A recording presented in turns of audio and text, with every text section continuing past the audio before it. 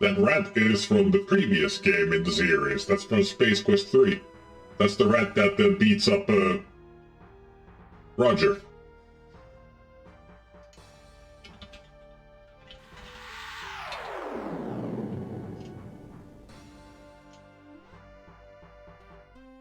Roger Wilco and the Time Rippers! Let's get to insanity!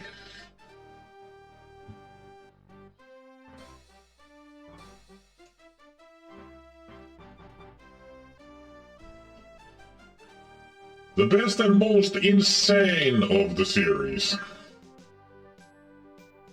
Well, hello everybody.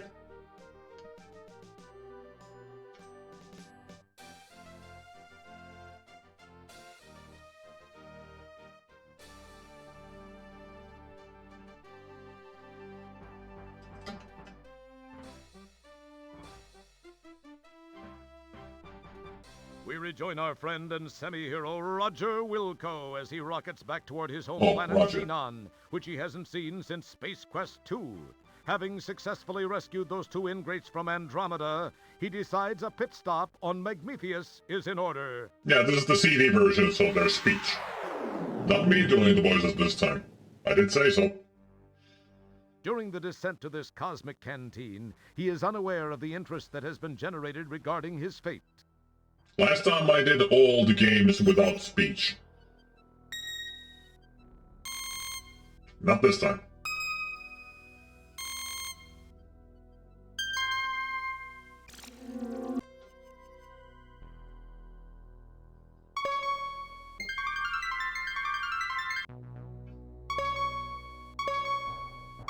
We have confirmation of his position, Master.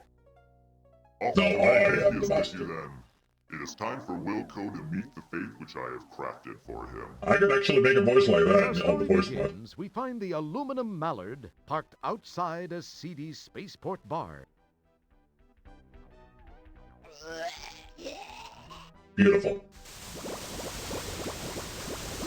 How do you die from your We own join vomit? Roger as he relates one of his greatly exaggerated tales of adventure.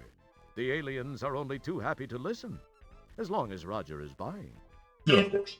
See, there was this deadly root monster, a ferocious swamp creature, and a Labion terror beast to contend with.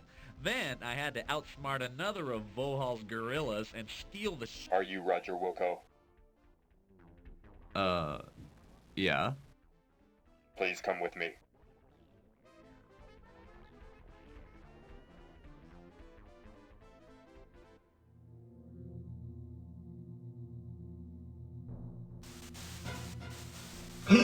Hello, Roger Wilco. Surprised to see an old friend? You have no idea how special this moment is for me. This is no chance encounter, I can assure you. I You have look this bitter. one loose end to tie up before I begin my reign as the supreme being of all that exists. I Sweet. do not like to lose. You are a blemish on what would otherwise be a perfect record of domination, terror, and invincibility. Besides, I'm still a bit miffed about that asteroid deal in Space Quest 2. Yeah, of course you are. We will need a lot more hemp before we're through. Hey, Spaghetti. Anyway, to relieve the pain of my humiliation and to prevent you from being a pain in my future, you must die. It's been nice seeing you one last time. Then, do the dirty deed. You missed the line.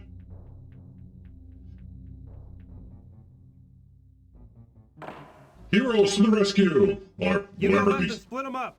Mr. Wilco, follow me and do exactly as I say. Let's move!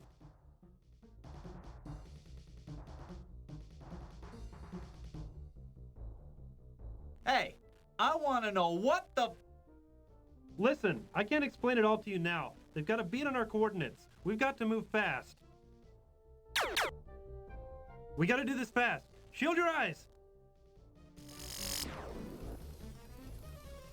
Jump into the time rip! Do it now! You've got to! If I take the time to explain, we're both parking lot pizza. You'll understand soon. Whee! Look, Mom, I can fly! Hey, Goblin.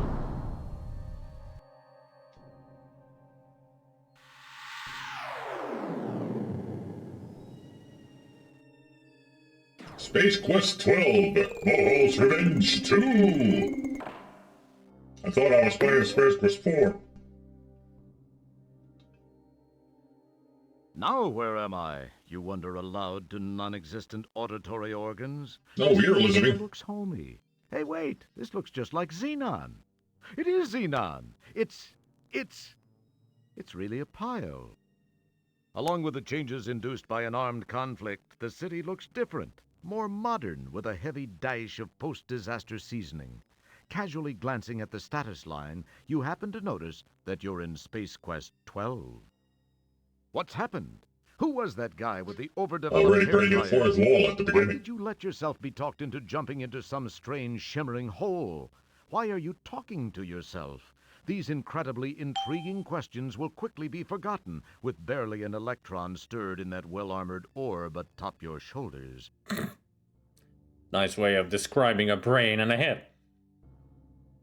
It's very pleasant looking. Is it? You are in the southern area of a rare clearing in this destroyed cityscape. Your home, as you remember it, does not exist in this period of time. A huge boil of a structure clogs the horizon.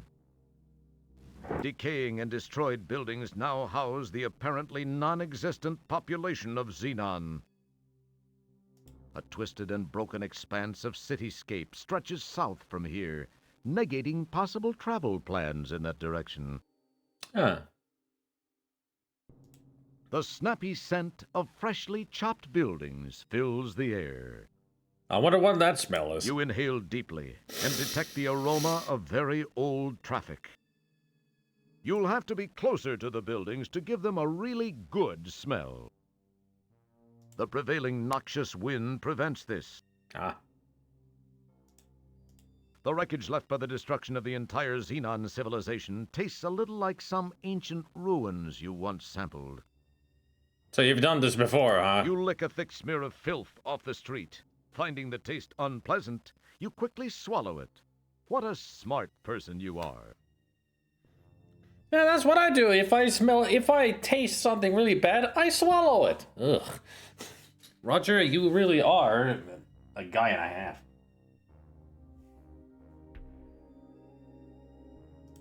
Like nobody else would go for, swallowing it.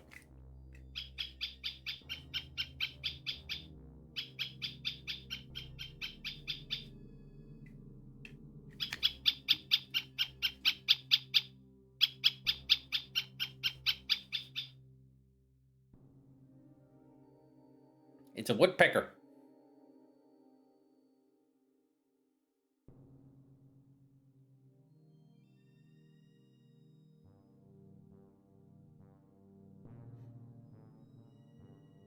One lives near my friend's home. We always hear. Last time I was at his place, we heard the woodpecker just going. Drrr, drrr, drrr. Probably making a home for itself on a tree. It's always on the same spot.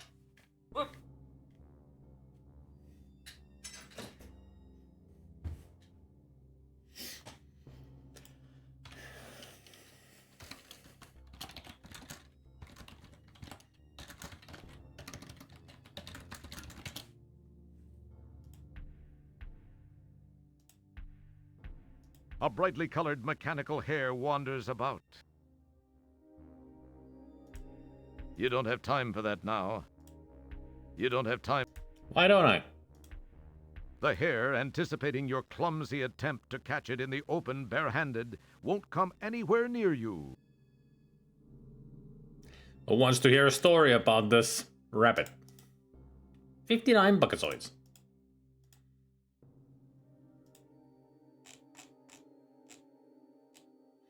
I mean, this game gave Sierra tons of trouble. Just like other Space Quest games gave them tons of trouble. It's all because of certain appearances of characters or certain names that they used in the games. Parody reasons, but without permission, so of course, trouble. This is not any different. This is the ever-ready Energizer Bunny, owned by Duracell. And here's the story. It's actually written in the Easter eggs section. Sierra wrote Duracell and asked for permission since the bunny is owned by Duracell everywhere except in the States where they lost it to Everready. So this is an Everready bunny. Later, they got an angry letter about it. Scott Murphy adds to the story. So this is what Scott Murphy himself has said. Our legal counsel at the time did contact Duracell asking permission to use the likeness of the bunny in our game. I'm sure they thought it is as amusing as the rest of us did. I don't think he'll ever forget it nor live it down. He eventually contacted someone by phone at the Everready and got a verbal agreement with a token fee in exchange, and all looked fine. Hey, free advertising or product placement as they call it now. After the disc version had been out for a full year and we had been working away on the CD speech version of the Space Quest 4, we did get one of those letters from a different member of the Everready company. Ken's thought that rationalization for continuing to use it on the CD version was that we had already sold most of the number of units we expected to sell. We had the verbal agreement.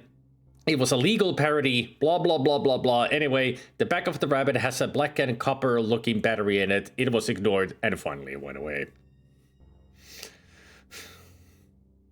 All because of a reference or a parody of a character. A mascot of a fucking battery. Some companies really protect their product quite hard, don't they? To me, that is just ridiculous. They're putting an item of you into their game. I would say that that's a not to make fun of you. It's like, hey, oh yeah, this exists. I should buy some batteries. And I remember Energizer Bunny. I'm gonna buy some Duracell batteries or Everready batteries now. I mean, yeah, back in the day, they were very aggressive, very protective. These days, a lot of companies are more loose about it. Like if you want advertisement or if you're gonna put a product placement into your game, you have to make an agreement with the company at least. But back in the day, it was like, hey, we want to make a parody of your product in our game. And they would immediately go like, hell, fuck no, you're not gonna make fun of us. It's like, dude, get a fucking sense of humor. Nintendo is the only one who is very strict with this, yeah. Nintendo is very known that, hey, you cannot use any of our products in your product because we will sue the fuck out of you. Still the same this day. Nintendo is overprotective about their products. Of anything. Yeah, still the old rules, yeah. They just won't give up.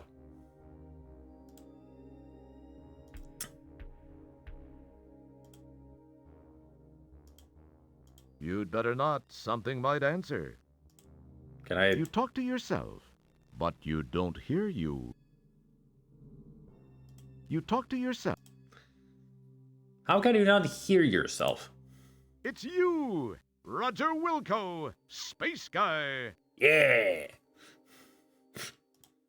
Hey, keep your hands off yourself. This is a family game. The rubble is rough and jagged. No sense in risking injury this early in the adventure. We'll get to that in due time. Oh, don't worry. You can die on this area alone about 4 times. Different ways. There's a reason why this game is super hard. It has millions of deaths in it. Is it them who are dead against emulation? Yeah, a lot of, like, there's still... Tons of emulation sites have no Nintendo ROMs in them because of the lawsuit that the Nintendo made against emulation a couple of years ago. And still some of those sites have not put any of the ROMs back. Because they still are afraid that Nintendo will sue them because they're putting out those games for free.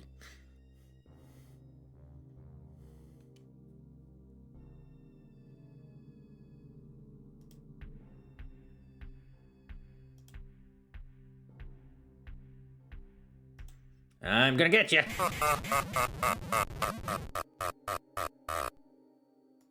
What looks like fluid is actually a mixture of toxic atmospheric solids. Ew. The grate is anchored securely by bolts with corroded heads. A battered and boarded storefront shows the wear and tear a little war can have on it. Not just Vims, I used a... What was the location? I used to go to a site where I got all of my games from. Especially Nintendo games. The heck was the... Was it something Paradise?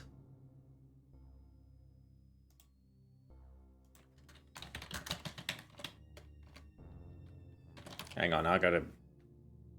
Emu Paradise. Was it Emu Paradise? Yeah, Emu Paradise. Yeah, that place also got hit hard with the Nintendo thing. Like, they immediately removed every Nintendo game that they had there. It was even at that point, I was looking for a Nintendo game. I went there and there was nothing. And they had the explanation why. Like a complete explanation of why they have to do this. And it was like, oh, they actually got targeted by Nintendo. Which is really dirty if you ask me, that they actually targeted a site specifically. That really goes to show like how dirty Nintendo plays. They're so protective about their stuff, which is ridiculous. And which is even weirder in Nintendo's thinking these days is that we need to make new games. People want new games. What about the old games? We don't give a fuck. If you want, we have our own emulator that works fine, and you know you can get to play our games, but you have to pay like $12 to $30 a month or a year. Well, not a month, yeah, it's about a year, but still a yearly subscription to us, so you can play these games on an emulator on our consoles that you need to buy. It's like... So this is the only way you're gonna give us the old games. What about some of the old games that we want? Ah, fuck you. We don't care. New games. It's like... Nintendo has such a cross way of thinking about things that it does not make any goddamn sense.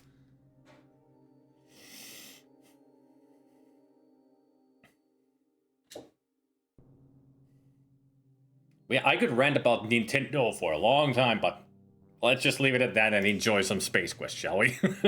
Otherwise, it's a lightweight, worn piece of rope. Otherwise, we're gonna be here for a long time. One-time payment or bust, making it a subscription blows. You have to subscribe to the Nintendo Online service to get...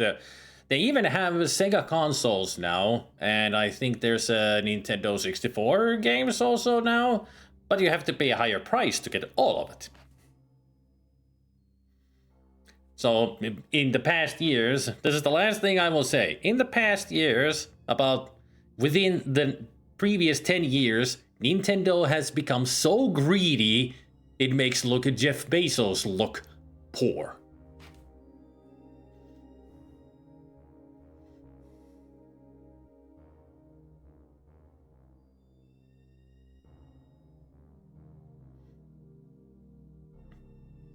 When they did the treehouse this last time, the chat just flooded with lower the price.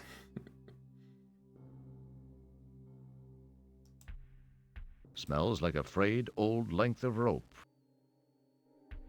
But how old and how frayed? You run the risk of tying your tongue in a frayed knot. Huh, that is a possibility.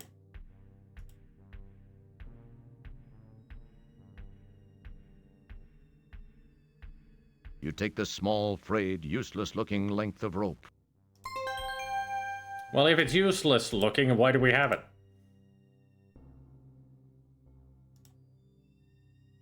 A crummy piece of rope.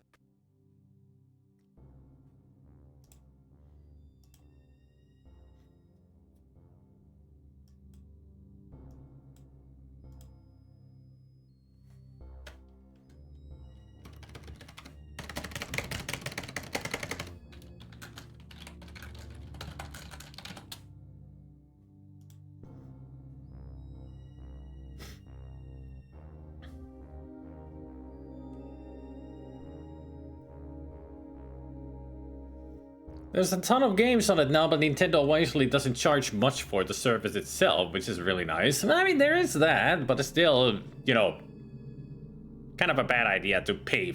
You have to pay for everything to get anything.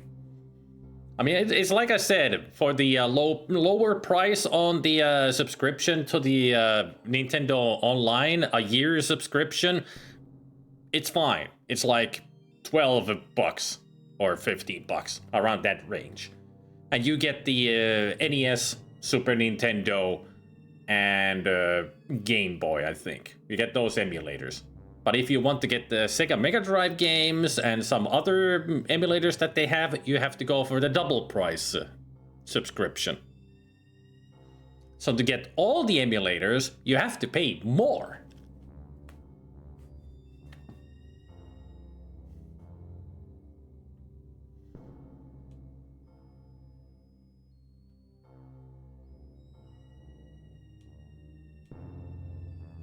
A crummy piece of rope, now with extra drama, or extra flair.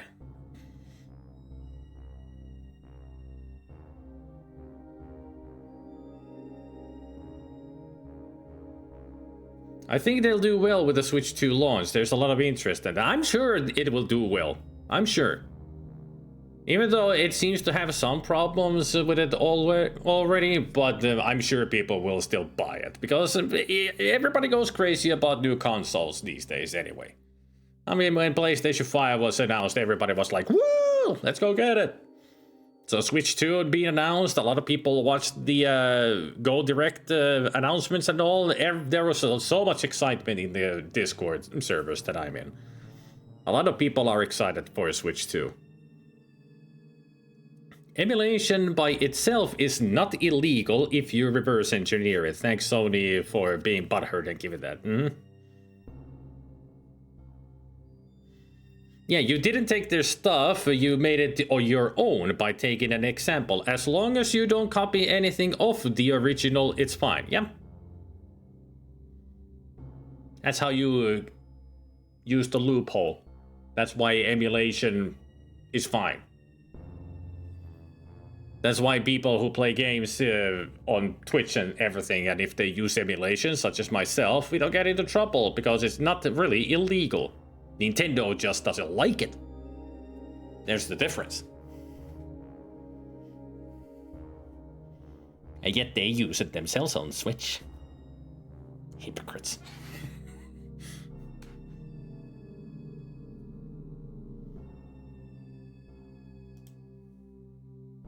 Aha!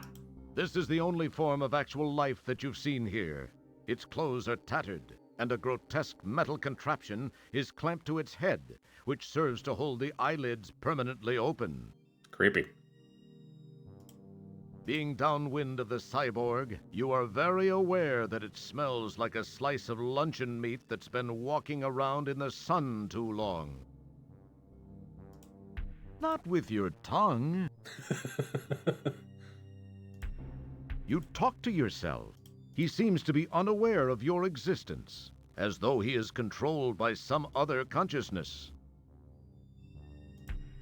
The building is closed up.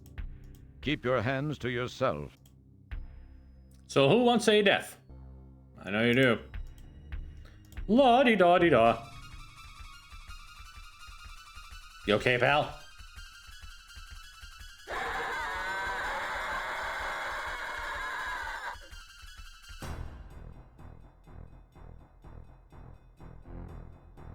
Oh, hello there, robot. You look very friendly.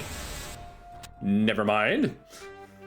We're glad you could play Space Quest 4. As usual, you've been a real pantload. Pantload? You may be a big pile of shit? Screw you. A real pantload. This is the reason why I'm hiding behind here. When you're behind anything around here, they cannot see you because you're not on screen.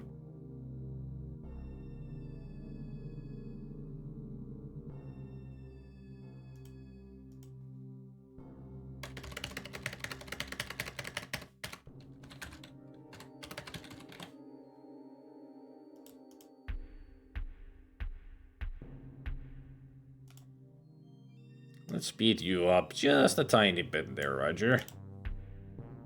That's better.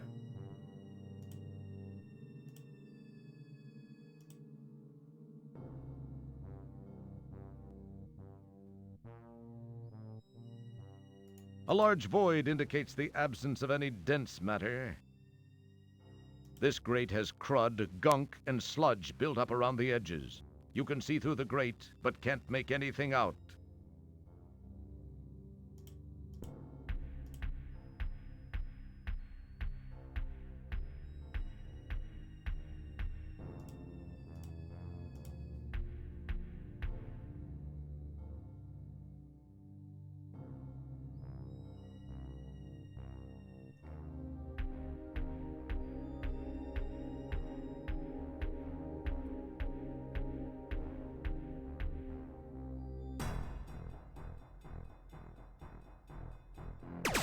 Ah!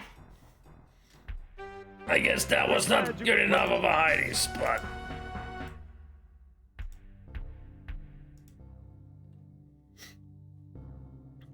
I guess it doesn't work on the robot. It should work here, though. A featureless, dirty white structure fills space to the east. It smells like something that wasn't designed for noses. It tastes like nothing you'd ever want to put your tongue on again.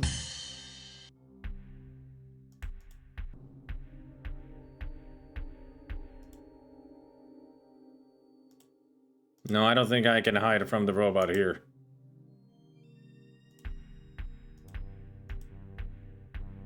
Unless I'm like this. Nothing shows, not even a pixel.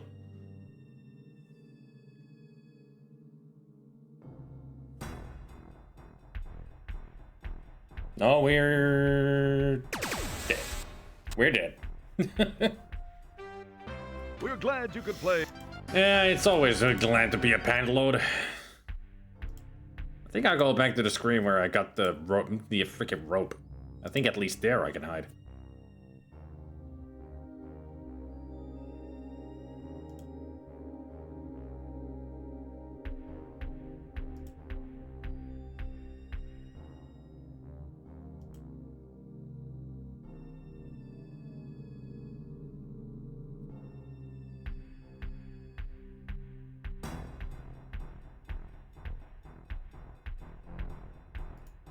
Droid or death?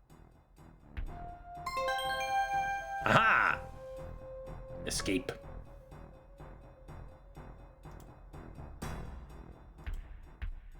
Excellent.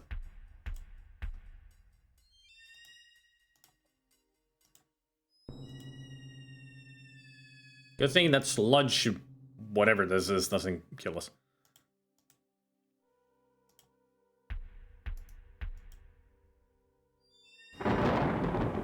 The large structure in the background captures your curiosity. The large structure. In the distance, the skeletal remains of once proud structures jut weakly into the chemical-laden atmosphere. There is no... It smells like trouble. What's going on in there? The ruined buildings smell of death and destruction. Nobody can reach that building from here with their tongue unless they're in a Leisure Suit Larry game. I don't think Larry has that long of a tongue. Except maybe in 5 and 6, because that's where he becomes more cartoony. And it's a good reference to a Sierra game. If your tongue were that long, well, you can guess the rest. No, do tell. What if my tongue was that long? It's very pleasant looking. You are at the northern boundary of a clearing in the midst of a battle-scarred city.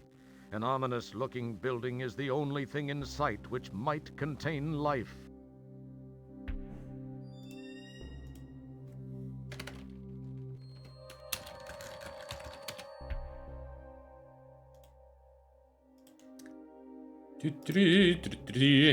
I think I need to go back to the screen of the pillars where we've been hiding from everything.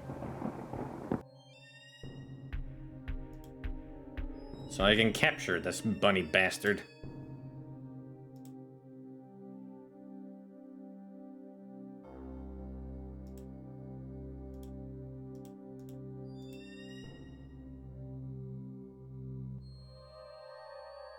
Ah, you're gonna do it there.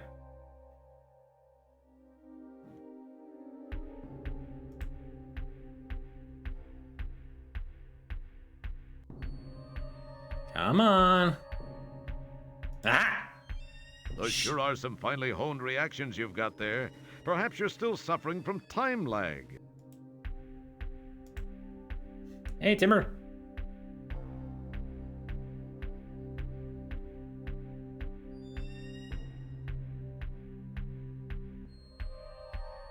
Timing is a critical factor. Aha! That was without a doubt one of the finest examples of bunny snatching I've ever seen. The stress placed on the rope during the bunny snatching was too much. You cast the useless fibers aside.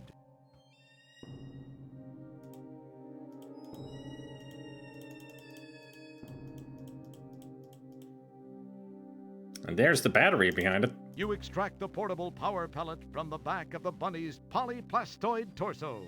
Portable power pellet. A darn cute bunny. A battery. Hey, I like it. I like this one. It's frustratingly hard, but it's still a really fun game. Lots of great humor in this. Have you considered sitting down with your enemies and having a polite discussion about your differences? Maybe they're perfectly reasonable people deep down. We've tried it before in Space Quest, but every time we get killed. Space Quest is dangerous. Don't talk to people. Just do stuff. Something better will happen than trying to talk to somebody. I mean, whenever we talk to somebody, Roger is an idiot. What do you expect? He's gonna say something stupid. And get himself killed. Like this. Do something stupid like this, you know? You don't need to play that all the way to the end. Should have saved when I caught the bunny.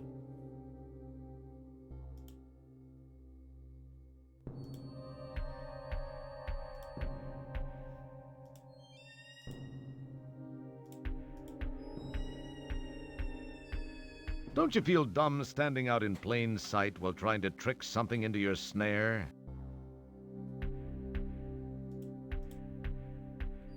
I'm sure Roger is used to it. You know, looking like an idiot.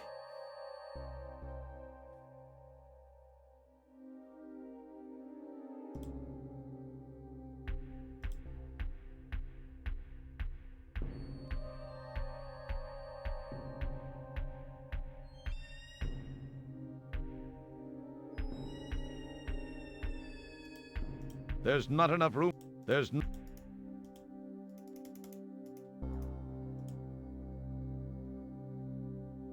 Don't you feel...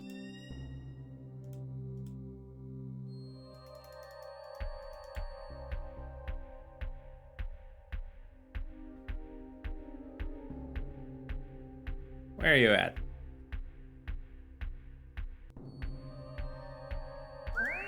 Whee! That was without a...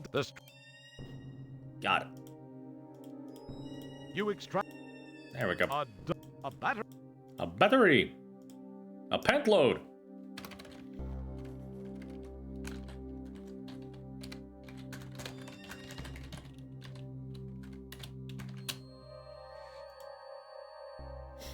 Now let's wait until the robot and zombie are past us.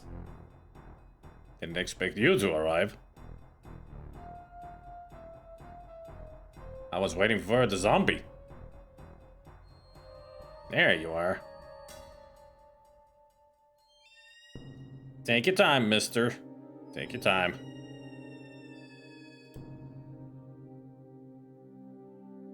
Also, that zombie, when he catches you, is a great reference to a certain movie that we will not talk about because it's a big spoiler.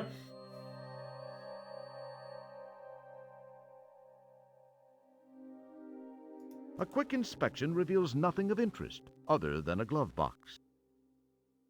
That looks familiar, don't it? Back to the Future is great, yeah. Yeah, that's what it's a reference to, yes. Also, Star Wars is great. Too bad Luke lost his speeder in here. I mean, that is definitely his speeder from A New Hope.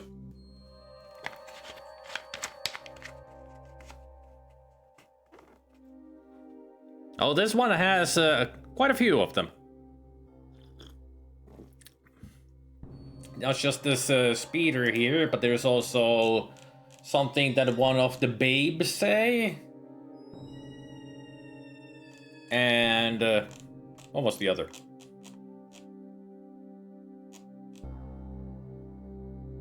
Oh yeah, the security droid in the supercomputer. That's right. They look like the probe droids from Empire Strikes Back. These are not Jedi broom sweep. These are not the puns you're looking for. And what do you mean a broom? Roger uses a mop because he's a janitor. Haven't you learned anything from UHF?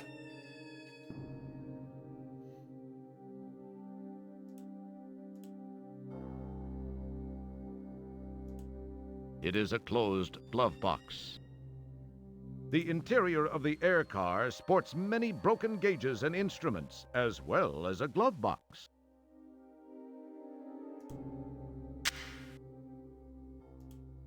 It looks like a genuine Pocket Pal portable terminal. Trademark. After taking a quick look around to reassure yourself that the place is as dead as it looks, you snitch the Pocket Pal Trademark. laptop. Trademark.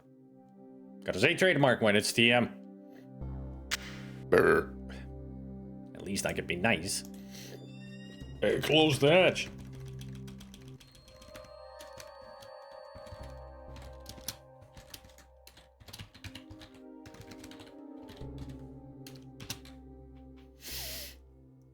As we have learned from previous Sierra games, save often. Save early, save often. And I'm gonna be doing that the whole game. Pretty much every scene is gonna be me saving the game. This game is notorious for its deaths.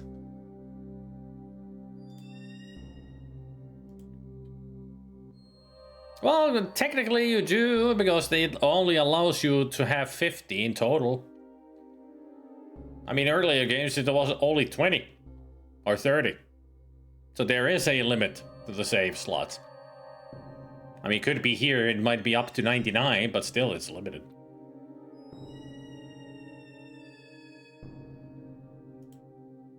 The structural warpage and the enormous gaping hole indicate a violent end for this corroding battle machine.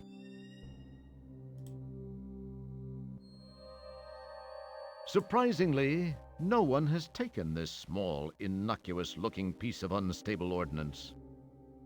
Oh yeah, if you This had is like the a interior 4, of a I mean, it wouldn't matter. battle-scarred tank. A piece of unstable ordnance rests in the corner. I mean, I would do the same thing that I do with many games. I just right over them. Hey, Spiteful Frog.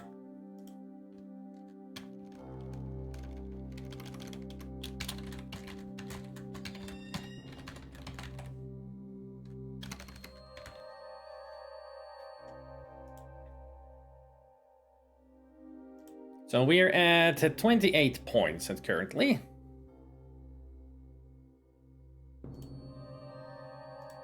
Okay, you now have the unstable ordnance.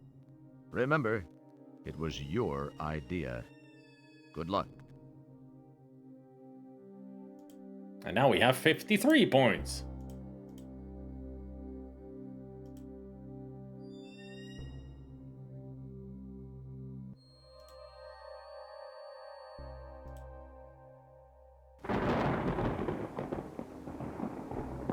Dooby-dooby-doo-beep-doo-be-doo-doo.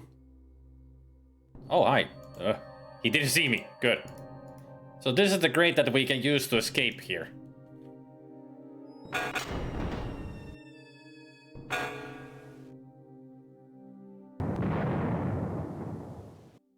An arm and a leg and top of his head. I would think that something identifiable as unstable ordnance would be low on your list of fun and healthy things to carry. We hope you'll get yourself together and rejoin us. Isn't this a blast? Double puns. I can accept 1 pun per joke, but 2 puns? Ugh.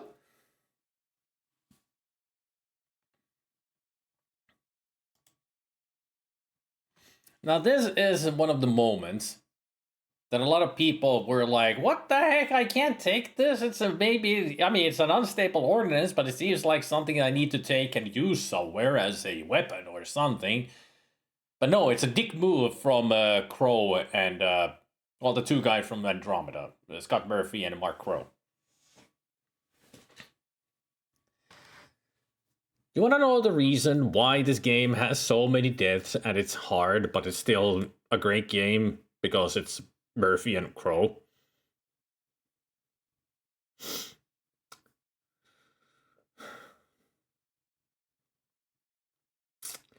The reason was because Sierra was kicking everybody to keep making games, which meant that, hey, make more sequels for your series. And at that point, Mark Crow and Scott Murphy were a little overburdened with work already, and with them kicking them to make another sequel, they decided, fuck it, let's make it one. And they inserted exactly these kinds of bullshit moments into the game, just out of spite.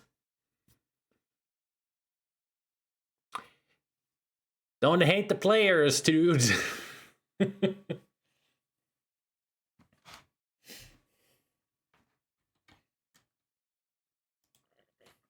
I mean, that's one of the reasons why Al Lowe, even when he made Leisure Suit Larry 5, he called it 5 because he didn't want to make any more. He thought that Leisure Suit Larry story had come to an end.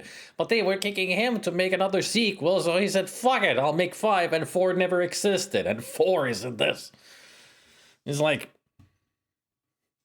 I don't know what was happening with the leadership at Sierra at that time, but still, we got great games out of it, except for Leisure Suit Larry 5, but then we got 6, which is great. And we got this. I don't think any other game suffered so much from a sequel as this one and Larry. That's why this game has Space Quest 12, because the guys were saying, this is what the sequels will become. Yeah, that's why we are time traveling through different Space Quest games, sequels, because, hey, you want more sequels? Here, we start at Space Quest 12. You want sequels? There's the sequels. No, they were already planning King's Quest 5.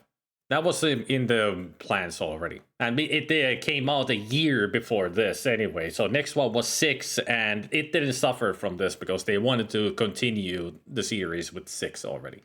Because they had the ending of 5 was like, this is open-ended, so we can continue from here, and they did. And that's Alexander and Cosima. But it was really much this game and Larry 5 that were like, fuck it, we don't want to make. Okay, we'll make it. Fuck you.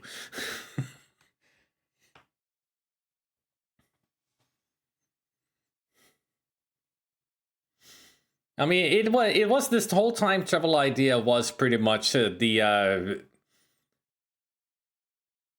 it was just the boys mooning at the Sierra like, okay, you want sequels? You got sequels. I mean, we go to Space Quest 12 here, then there's 8, and then we go back in time to Space Quest 1, and I like it. This whole story goes all over the place.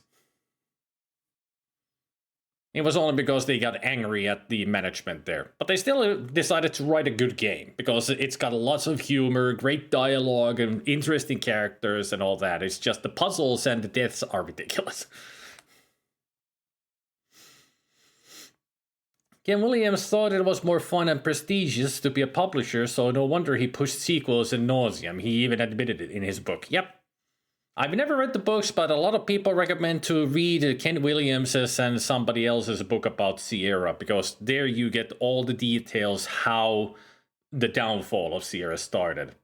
It wasn't here yet, but it was later. But there were already, in the early 90s, there were already a lot of problems in the company.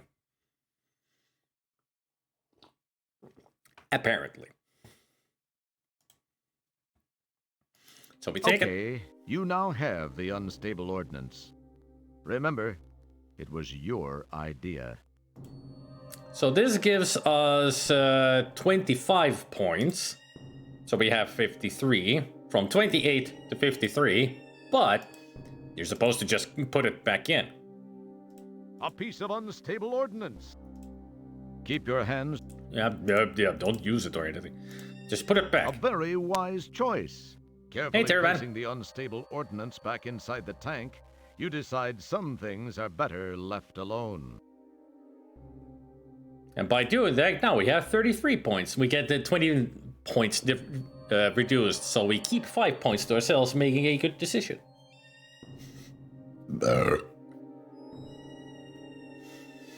Sierra was making increasingly poor decisions at this point, like releasing this Space Quest 4, Space Quest 5 around the time they released the CD talkie version of 4, and then canceled the talkie of 5. Yeah.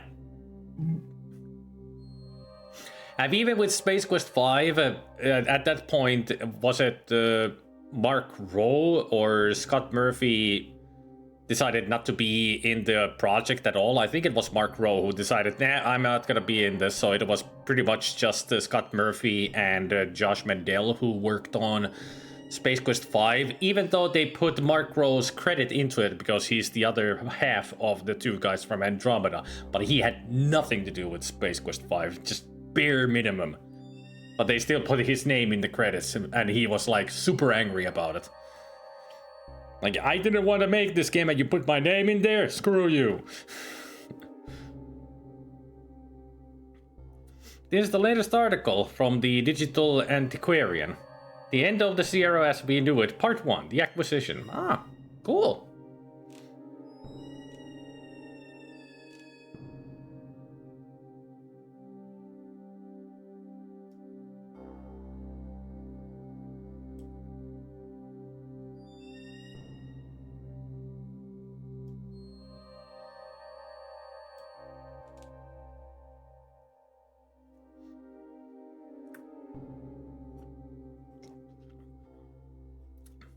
I've never heard of this site.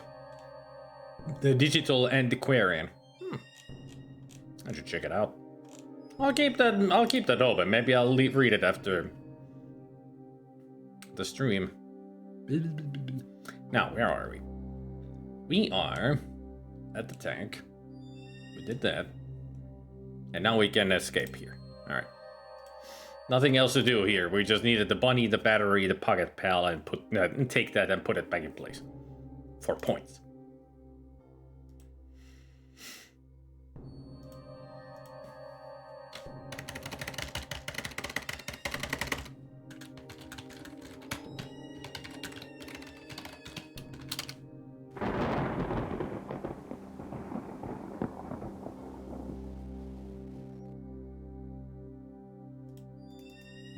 But a better rabbit hole, I would assume, because it's about video games, right?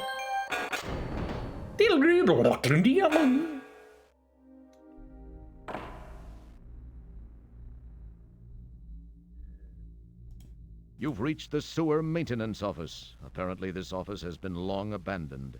Your janitorial instincts urge you to sweep up and do a little dusting, but you suppress those urges and concentrate on the task at hand. The desk is not exactly executive caliber. Once a janitor, always a janitor. It's just an average, old-fashioned desk blotter. It's an empty jar with a lid, neither of which does anything entertaining. The strange little pedestal has wires running between it and the wall. You've reached the sewer. You don't need to look at that. Okay. If he says so.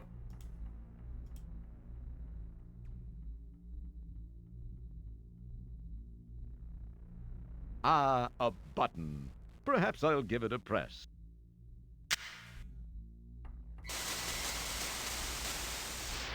Data entry 22795. This message is to whomever may be so fortunate as to find it. I am Professor Lloyd, lead designer of the Xenon supercomputer project, the ultimate in artificial intelligence. The computer was designed to enhance our lives, but instead ended up being the ruin of us all. We made the mistake of tying it into the most important facets of our existence here on Xenon, including our weather control and defense systems. It seemed like a sound idea at the time, and all proceeded well for about 3 years. Hey, King Kong. It was around then that a deep space salvage operation recovered what appeared to be some sort of antiquated data storage unit contained in a flimsy cardboard box on which the words Leisure Suit Larry were imprinted. On its back was the picture of a not particularly wholesome gentleman, but that's another story. My counterparts exhibited shameful behavior as they tore open the box to get at its contents. I could not understand the commotion it generated. The data was uploaded into the supercomputer for analysis. As a result, a crippling virus spread through the machine like a bad social disease. All control of the computer was lost. All screens went blank. Then these words were displayed by the monitors and uttered by the vocal outputs. Wilco must pay. From that day forth, the possessed computer waged war on the inhabitants of Xenon, using our own weapons against us. Some managed to escape to other planets. Those of us who remained stayed to fight the machines and robots under its control. It was Sounds familiar, don't it? Those of us that were not killed were taken captive and modified. These cyborgs infiltrated the loyal ranks of resistance, rooting out almost all of our hiding places and exposing us to the mechanical menace. Some of these poor souls still wander the streets. As of this recording, we are down to only a handful of rebels. My health is deteriorating rapidly. To make matters worse, I've just learned that the computer has unraveled the mysteries of time travel. I've sent my 2 best men to attempt to steal this new technology.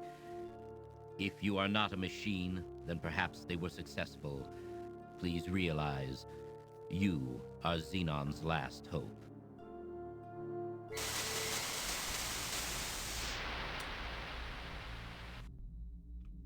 Quite the exposition dump. Yeah, no pressure. I mean, it's Roger Wilco. It's no pressure to him. He's been a hero 3 times. He could do it again. You take the jar into custody.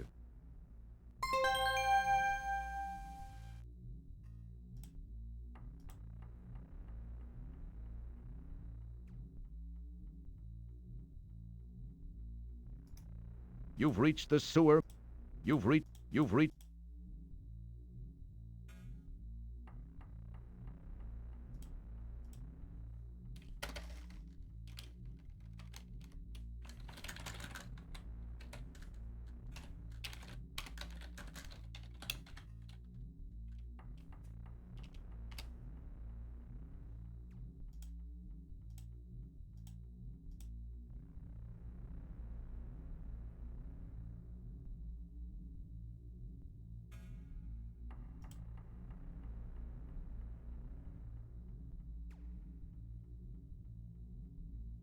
The smell down here isn't as bad as you thought. It's probably the most nauseating thing to smell in the whole family of smells. It smells just as good as it looks. It needs salt. Ah. That's not a very clean habit. Nah, you'd rather not. You never know where it's been. It tastes like nothing you'd ever want to put your tongue on again. That's not a very clean habit.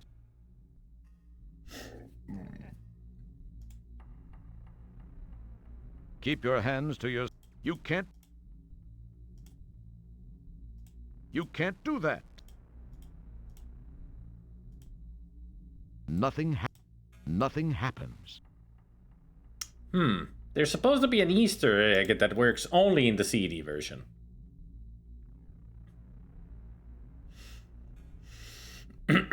In the sewer maintenance office on Xenon, walk to the far bottom left corner and click the Bacchasoid in the far bottom left corner.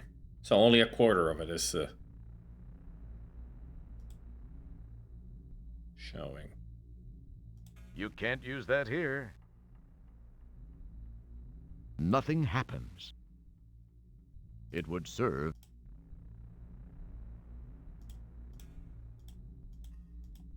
It's as far as we can go.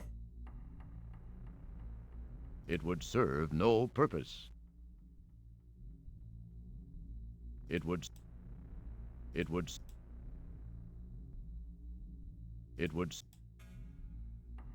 You can't. It would. Nothing. You can't. It would nothing. It would. I guess it doesn't work on this version. It would serve. Even though this is the CD-ROM version. It would serve no purpose. Nothing happens. It would.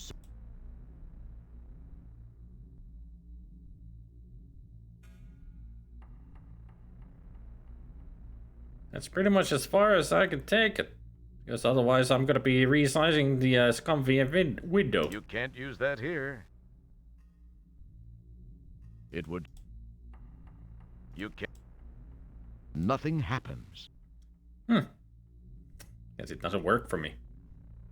Bummer. Is there a way to lock the mouse cursor into ScumVM window? Anybody know? I've actually never found that out. If it's possible or not.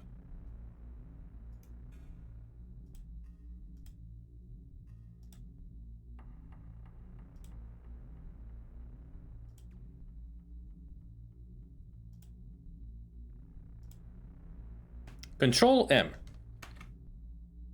Thank you. That helps a lot. Nothing happens.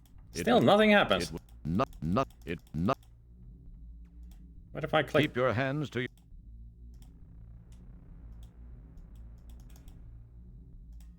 You don't need to look at that. You talk to yourself. It's probably the most nauseating thing to smell in the whole family of smells. It tastes like nothing you'd ever want. You can't use. Huh. I wonder if it works because I see in the pictures that the jar is still there. So maybe if I don't pick up the jar and then do the Easter egg.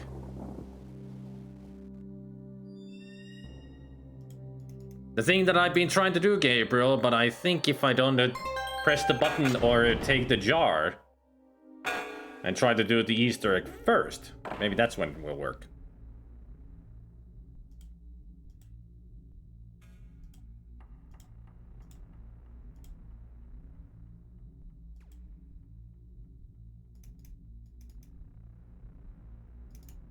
Nothing happened. You can't. Nothing. It would. Nothing happened. Alright. But if I watch this first. Don't pick up the jar. A button.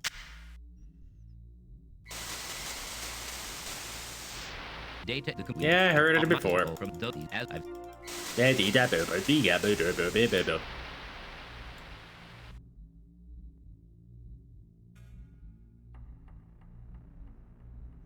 Go to the bottom left corner, then use the Buckasoid on the bottom left corner of the screen.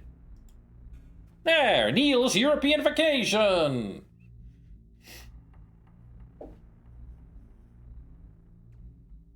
Hey, that looks like Vienna's parliament. Not many people get a chance to see this before they die.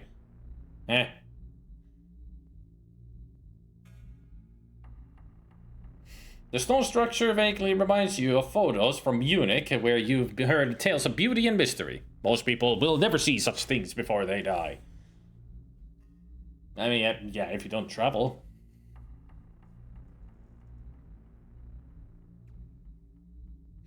Isn't that Neil in Lucerne, Switzerland?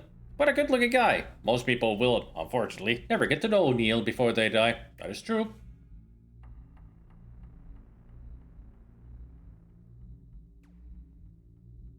Man, that was intense. Neil's tip number 37. Do things before you die.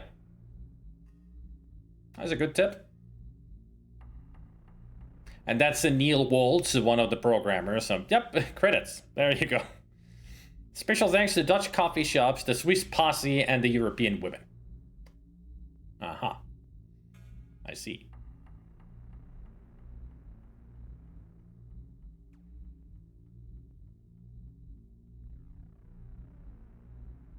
That was quite the Easter egg. Aborigines, CC, Gina, Laura, Melissa, Durwood, Shockley, David, Ken, that new guy Ron, and what the hell, Amy, Animal Wrangler, Shaman. What are these credits? To my brothers on a mission to with no permission, An inspirational name drop to Public Enemy, Chuck, Flav, and X.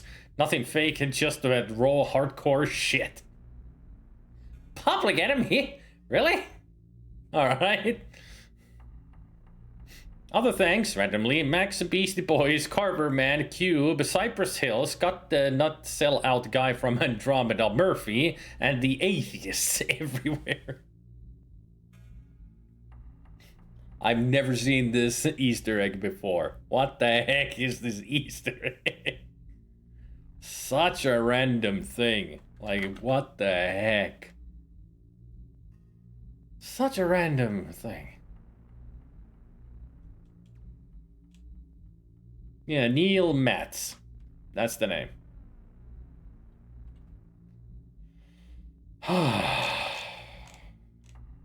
I mean, when they put Easter eggs in their games, they're gonna be wild. They are going to be wild. Alright. I'll just pick up the jar before I forget it.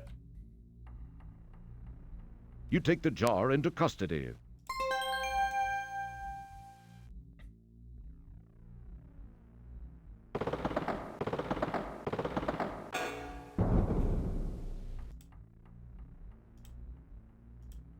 It smells mysterious. You have the urge to play Name That Gas.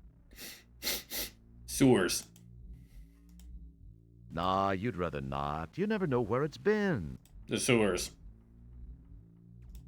You peer into the darker area beyond the hatch frame and see nothing particularly revolting. Not until you get down there to the sewers.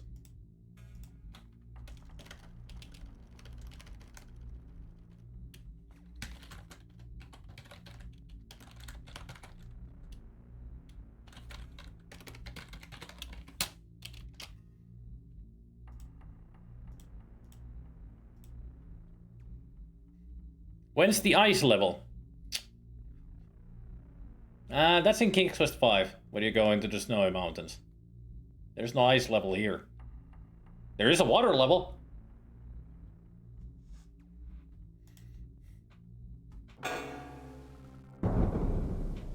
Oh no! The door has shut and there's no way back. What are you going to do now? I'm going to walk. And die a lot. At least once.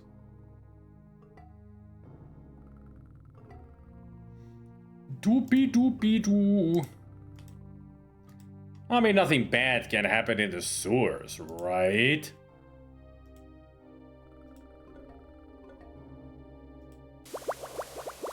A green gel-type mass flows out of the vent and down the conduit section. What were you expecting? Lime slime? You notice a burning sensation when you get a strong whiff. You taste a tiny bit of the green slime. Instantly, several recent fillings dissolve into a puddle of silver amalgam. Yeah, not a good idea to taste it. There's the reason. Ugh.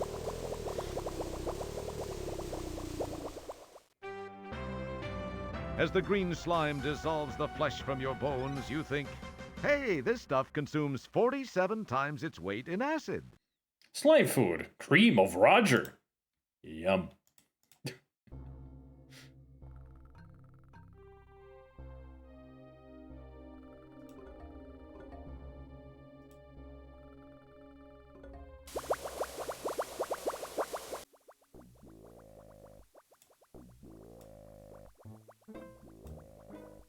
Either you or the slime will have to be in a different position for that. Try waiting until it stops moving. Either. Get back here. I'm not finished with you. Damn.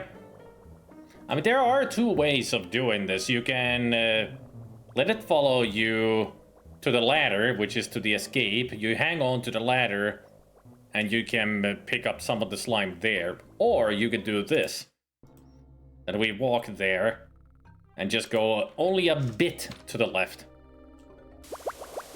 So we can avoid it, but still need to be able to Grab some of that slime. Either nothing happened. Get back here. I said I'm not finished with you. I need you. Not that way.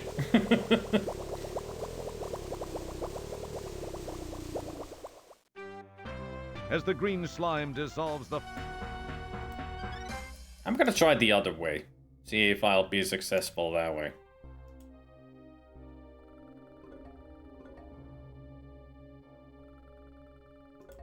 Because this is where this slime will come out from. I think.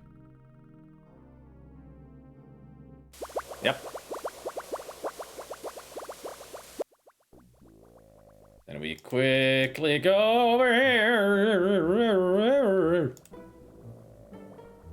Okay. You scoop up the slimy secretion. Better get away now before it scoops you up. There we go. Did it.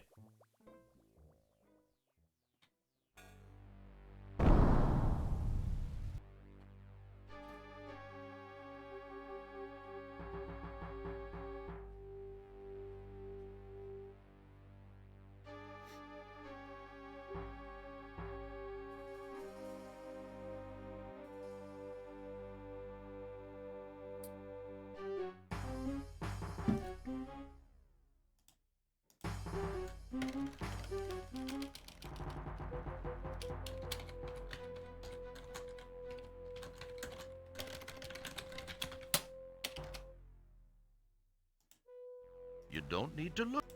It's very pleasant. A sleek patrol transport occupies the area presently. A sleek patrol...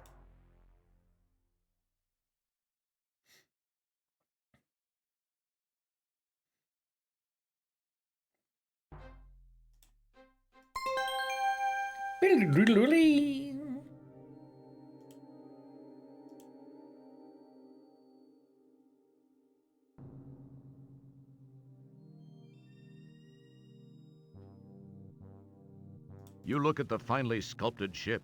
It looks to have been designed for atmospheric operation, probably used solely for patrol excursions. Looks like a fly.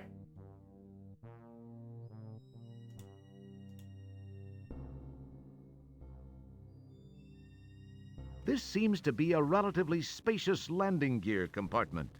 Wonder how cramped it gets in there when the gear is stowed. Yeah, kids don't do this in real life. This is very dangerous to do in airplanes. Roger would definitely be crushed in there.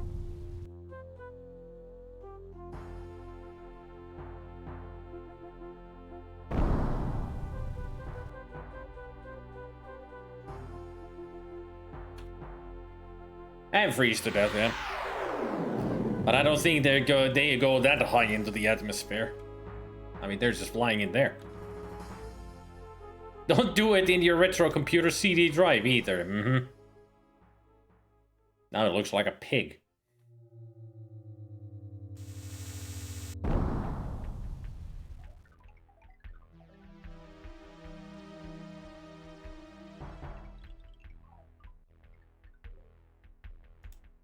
This is the patrol shuttle you hitched a ride on. This is a fueling unit for the patrol shuttle. This is the middle section of the supercomputer's landing bay. The ship you hitched a ride on rests here. This is the middle.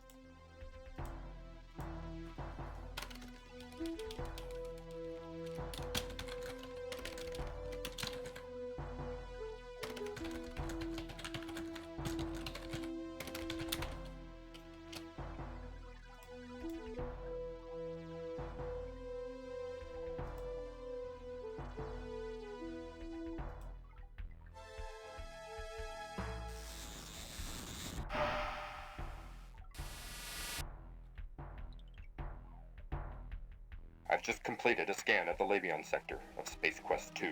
Oh. No sign of presence at this time. Gruff, schluff, ruff, ruff.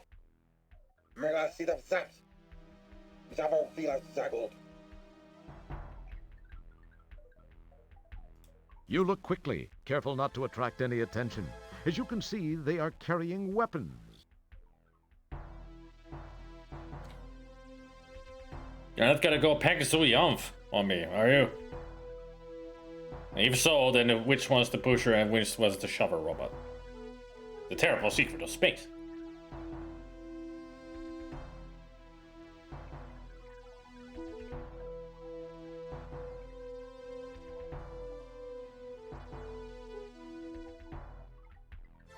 You'd better not. Something might answer. Yep. Maybe the narrator knows. Not a good idea.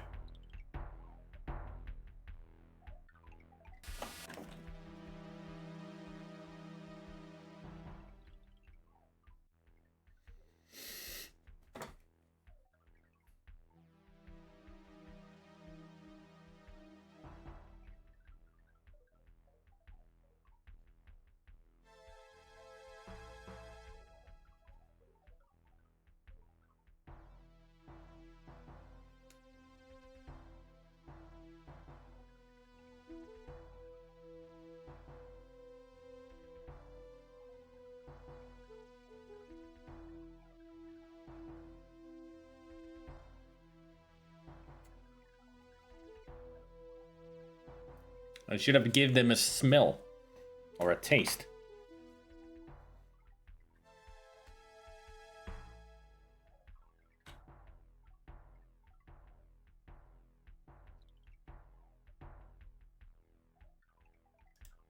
The readout displays some interesting symbols similar Hey, to Zach. those on the keypad. You wonder if these might bear some significance. You look out at the city you were born in decades ago. You're sure glad you weren't there when this devastation happened. You might have gotten hurt. On the bright side, you won't have to pay those delinquent traffic tickets. That button opens the canopy. It's a button with a strange symbol on it. You vaguely remember these symbols from your 5th grade time theory class with crazy Mrs. Drimple.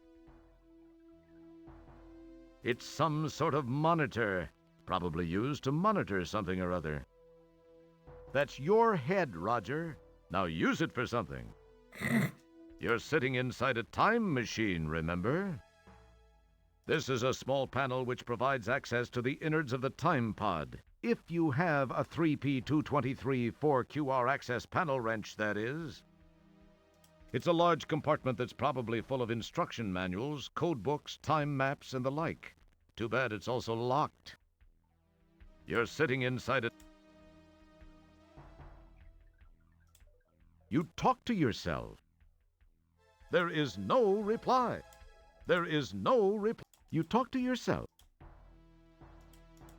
At one point, there was supposed to be an ability to smell and taste in here as well.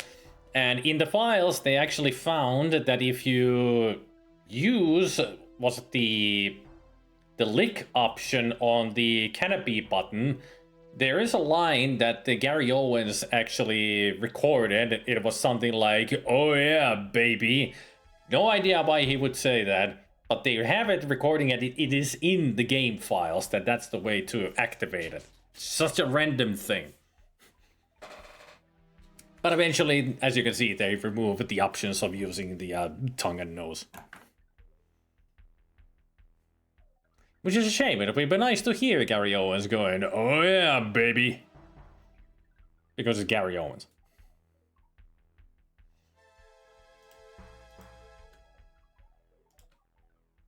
Now, shall we travel in time? Yes, we shall.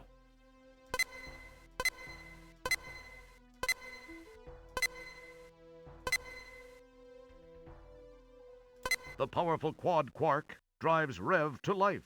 Time and space bend under the fibrillations of the time rip transfluxers. Your adrenaline and stomach reel with the hyperbolic hyperbole. And finally... Whee! We're off!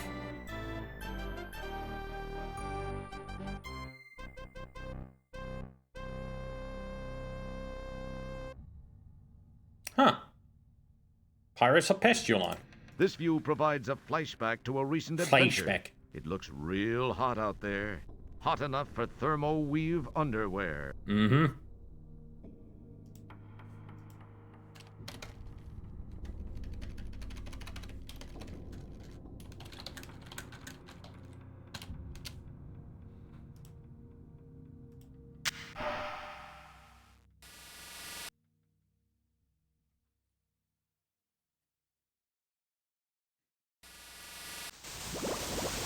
Oh.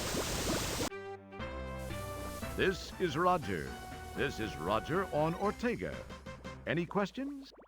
I didn't know that this was a drug PSA. This is your brain. This is your brain on drugs. Any questions? And also, you forgot your thermal weave underwear, huh?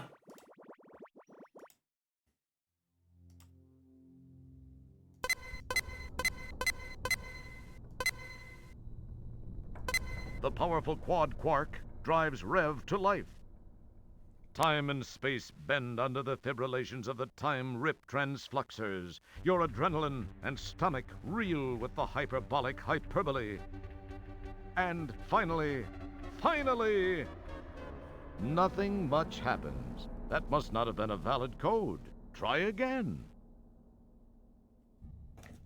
Well, how about... let's see... Well, one.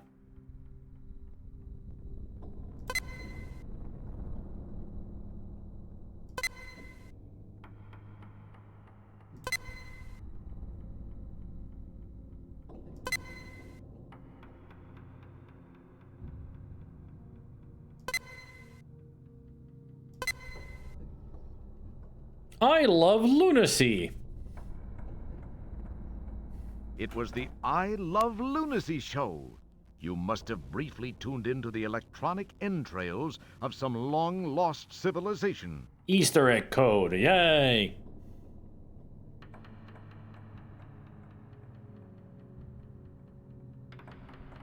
You guys want to see another Easter egg?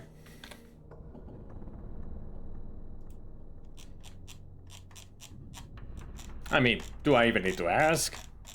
Of course I'm gonna show the Easter egg.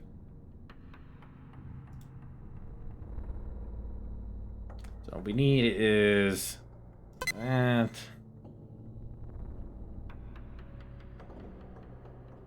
Then that. T. C. And yes. And that. Enter. The powerful quad quark drives Rev to life. Time and space bend under the fibrillations of the time rip transfluxers. Your adrenaline and stomach reel with the hyperbolic hyperbole. And finally,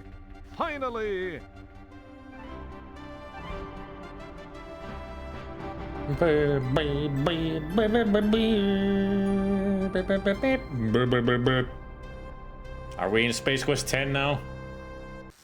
Yep. Latex Babes of Estros.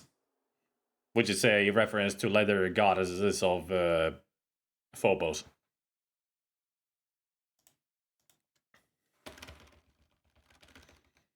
I'll make this a save. Super secret room of doom. Because the thing about this Easter egg, once you get into this location with the code, you're stuck there. So it's good to say before you try it.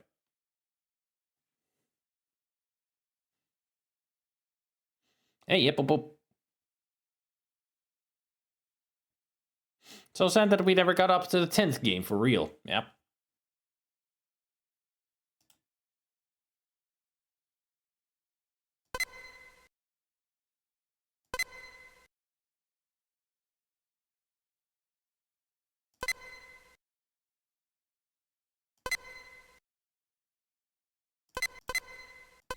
the powerful quad quark drives Rev to life. Hey, Time two. and space bend under the fibrillations of the time rip transfluxers. Your adrenaline and stomach reel with the hyperbolic hyperbole. And finally, nothing much happens. That must not have been a valid code. Try again.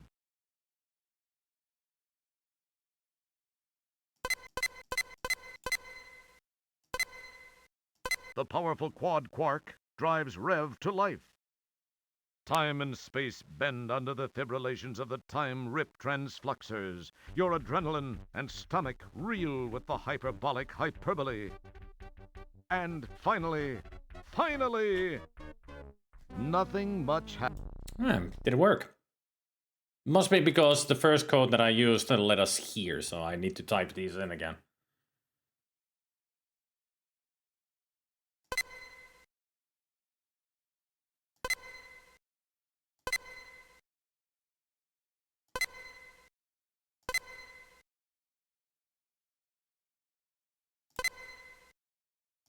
The powerful time and finally, nothing happens.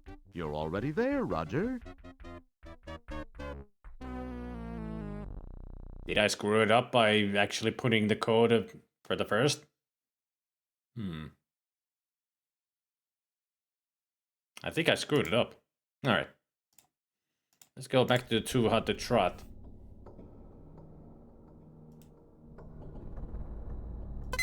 Don't mess. The powerful quad quark drives Rev to life. Time and space bend under the fibrillations. That's the next of the area time we rip actually need to go to. transfluxers. Manic Your Ascendant. adrenaline and stomach reel with the hyperbolic hyperbole. And finally,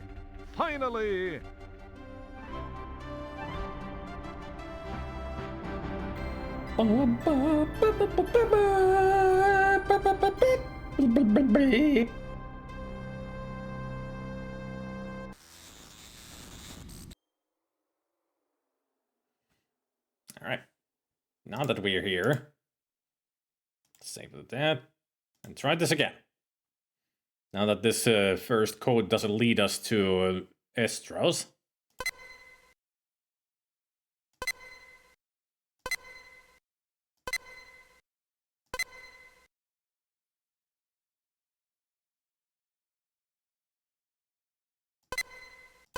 the powerful quad quark drives Rev to life. Time and space bend under the fibrillations of the time rip transfluxers. Your adrenaline and stomach reel with the hyperbolic hyperbole.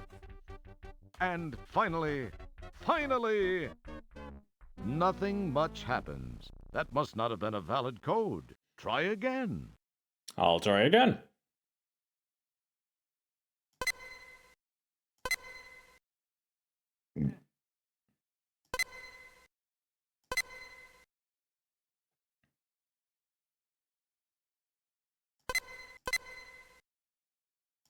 The powerful quad quark drives Rev to life. Time and space bend under the fibrillations of the time rip transfluxers. Your adrenaline and stomach reel with the hyperbolic hyperbole. And finally, nothing much happens. That must not have been a valid code. Try again.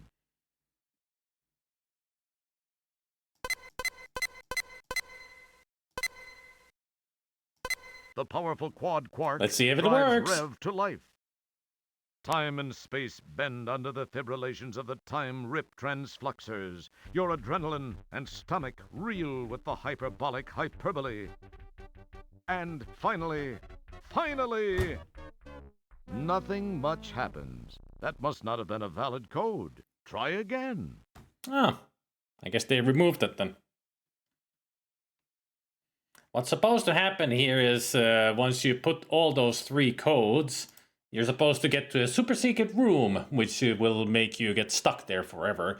And the room would have had all the assets from previous games that were removed from them and other Easter eggs that were in other games. Like, they would have had there would have been the slime chow that was in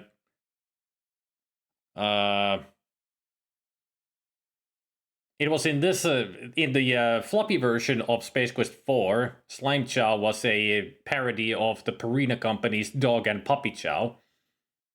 So, but they got into the same kind of disagreement with the company as with the ever-ready Energizer Bunny.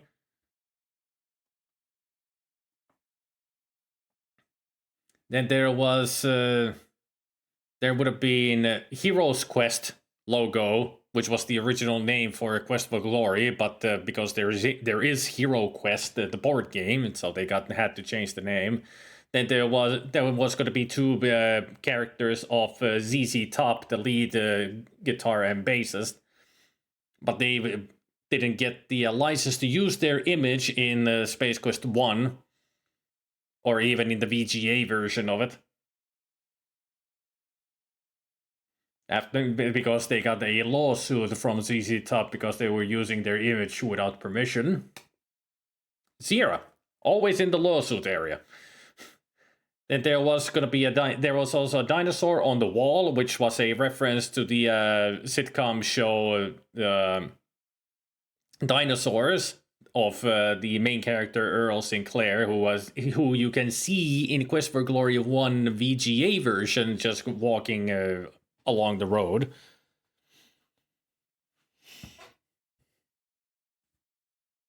No, Blues Brothers is in 1. That's in Yulin's Flats. Then also in the floppy version of this game, there was Radio Shock, which was a parody of Radio Shack, the merchandise chain of stores in America, but they also got in trouble to that, so now in the CD version it's called Hurts So Good. And also in Space Quest 1 there was supposed to be Droids or Us, but they got in trouble with Toys R Us, so they named it Droids Be Us. So yeah, Sierra is known for getting into a lot of trouble. You're trying to use parody names. Too close to the real thing.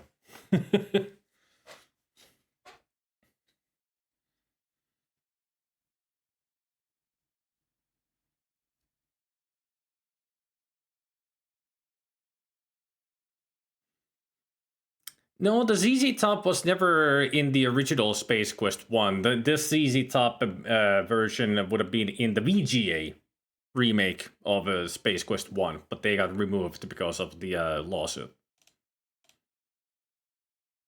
I think the VGA version has some other... Can't remember if it's Blues Brothers in there, but I kind of remember there being like Madonna or something. But I could be wrong, I haven't seen the Space Quest 1 VGA version in a long time. Anyway, since apparently this was removed, this Easter egg, so there you go. That's what the room would have been, just filled with all kinds of removed assets from other Space Quest games and some other Easter eggs. Or references. But the thing is, once you get into that room, and also the room is the basement room that we go into in, well, not a basement room, but a hidden room in King's Quest 6. So they already had that art asset, but they didn't use it anywhere in this game, but they did use it in King's Quest 6. Now let's get out of here.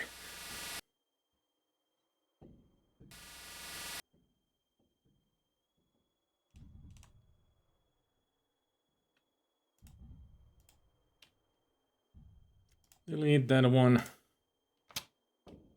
No, I didn't want to save them. Well, actually. Save. I could also delete that one.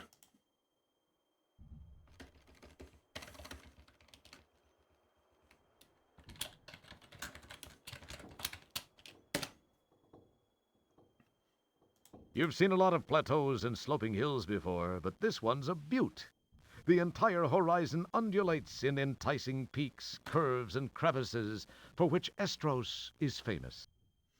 It's Butte Not But Montana. You've seen a lot of plateaus. The shale-like shelves provide a stairway to the unknown. Your high-tech, But Butt-Ugly Pod stands ready to ride the wild plains of time. It's not that ugly, if you ask me.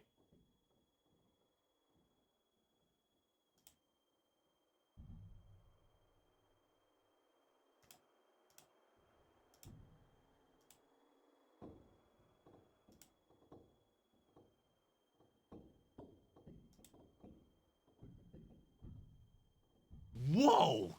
What was that? I don't know, Roger. I mean, it was a shadow on the ground, but you just look up and you would have seen it. Doopy doopy doo, doopy doo.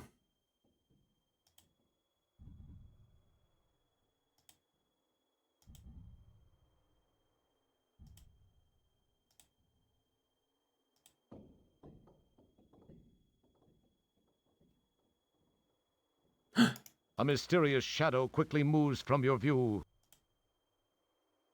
Mysterious shadow is being mysterious. You get the feeling you're not alone here. Is that so? Not yet. I haven't done that yet.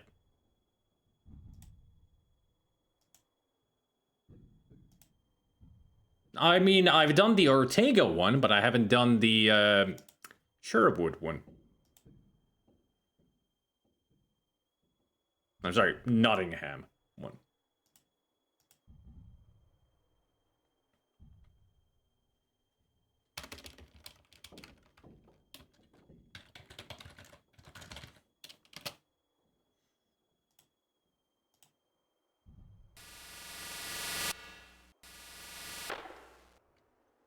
Let me see.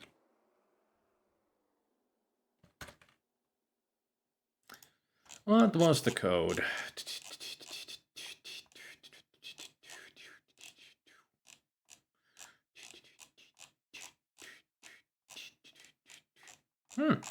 This Easter eggs list doesn't have it for some reason.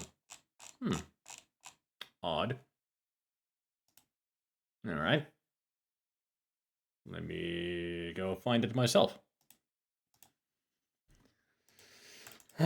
Space Quest for Orbo Easter egg code.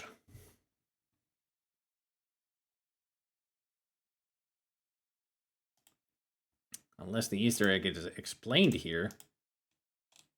Just no picture.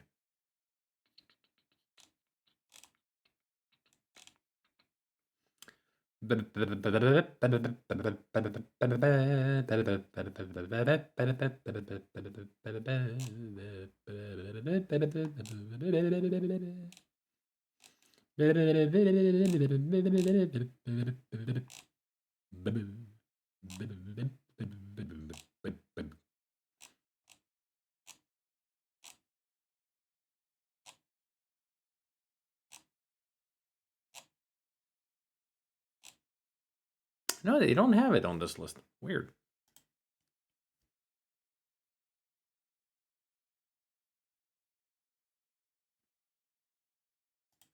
I'm gonna see if there is.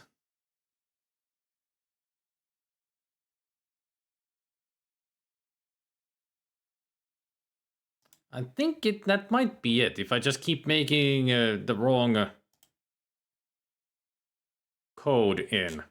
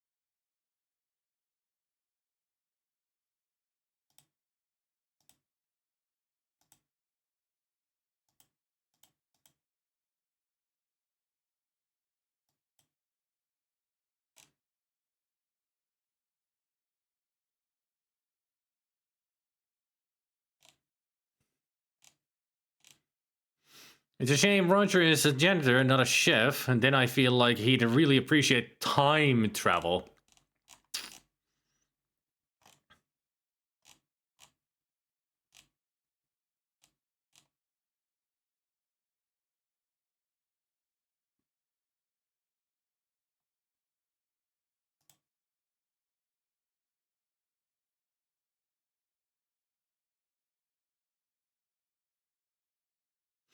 Oh wait, now I remember. The thing actually in this one with the nose or the tongue was not on the button, it was on Roger's shoulder. The sound file is still in there. It's Gary Owens actually singing that Blue Frogs sitting on your shoulder, which is a reference to a song, which I don't remember. And the "oh yeah" is actually in the Radio Shock. It only works in the floppy disk version, and also it's a very rude Easter egg. Because if Gary Owens says, "oh yeah," and then the shopkeeper gives you the bird. I don't know.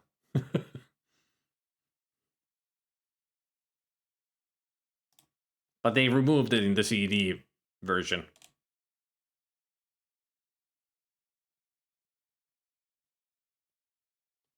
Yeah, Blue Frogs on my shoulder makes me happy.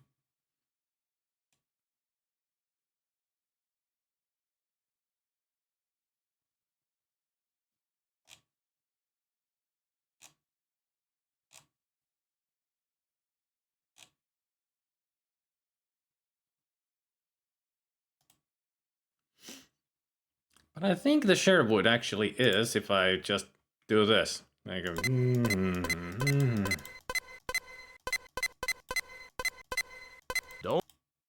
Don't mess with that. The powerful time and nothing happens. Really, we have to wait for the music?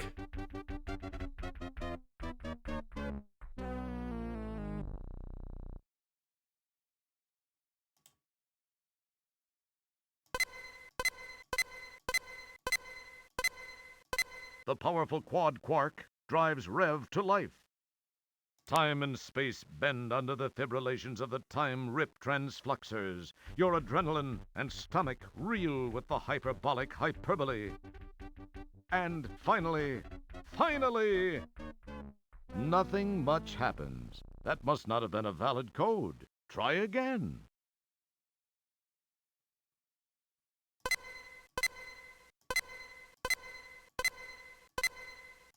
The powerful quad quark drives Rev to life. Time and space bend under the fibrillations of the time-rip transfluxers. Your adrenaline and stomach reel with the hyperbolic hyperbole. And finally, nothing much happens. That must not have been a valid code. Try again. S-T-E, equivalent of N, C, and H. Stench. The powerful Maybe that will work. quark drives Rev to life. Time and space bend under the fibrillations of the time-rip transfluxers. Your adrenaline and stomach reel with the hyperbolic hyperbole. And finally, still nothing. Nothing much happens. That must not have been a valid code. Try again. How about access? The powerful quad quark drives Rev to life.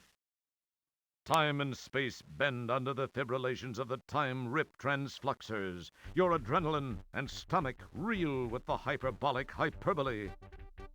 And finally, still nothing. Nothing much happens. That must not have been a valid code. Try again.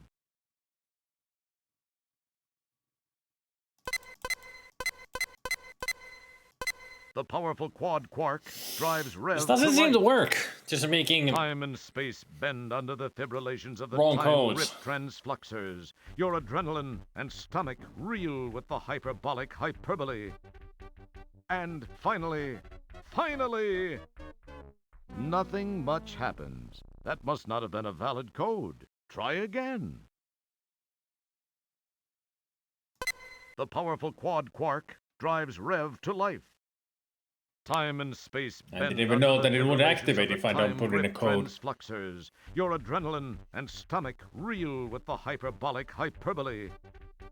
And finally, Still nothing. nothing much happened. You can tell That from the must not have music been a when it valid goes code. does that. Try again. There's gotta be a code for it.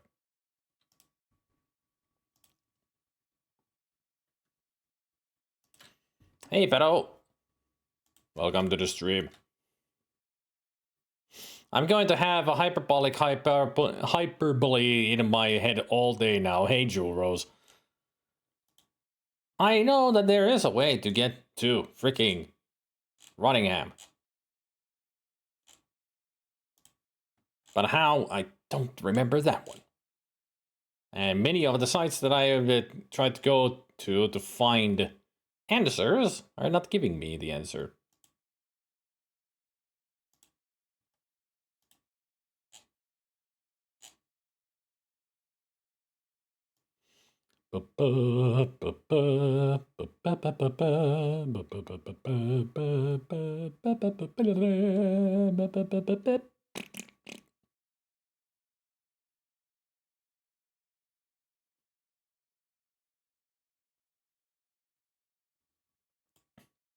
And this doesn't even have any Easter eggs listed.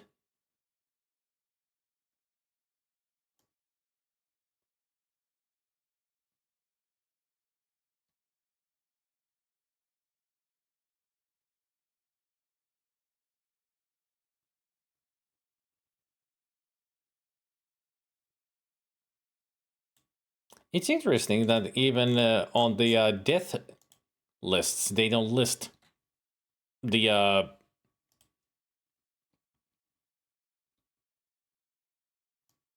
crashing into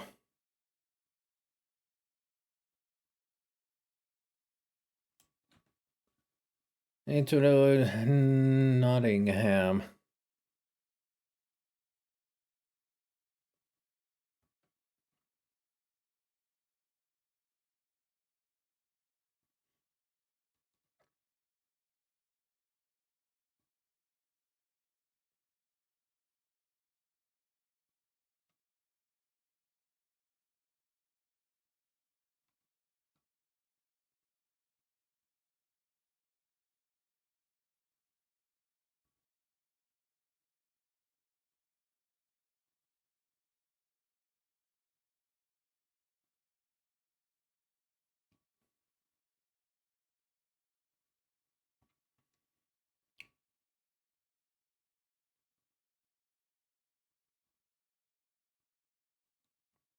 I mean, that's the Easter egg that I'm trying to get.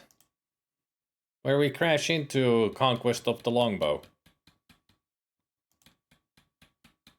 It should be this one, right?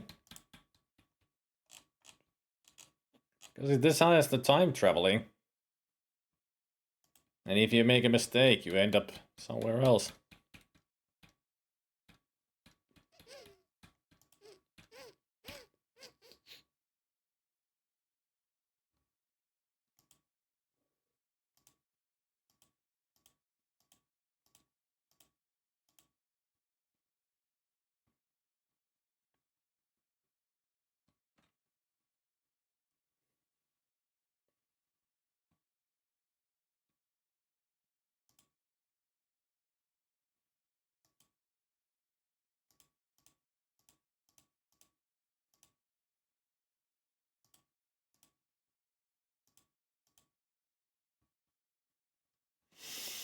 Huh, I can't find any information anywhere about this. For some reason.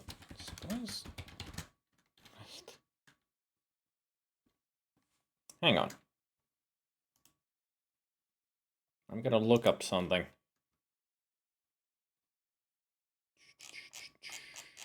Maybe that will have some answers.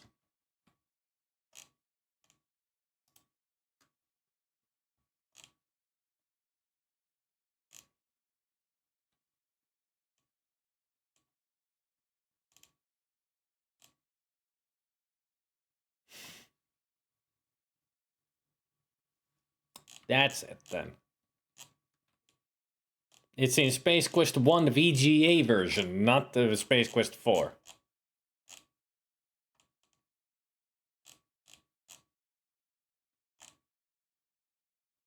Yeah, Space Quest 1 the Sarian Encounter VGA. That has, if you don't push that button in it, you will crash into Longbow. Yeah. It's not in this one. We have solved the case.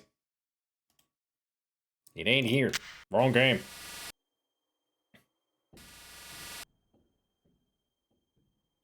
Alright, now that we have wasted enough time.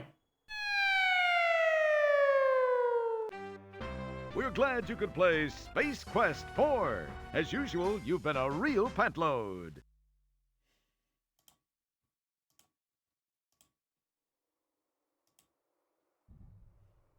It is a good death. They should have had it in this game instead of the remake of Space Quest 1. Oh no! Oh! Wow, what an incredible view! You can't do that. You talk to yourself. It smells just as good as it looks. It doesn't even look You good. see a huge nest in the distance below you.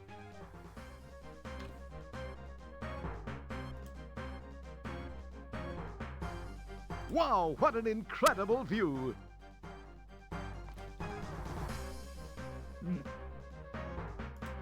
It doesn't smell great, but it smells better than you. I'm sure he uses deodorant. It tastes like nothing you'd ever want to put your tongue on again.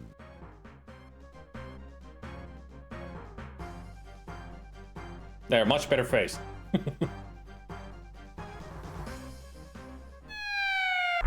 Hey, those Talon things hurt. You didn't much care for the landing either. The huge nest is constructed of sticks and assorted being parts gathered from this bleak planet. It is then cemented in place by a generous helping of pterodactyl saliva. You find yourself in a nest perched high above the irregular surface of this butte-laden planet. Too early, Lord John. My. Rather than the sequel policeman penetrating the inner sanctum of the nest, the reverse obviously occurred.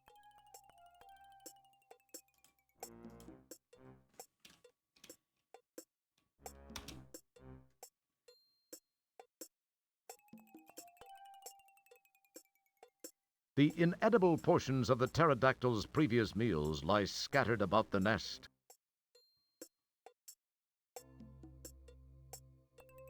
Easter egg, please.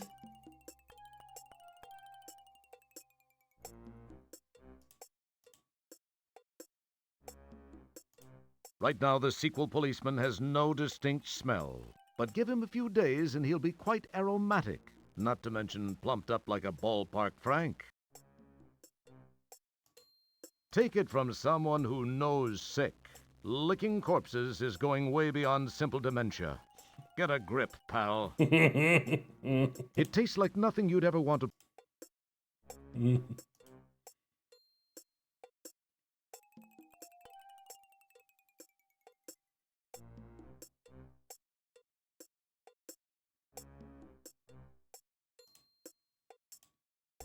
You frisk the skewered sequel policeman and turn up a paper-wrapped wad of used chewing gum. Yay. This lumpy paper-wrapped wad looks mighty interesting.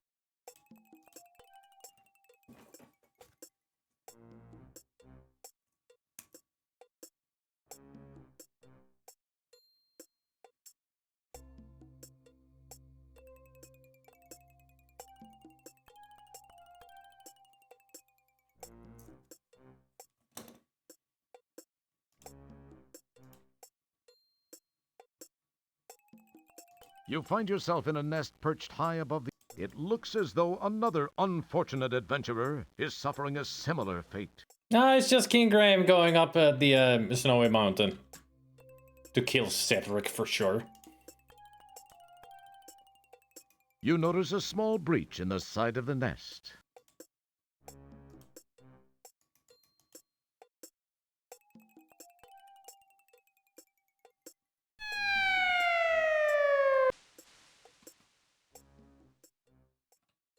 This time, safe landing.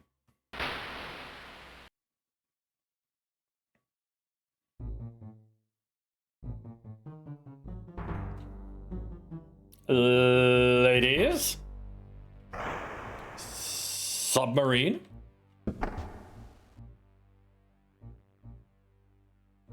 Lady? You've got a lot of nerve coming back here, Roger Wilco. Coming back? After leaving me the way you did, you male scum. Eh? This is the last woman you'll ever dump on. Right, girls? Right. Alright. Said you couldn't be tied down. I said that? You said you had to be free to roam the galaxy. Was that me? You'll be sorrier than you look. We'll see to that. Yeah. Into the sub, flyboy. That's the Star Wars reference because Princess Leia says in A New Hope that into the garbage chute, flyboy.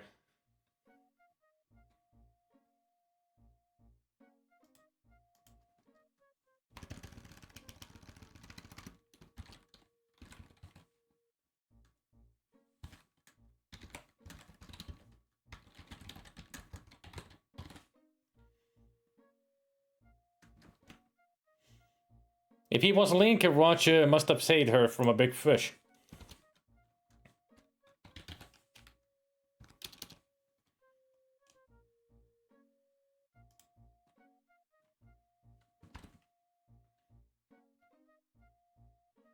I actually would have been scared a lot more if it had been Adam from EcoQuest pointing that gun at me. I mean, just look at that crazy little kid. This one looks committed to finding out just how good you'd look on a spit. Her spear gun is pointed in a direction that eliminates any need for second thought. She looks like she might be familiar to you someday. However, the gun in her hand looks like it could limit the chance of any lasting relationship in the future, or the past. This would be an excellent time to keep your nostrils to yourself. You can bet she smells better than you. Better just speculate on this one, or you'll be snorting spear. This would be an excellent time. Yeah, right. Best to keep your taste buds packed away right now, Buckwheat. Buckwheat? Oh, Tay.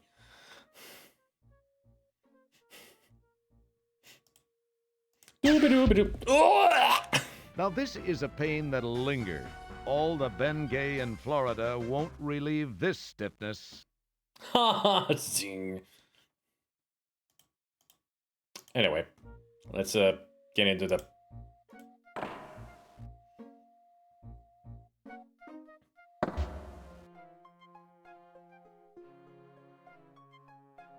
You hope these women soon realize that they must have the wrong guy.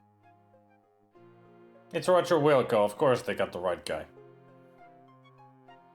This is Zandra. We are approaching checkpoint 6. Prepare to open the tunnel door. Activate the door.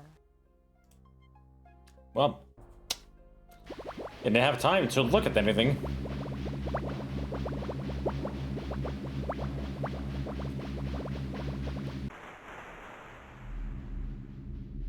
Nice water effect of the undulation.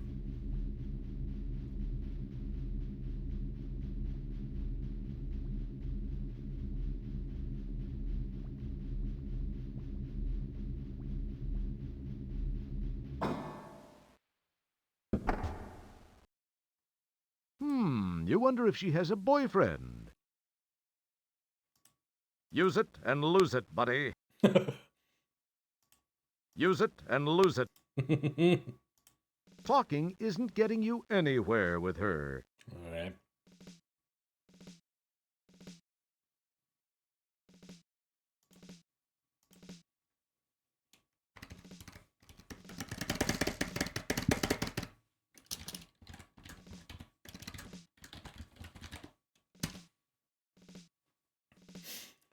No, it's the Jill of the swimming pool. Sit down. Comfy, Mr. Wilco? I would be. I mean, Hey, what are you doing? destroying your pants, Let me apparently. go, witch. Shut up. Your whimpering sickens me. I'll teach you not to run out on me. Thorine is quite knowledgeable in the ways of torture. I can tell. I'll let the two of you get acquainted. Oh, please Thorine, do. do your stuff. Oh, please do. With pleasure, Zandra. Oh boy. Ah. Let me introduce you to a friend of mine. This is Epirip 357, the most powerful hand-hair remover in the universe, and it's capable of shaving your legs clean off. Cover I've yourself. always wanted to see a man shave with one of these, but I guess you'll do. Are you supposed to say that I've only got one question to ask myself? Did you use it 5 times or 6 times and lost count yourself in the commotion? And do I count myself lucky? Punk? I mean, it's a reference to Dirty Harry. And oh no, not my leg hair! Now you'll know the meaning of the word pain. It's Max. It's a sea slug! Run, girls! Hey, what about me?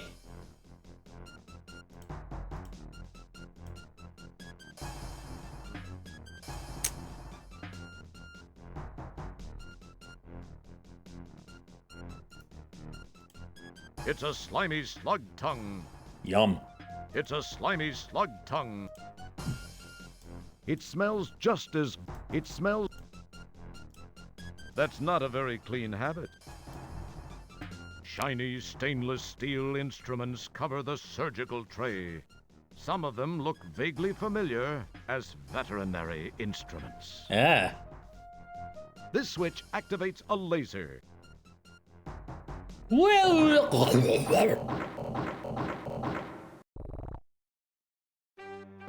We're glad you could play Space slug Quest food 4. this time. As usual, you've been a real pantload. Not slime food.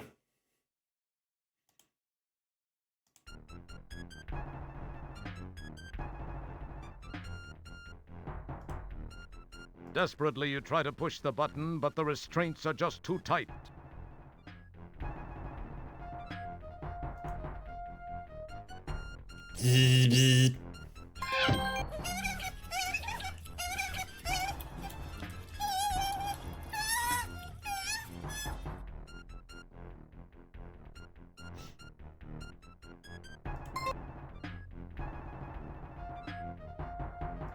Haha! Smile, you son of a... Our hero!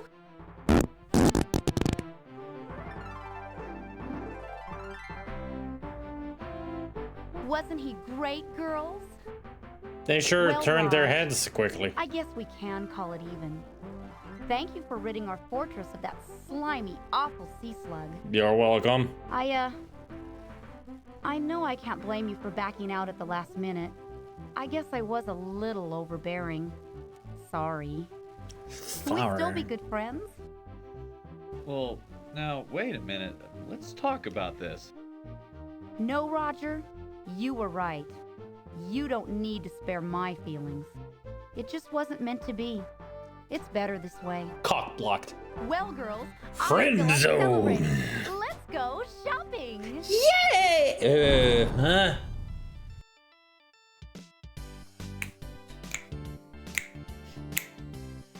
Meanwhile, the mall. back in Space Oh. Quest 12... Not to the mall. To the Vo Hall. Well, what have we here? This is the rebel scum we captured in the Space Quest 4 time sector. You mean We rebel assisted scum? Wilco in escaping. The readout on his time gun indicates that Wilco was successfully transported into this time sector as you feared. That is no longer a concern. Wilco will surrender to us once he has learned we have captured his son. Then he will be destroyed once and for all.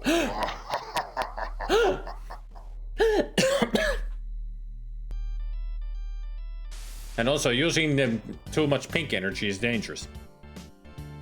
I mean, it looks like the big head in the tube in Power Rangers. Good morning, Goof. What's up? Sail! We're not on a boat. Also, nice dresses, girls. It's just another vital part of the Galaxy Galleria shopping mall. It's an Autobucks teller machine card.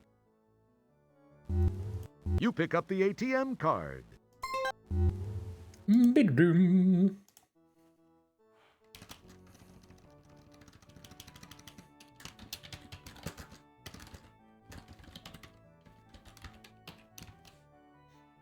Yar, we be shopping.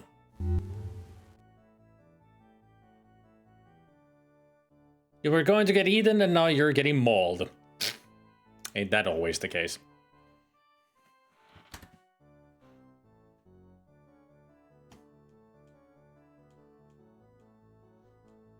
First I was bird chow, then I was going to be fish food, and now I'm just getting mauled.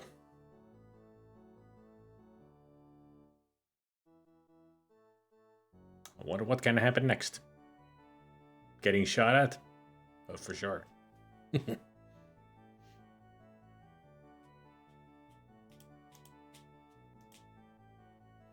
I can actually change it here. It's only text. Does it work? Yeah.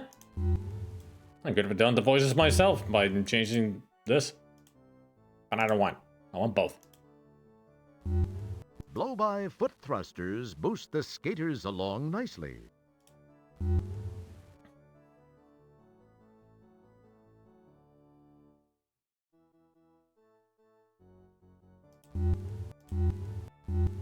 It's just another vital part of the Galaxy. The mall has that high-rent, low-occupancy smell, like any office building in downtown Los Angeles. It's against the third law of mall security to be caught licking mall components.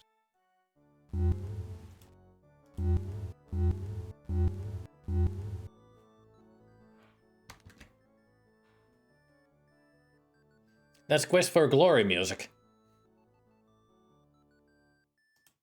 This plant was provided courtesy of Shapir Florists. Quest for Glory. For some reason, there is a gathering here. It's the Software Excess Store. If it's soft, we're aware.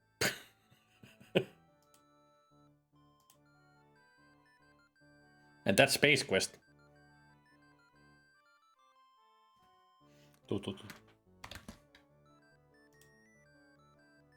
That's Leisure Suit Larry. And that's King's Quest.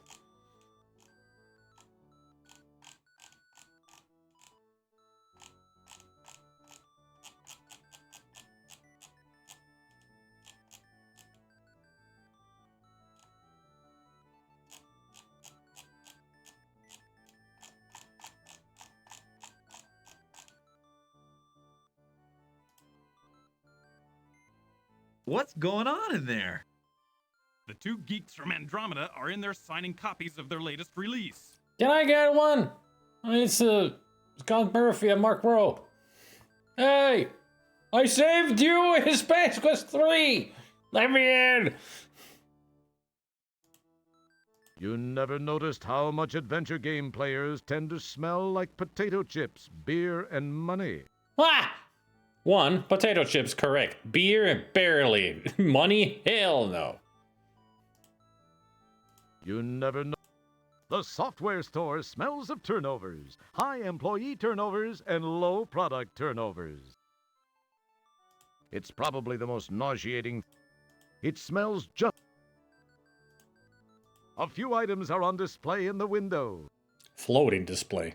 Probably some kind of customer detection system. It's probably the most... That's not a very clean... That's not... If you think the store leaves a bad taste in your mouth now, wait till you see the prices.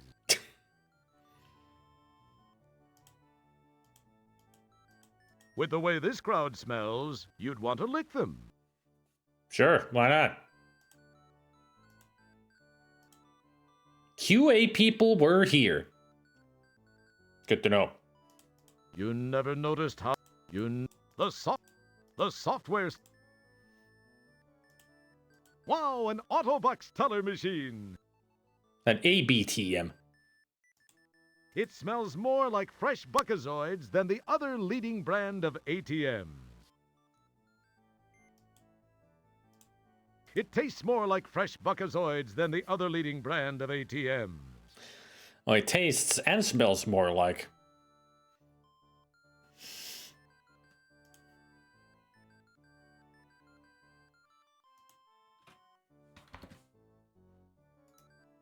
This guy looks like the living torso. He probably works for an intergalactic freak show. Sulfur. This shopper smells as though it comes from a planet where the only showers are volcanic ones. Must be Ortega, then. As much as we enjoy seeing you get in trouble, we must warn you that this type of behavior is universally considered either rude or amorous, which could get you either killed or married. Huh. That won't stop us to keep our tongue in our mouth.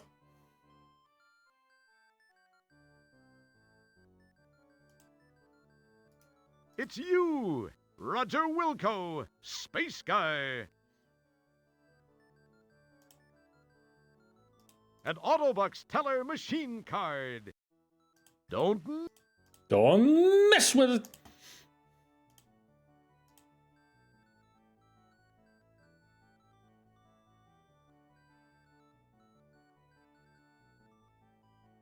You obviously don't resemble a blonde woman. What a surprise. Yeah, not really that big of a surprise. Because we're not blonde and we're not a woman. Yarr, we be shopping.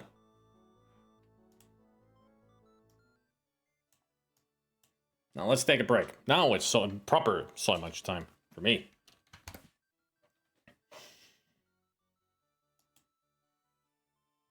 Nose not in the nose, soy munches when I take a break from the game. And I get food.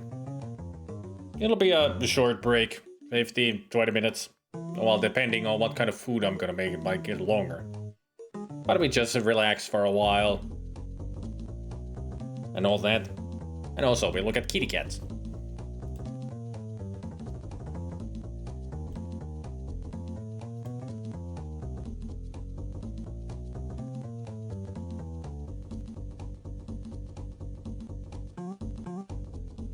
Kitty cats like this. It's adorable. Yeah, but this is Lucky's room. That's what plays in Lucky's room in Mother 3. It's the battle against a strange enemy. And there's Gabriel. In loaf mode. There's a double butthole activity here.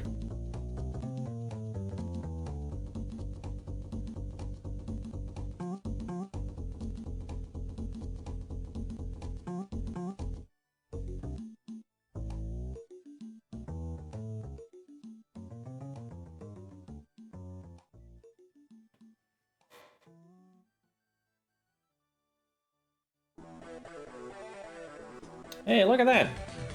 Got a special guest, Conductor Whiskers.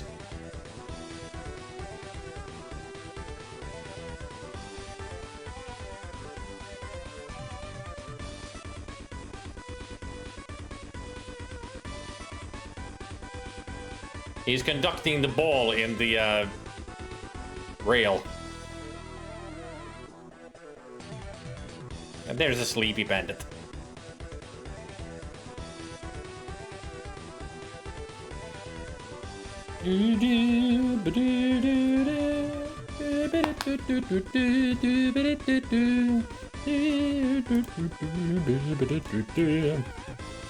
Take a leaf from my namesake's book and...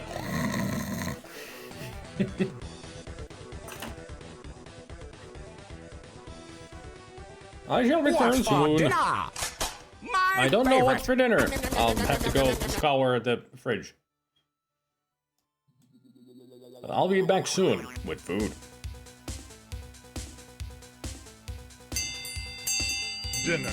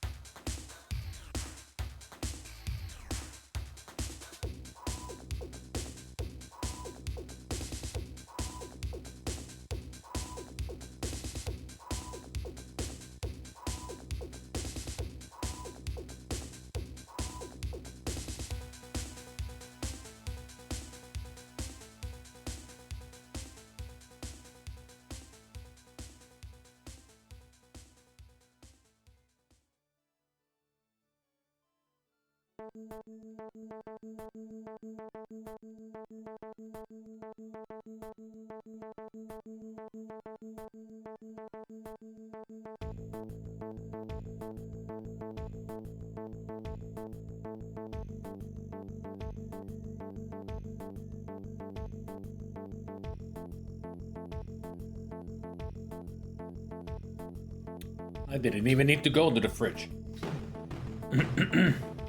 I just grabbed some more of the gnocchi pasta and the rest of the meatballs that I had left from lunch.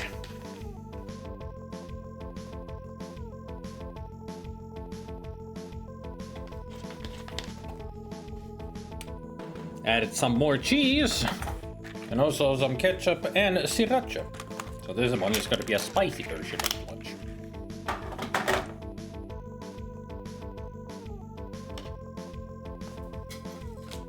Also, it would be nice if I didn't throw the freaking fork away.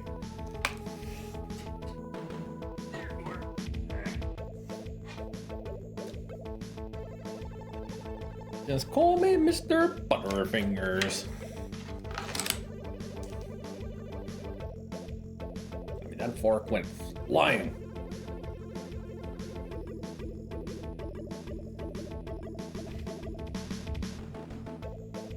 Brr.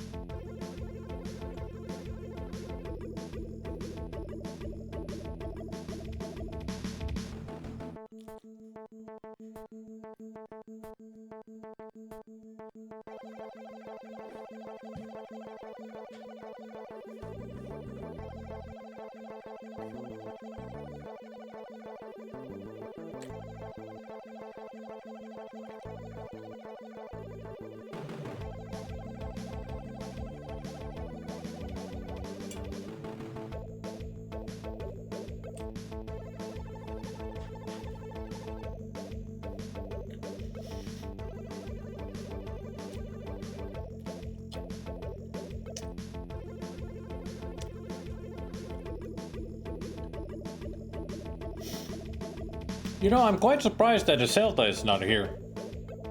He said that Space Quest 4 is his favorite, the Space Quest. Would have said... would have been sure that he would be here.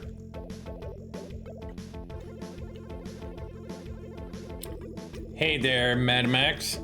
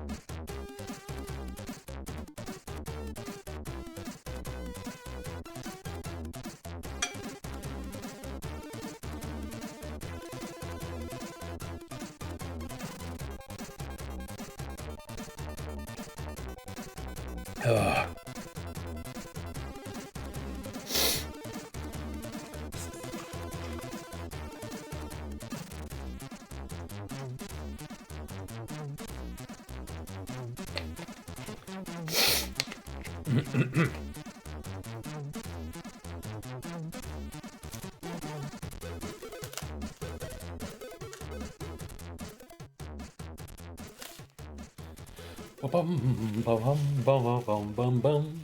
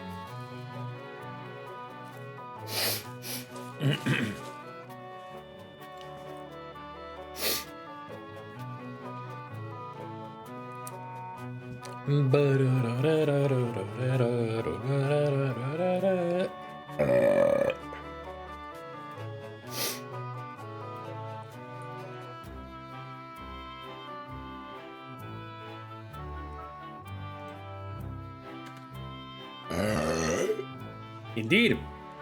Good food makes you burp. Also makes you go.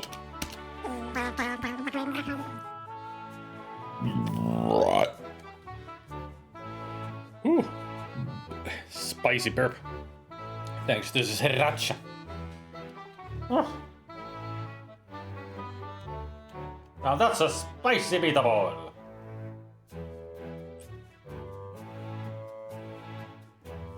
Welcome, traveler, to the Barbary Coast, where every haircut is an adventure.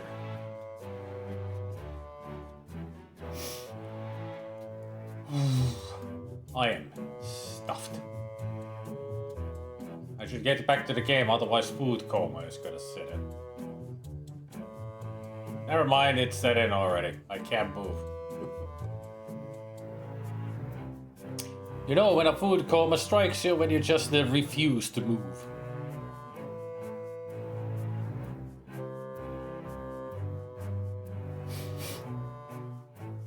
Wake me up if I fall asleep.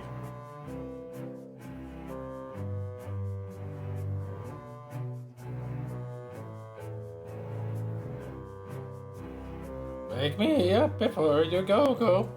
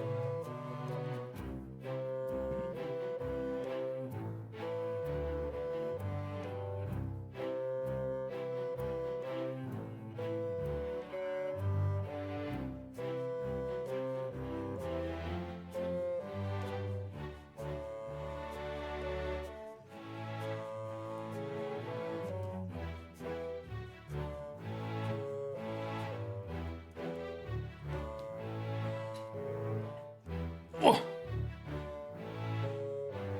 Oi.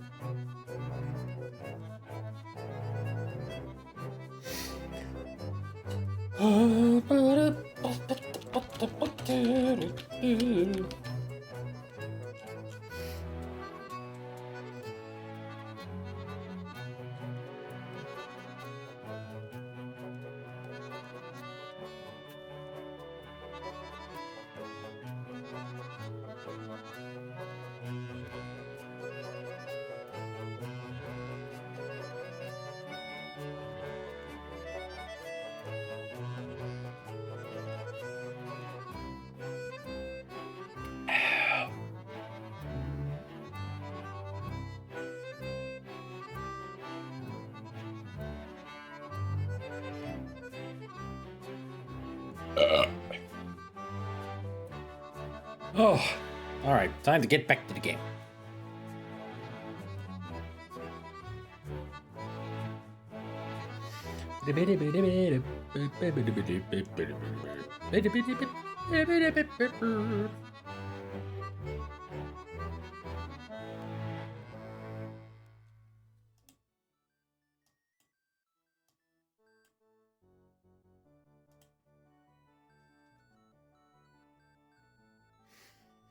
Back to the mall.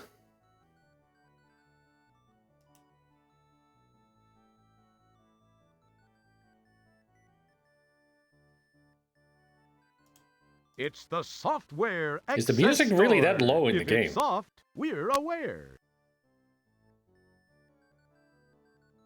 I mean, it's barely picking up the music. I can see the capture, just barely picking it up.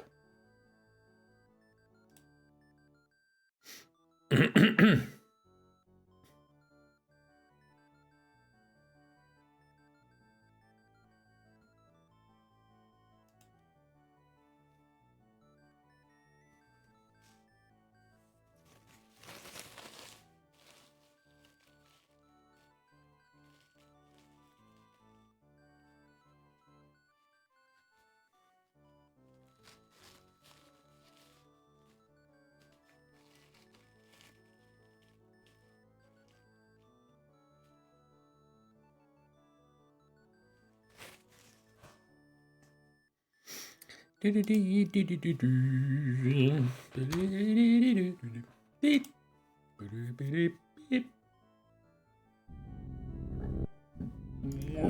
don't need to look at that. I don't? Alright. You don't need to. Why, they're those incredibly decorative perma-shrubs from Polyflora Permutations Incorporated. Why, there's a powerful eucalyptus odor coming from the plant. Nice. You lick the plant, suddenly your sinuses clear up. Well, it's with eucalyptus. It's very pleasant. You don't need. It's very. No description about it hurts so good. Monolith Burger, the only fast food chain to survive the infamous food wars. This is a fine example of the wonders of fabricated flora. It smells a little like Julinar, the enchanted plant woman from Quest for Glory 2. Another Quest for Glory reference. I'll bet you wish. It tastes like another cheap plug for another Sierra product. I'll bet you wish you could. I mean, you can lick yourself. You can lick your hands. You can lick, even if you can bend your foot. But I guess he doesn't bend that way. Ah, the aroma of several adventure games emanates from your person.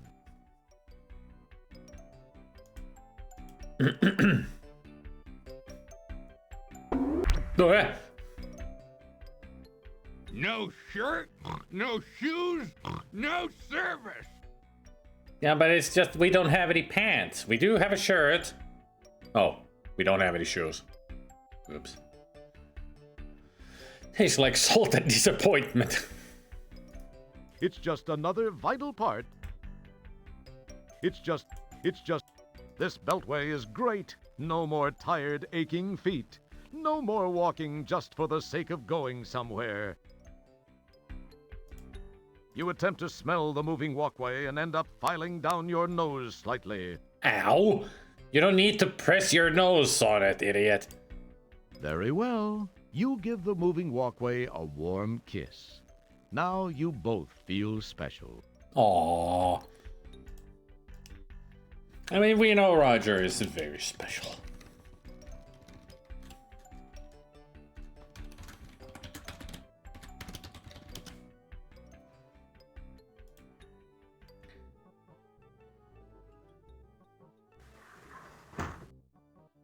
Jeez, this guy could be a whole basketball team.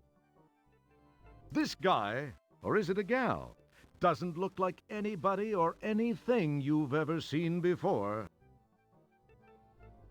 He smells a little like vermicelli. Taking in a whiff of air, you instantly notice it has 3 feet. Ah. What, and moisten his new size 15 extra tall jumpsuit? This is a fine example of the wonders of fabricated flora.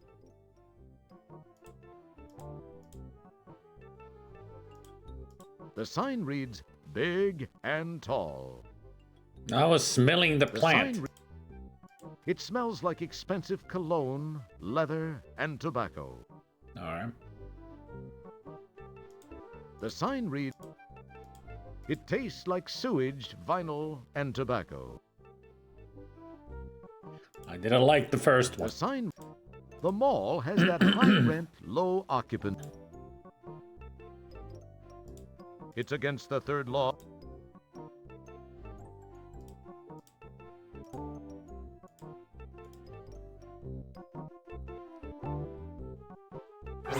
Pardon me, sir.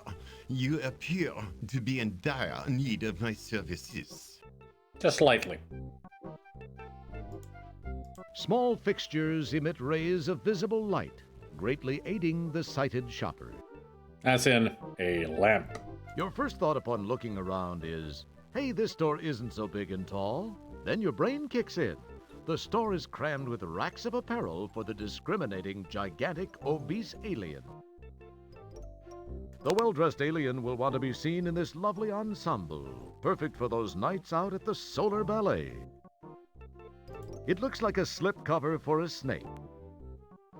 This suit is a replacement shell for some sort of exoskeletal wanderer.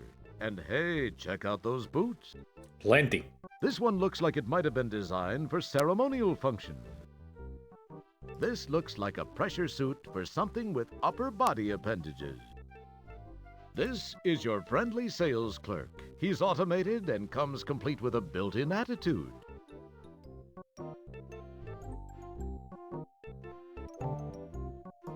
You gather in the various fragrances offered by the menage of useless items stored here. You learn only that you don't want to do it again.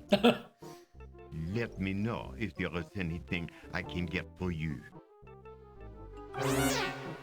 It smells just as... Now that's a clean-smelling window. Now that's a... Do that and your anal retentive host might have a stroke. That's not a very... It's a Bean Counter 200 revenue collection device.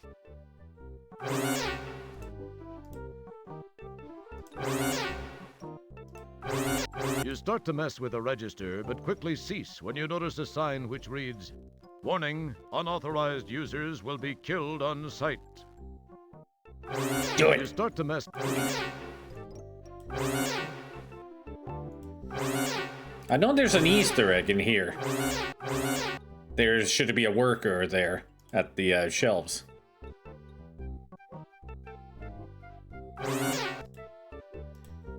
Let me know.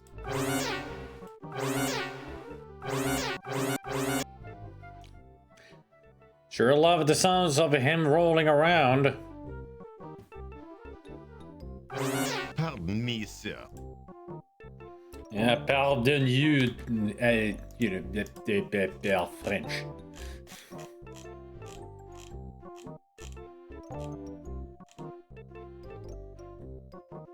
Let me know if there is anything I can get for you. Ah, I need to come back here once I've gotten money out of the ATM. Alright, so not yet. I'm sorry, I lost my boots and the legs of my pants in a deadly fight with a giant sea slug. No, you didn't. Which I won in the nick of time with my clever thinking and my, cleverness. No, it was zapped by the ladies. Well, all right. Let me get your measurements. Didn't know that Roger is such a liar.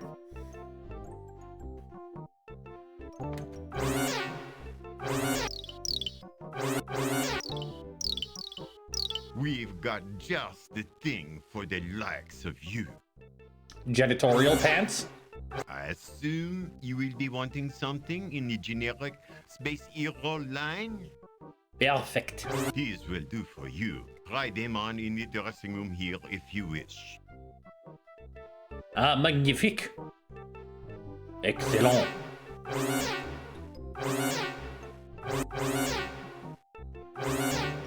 You change your clothes, not forgetting the items in your pocket. You never know when you'll need them.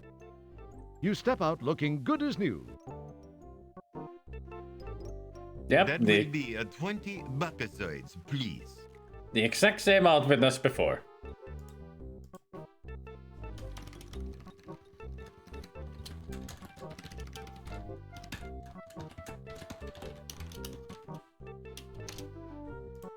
I ain't paying for shit! I'm out of here. How dare you try to leave without paying?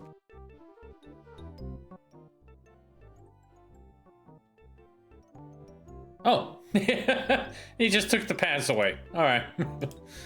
No death there. Good thing we've got 59 buckazoids. Thank you so much for shopping with us, sir. Do come back soon. Also, I see that your hero attire line is very cheap. It only cost me 20.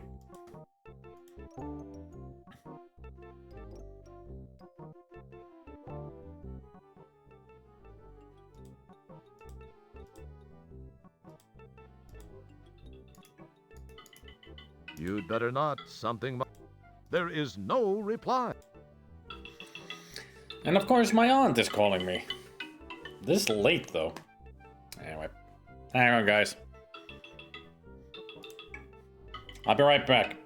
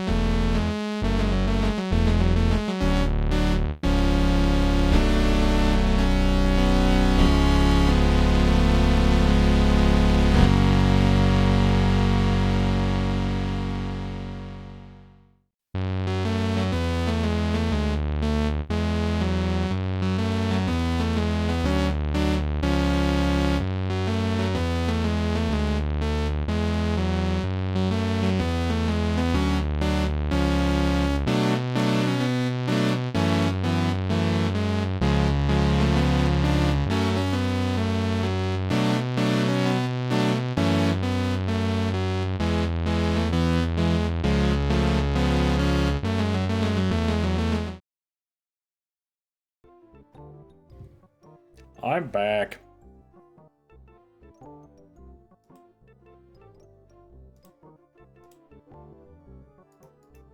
These guys are scary looking.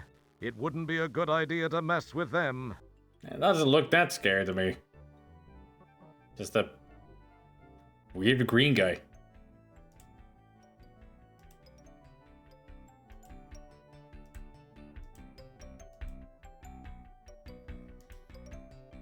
Now then we finally got pants and boots, we gotta go get ourselves a job at the Monolith Burger.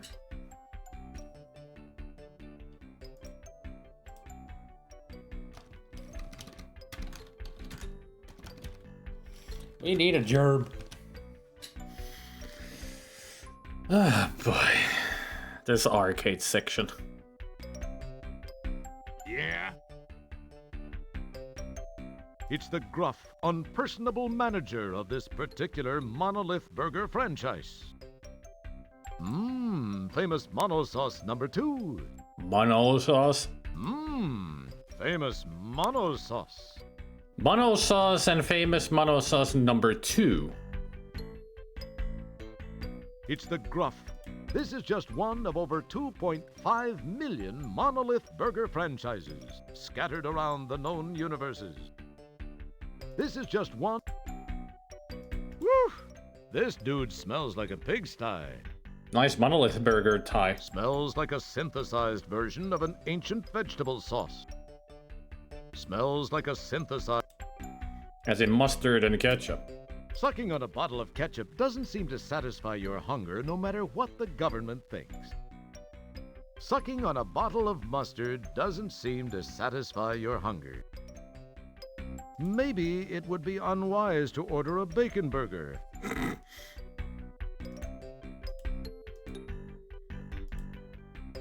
You talk to yourself. You'd better not. I'd like, We're out of it. We're out of everything, including employees. You'd better not. Would you like to apply for a job? Yes, I'm hard up for cash. You would, huh? Well, Yarp. this is the greatest opportunity you've ever had, kid. Benefits up the wazoo, and if you stick with me half an hour or so, I'll make you my assistant manager. Now, how would you like that? gee, thanks. Is the pay any better as a manager? Assistant manager, that is?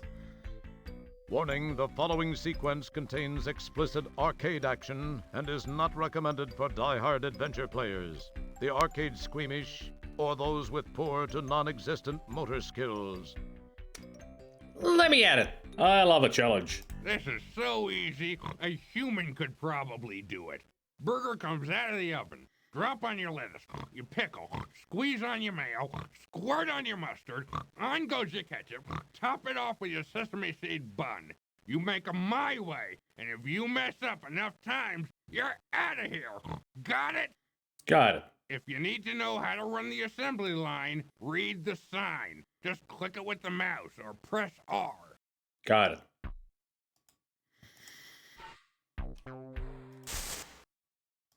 You talk to yourself. You talk to yourself.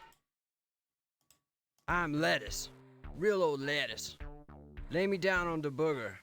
I like to go first. Bite me on the pickle.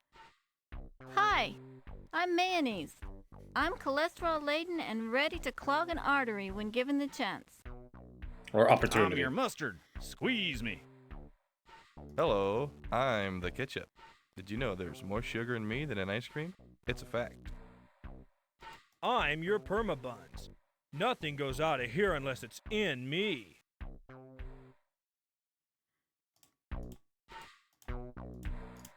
You talk to yourself. Stop.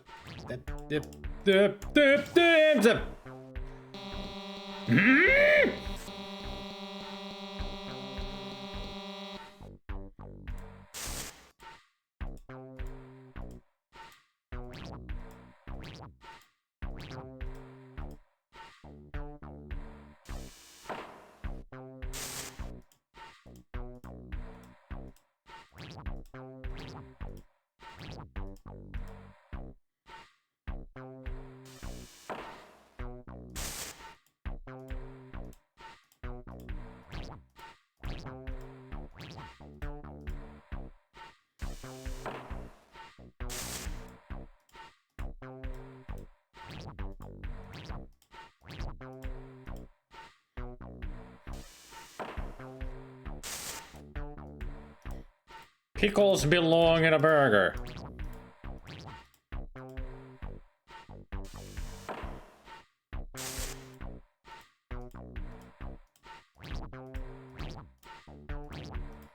Don't believe what the menu says. This is the only burger you get.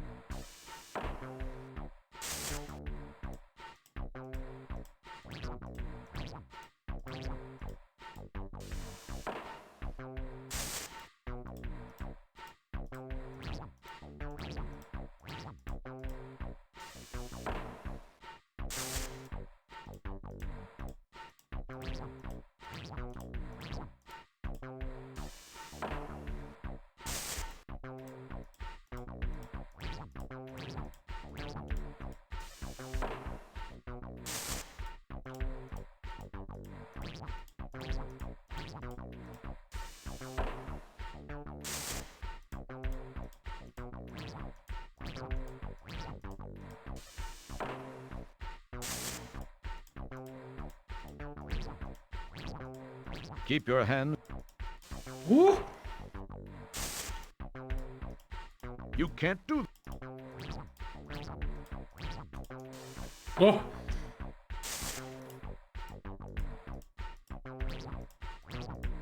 Keep your hands to. You can. Damn it! Stupid mouse keeps getting away from me!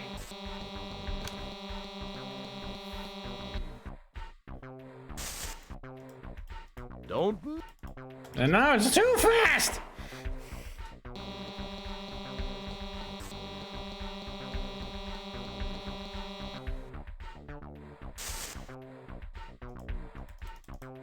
Keep your hands.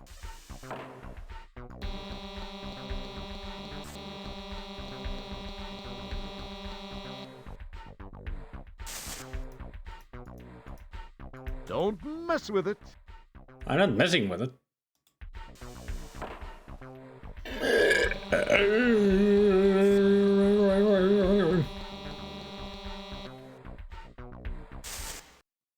Get your nose off me. What do I look like? A nostromat? I'm the pickle. I smell like vinegar on a spring morning. Don't bother. I'm really quite bland. Pungent, eh? Yeah, that's right. No smell. Better no smell than a bad one. I smell like any other set of 299-year-old buns. You. I'm lettuce. I taste like an old leaf. Okay? I taste like crunchy toe jam sauteed in vinegar. Yeah. Some people think I taste oily. I don't think so. Do you?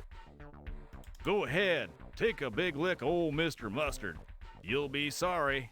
I'm the best little condiment you ever tasted. You know I am, really. I'm not kidding, I am. Yes, you are. I am a permabun. While I have absolutely no taste, I do have a shelf life of 3 centuries. 3 centuries. So you're 1 year away from expiring, is that what you mean? Ah! You're fired! My janitor could do a better job than you could. Ha! I am a janitor. So, take that.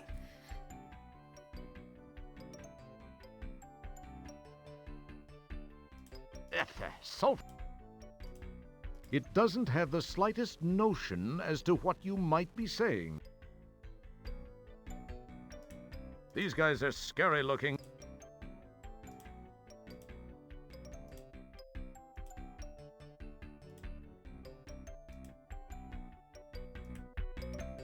Hi again. Yeah? You need more help? I'd like a job. Oh, you again. What do you want? To work again? Would you like to apply for a job? You would, huh? Well, this is the greatest you heard the pitch before. Just don't screw up or I'll land you on your ear again. Got it? Got it. Thanks. What a swell boss.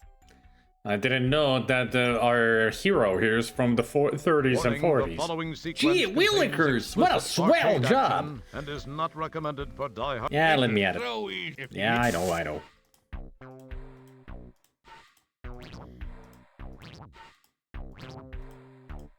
I mean, if I do the same kind of work as last time, I'm fine with the money. I mean, basically all I need is just a total of 30 buckasoids, and I got 16 from the previous one, so all I need is 14 now, and we're good. You can't do that.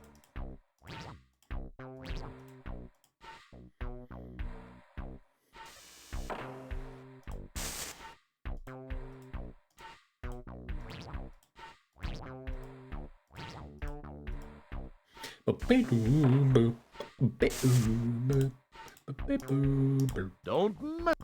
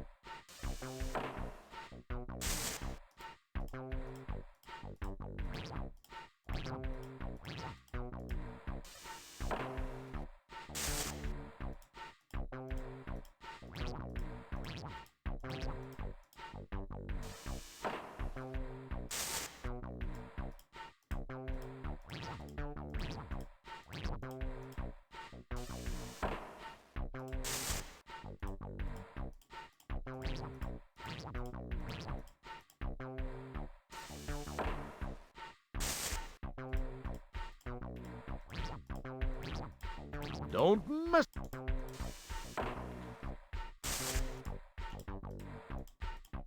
You can't do. Don't mess. Oh. Damn it! Missed. Missed it by that much.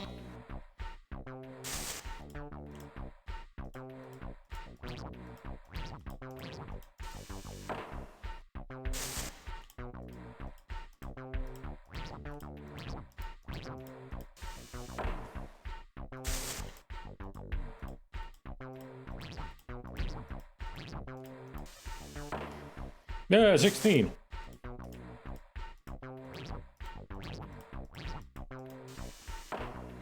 $17. Keep this is going too fast. What if I just put a bun on it?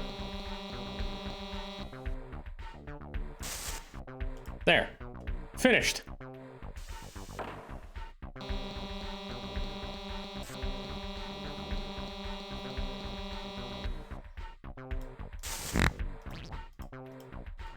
You can't do.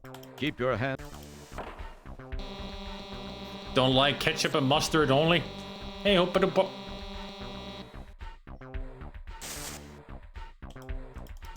Don't. You. Don't.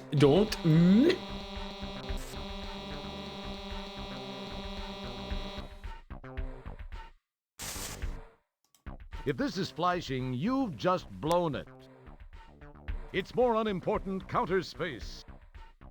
Beef at its finest. This conveys the burgers from the nucleocarbonic cooking chamber and then to the box grabber for transport to the customer. Don't mess with it. This conveys the burgers. This sucks most of the noxious gases from the room. It's more unimportant. It's very pleasant looking.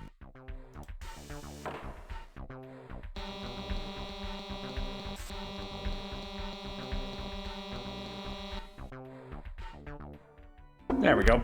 Ugh. You're fired! My janitor could do a better job than you could. Then why don't you hire a janitor? Oh, wait. 72 bucketoids. Just what we needed.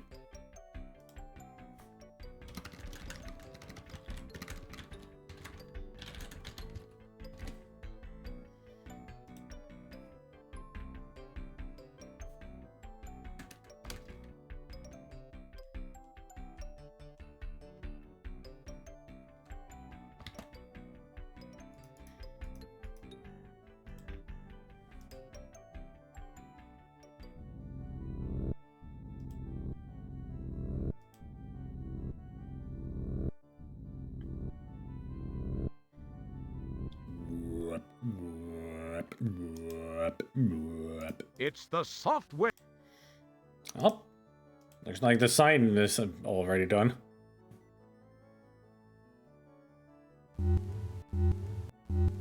It's a cigar, but not much more than a butt. You retrieve the cigar butt. It's very pleasant looking.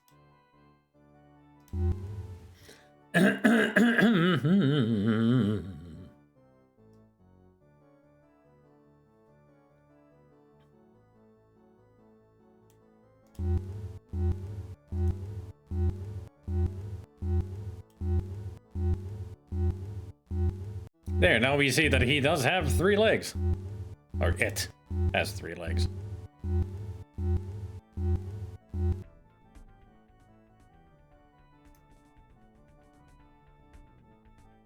This is Socks, a high-class, high-priced dress shop. Socks. In the window, a robotic mannequin struts its stuff. In the window, this is a They have a minty fresh smell that keeps you refreshed. You know that eating plastic plants places pressure on your plumbing. You learned that reading Janitorial Digest. I mean, you can see that it's got a shoe on it, so it's definitely a leg. I think. You speak in the direction of the glass, but your syllables merely come careening back. It smells just... It doesn't smell great. You give the window a sniff. However, no odor is detected. Dragging your tongue along the window brings you to the realization that it hasn't been washed in a long, long time. Oh boy, I can hear the music already.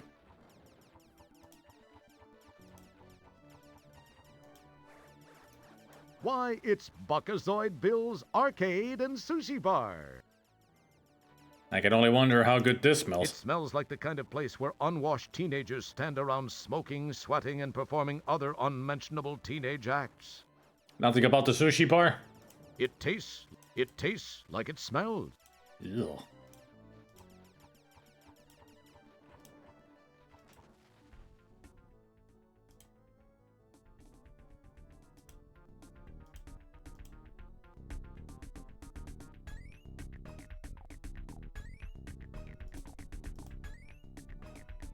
Oh, look at that. We're already out of space for saves.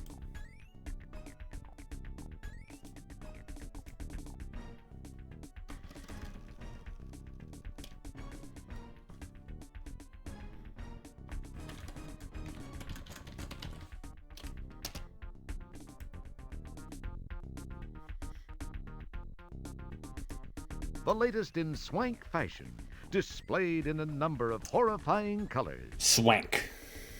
You check out the clerk. You've always had a thing for women with antenna. You're not Captain Kirk. All the best dressed bipedal female fashion slaves shop here at Socks. The dazzling decor is just eye-numbing enough to make the price tags hard to read. Wow, you think to yourself, this place is fancier than Fredericks of Uranus. At least you pronounce it correctly, not Uranus, but Uranus. Fringe. Would that be too daring? It's a nice outfit, but you're not sure you have the midriff for it. The skin color and cape make a statement, the kind taken in police stations. Would stripes look good on me, you wonder? Those boots are attractive. You like the shoes, but the stripes might make you look overweight.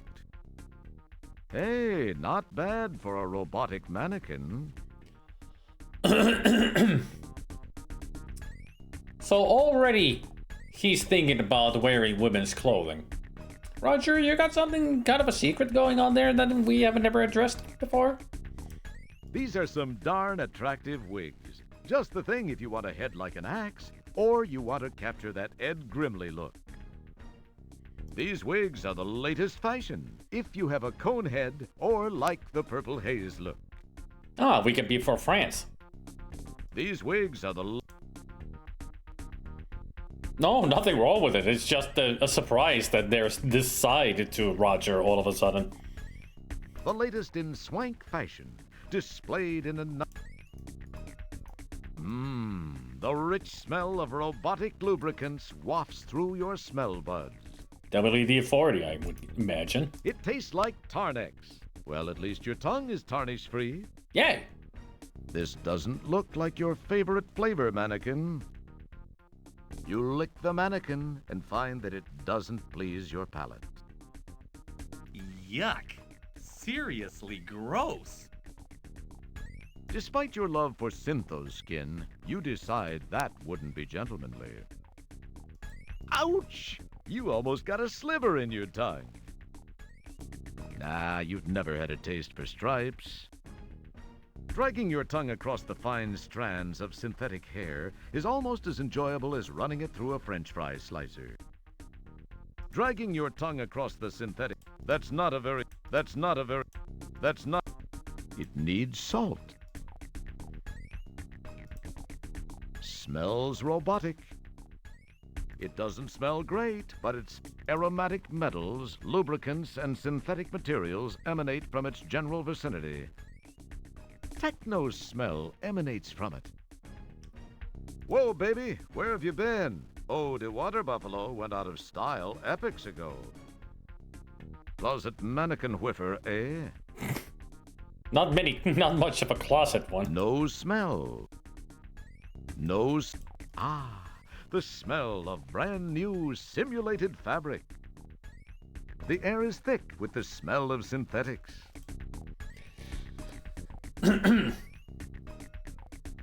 Every time you use the smell or the taste options here, I'm just imagining Roger walking up there, just a quick look like, or,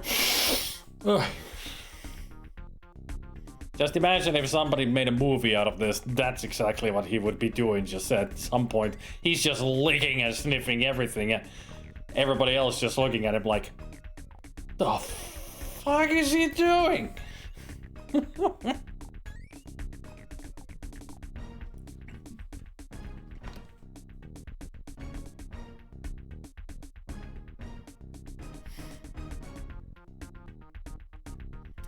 Roger is one crazy guy.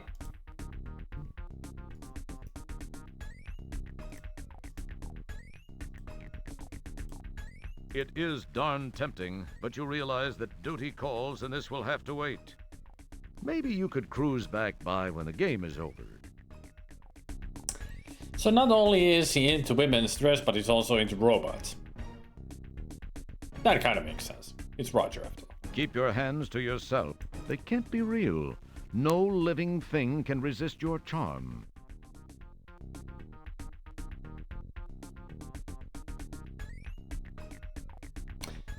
I mean, that's kind of true, because he's so charismatic that everything wants to kill him or eat him.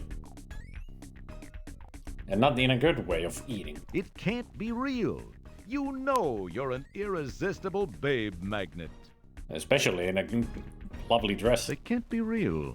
Wow, genuine Zynthian leather. Yep, it's synthetic hair.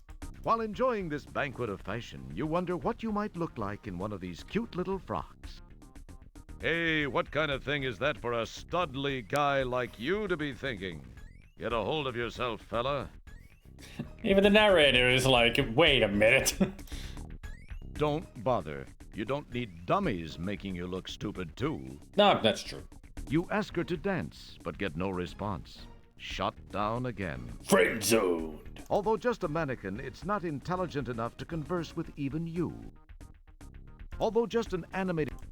Sorry, no brain. Are we talking about the mannequin or Roger? Sorry, no brain. Definitely Roger. You talk to yourself. You talk to yourself. Hiya, hun. I'm Maybot, fashion consultant to the Cosmos. What can we, do with you today? Maybot. Well, that's why she talks like Mae West. This is kind of hard to explain. Oh, let me guess. You want something for someone very special. someone who died to get the latest in high galactic fashion. Are we right, or are we right? We're right. Okay, what size does she take? Oh, 38. Oh, I don't think we're right about that. I'm not sure, but she's built about like me. Is she? A likely story. Good thing for you, I can keep a secret, sweetie.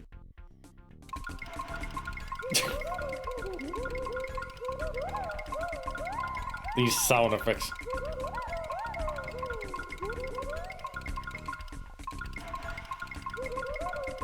I'm sure this will suit that special someone's needs. It's all the rage.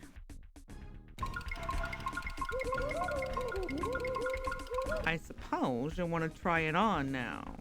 Here, use this dressing room.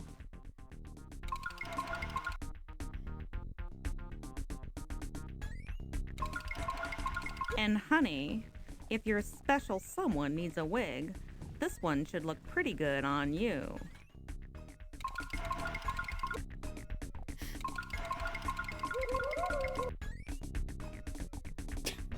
He's even got the walk now. Very lovely, honey. It's made for you.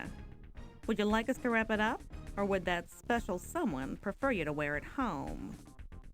I think I'll wear it home. Just what we thought. What's with the beauty mark? That will be 60 buckazoids, sicko. Where'd you get the beauty mark? Appreciate it, hun.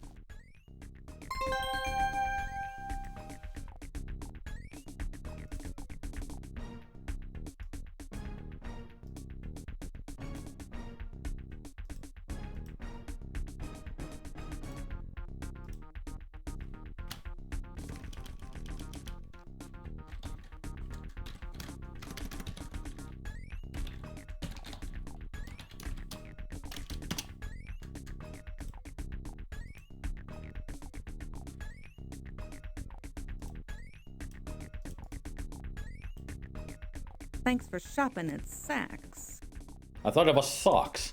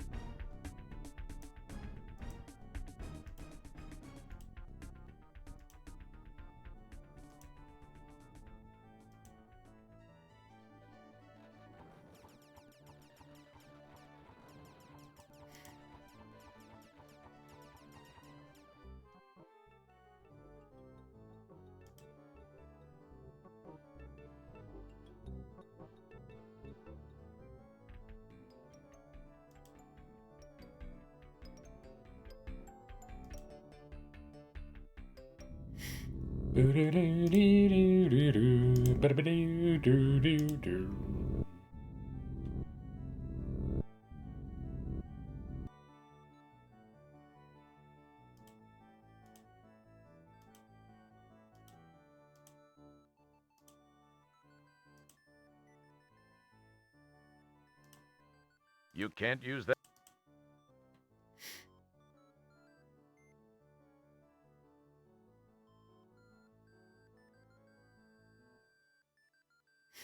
Hey, they recognized us. What's the balance? 2001.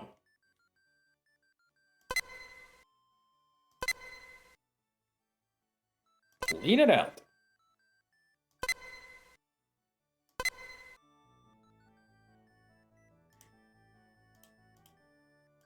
There, 2013. Good year of a bucket side.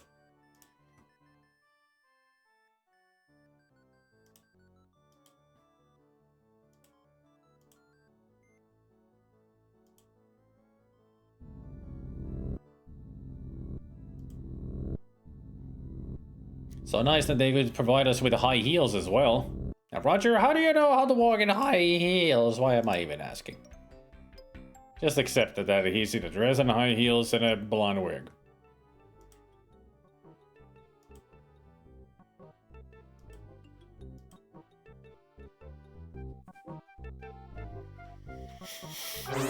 I am dearly sorry, miss. This is a male clothing store.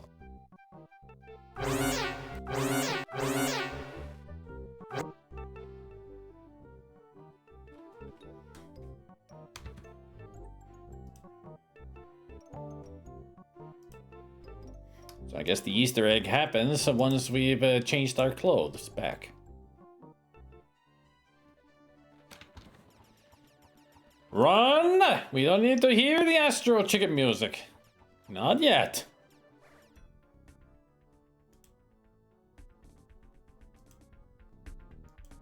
It's only until we play the game. How is the wig still there if I'm wearing it?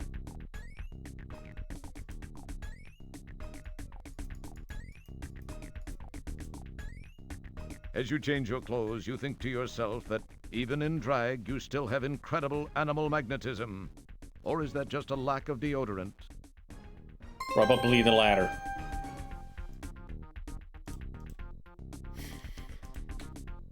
Apparently, in the non-patched CD version, you don't get those 3 points.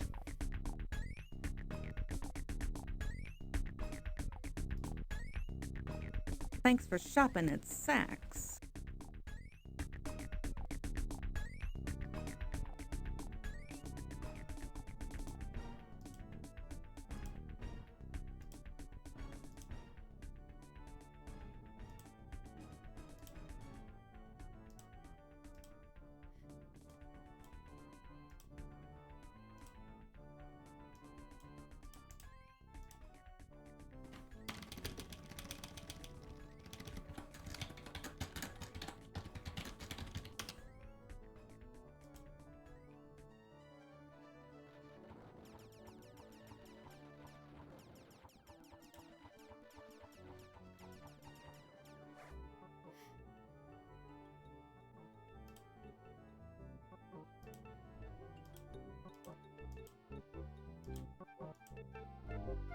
There's the Easter egg.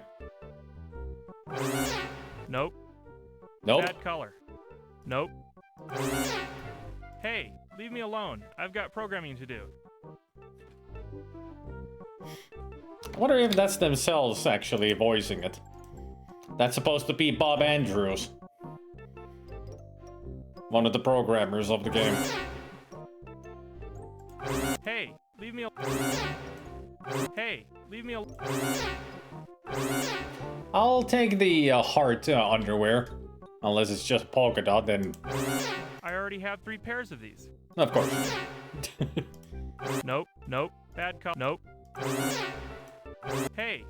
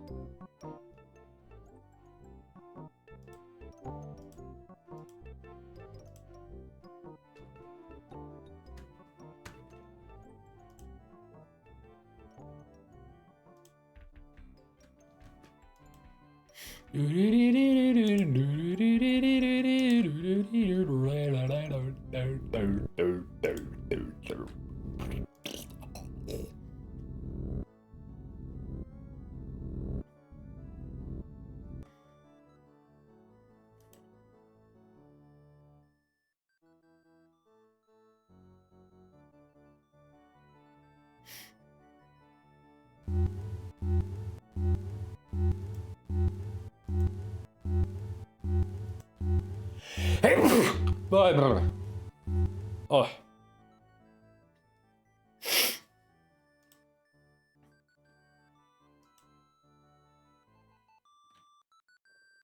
Sorry, but the crowd completely cleaned out my stock of Sierra software. The only thing that's left is boring home and business application software, along with a few inferior games. But feel free to look around anyway. If you're here to return something, forget it. We have a strict no returns policy. Of course. I'd like to help you out, guy, but you know how corporations are. Uh-huh.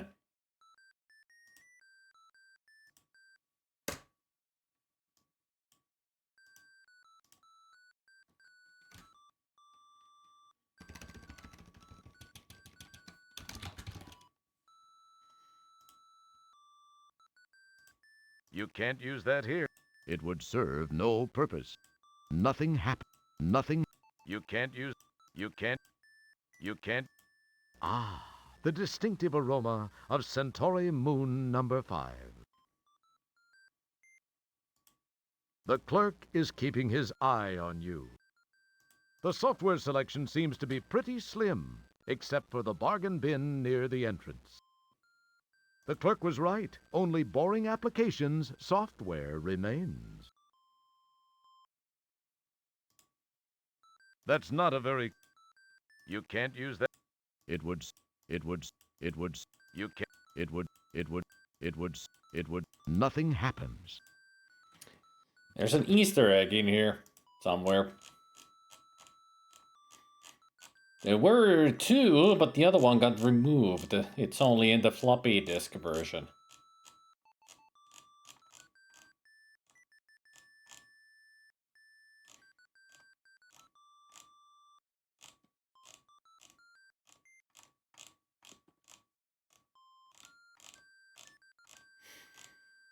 It would serve. It would. Nothing happen. It would. You can. Nothing. Nothing. You. It would. You can't. Nothing. It would. It would. You can't. Nothing. You can't. You can't. It would. Nothing. Nothing. Nothing. Nothing happened. Yeah, this is the one if I would have used the nose or the tongue on this part of the screen, that would have been the Gary Owens going, oh yeah, and then this guy flipping us off. Only happens in the floppy disk version. But on both, there should be using the tongue or the nose on the other side, and an Easter egg would play.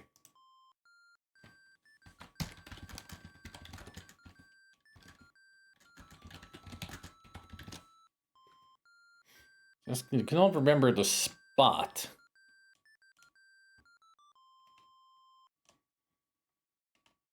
I know I saw it in one of these Easter egg pages. It's on the upper left square would be the nose.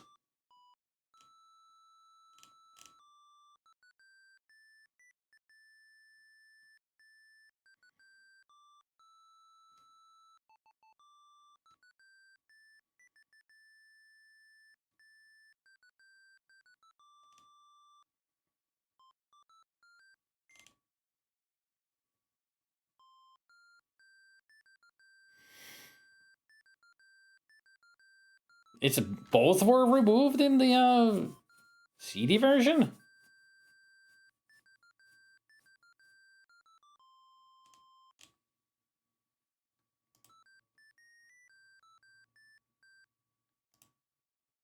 You can't. You can't.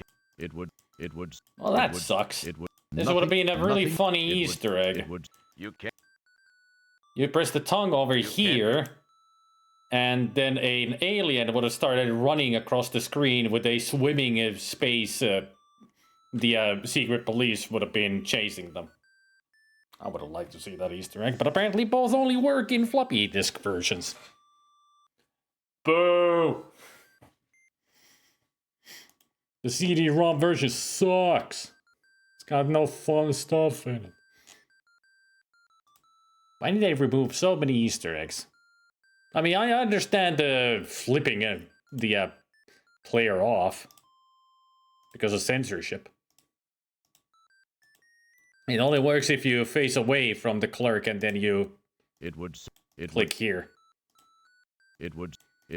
You can't use nothing. It would. Nothing. It Yep, would serve. it just doesn't work. All right. Since it doesn't, let's check out the bargain bin. A bargain bin containing discount software. It's here at last, with a combination of SAI, Simulated Artificial Intelligence, and VRAI, Virtually Real Artificial Intelligence. We at Max This Software have created a simulated simulator experience that's unlike anything you've ever simulated playing before. With SimSim, you can create a simulated environment in which you can create any simulated environment you want. So it's a simulation within a simulation within a simulation.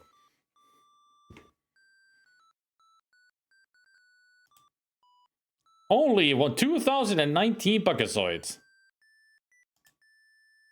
The latest bomb from master storyteller Maury Bryanarty, Boom, is a post-Holocaust Maury Bryanarty. Post-Holocaust America after the Holocaust. Neutron bombs have eradicated all life, leaving only you to wander through the wreckage. No other characters, no conflict, no puzzles, no chance of dying, and no interface. Make this the easiest to finish game yet. Just boot it up and watch it explode. Nice jab at LucasArts Loom. No, it's Loom. I mean, that's the same font as Loom, and it's got the hands right there, like in Loom. And it's Maury Bryanarty, not the Brian Moriarty who made the game. And it is a very easy game because, I mean, you can die in it. At least 2 places. There's 2 places where you can actually die in the game.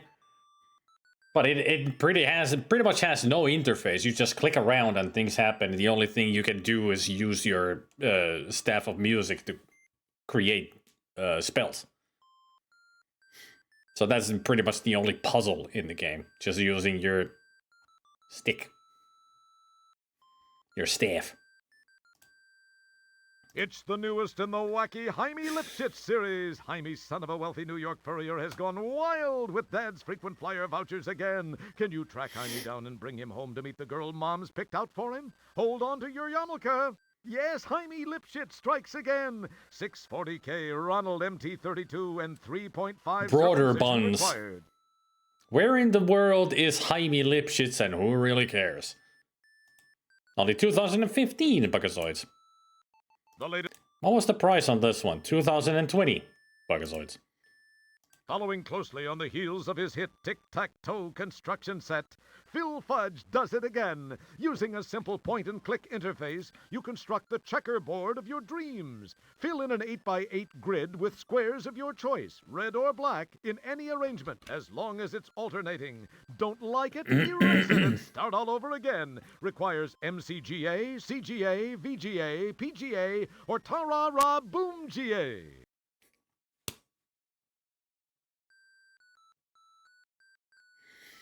They really made that joke. Ta-ra-ra-boom GA.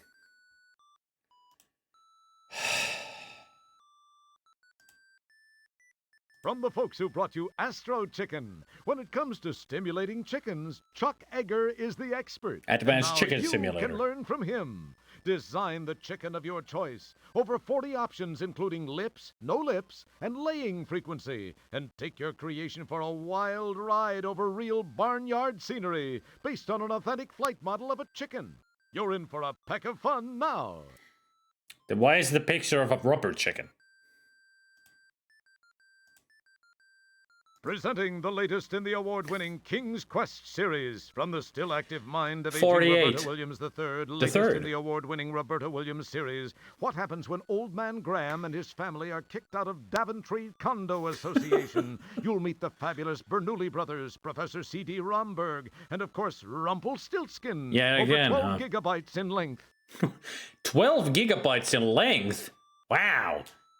Ain't nothing today, because some games are like 200 gigabytes.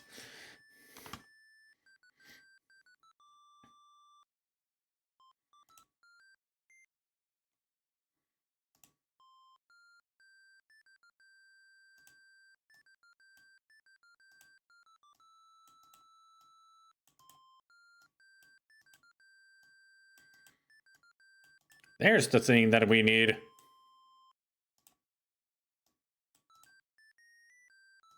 Head for the hills, it's coming, and this time Animaware. it's hungry. It came for dessert is a thrilling action-adventure in which a mob of pushy, overweight relatives invade your kitchen. The cake is a Armed with lie. only a Jell-O mold and a pastry bag, you must repel the invaders, always keeping an eye on your blood sugar level. It's the merriest mix-up since Animaware's fabulous Defender of the Crown Rib Roast.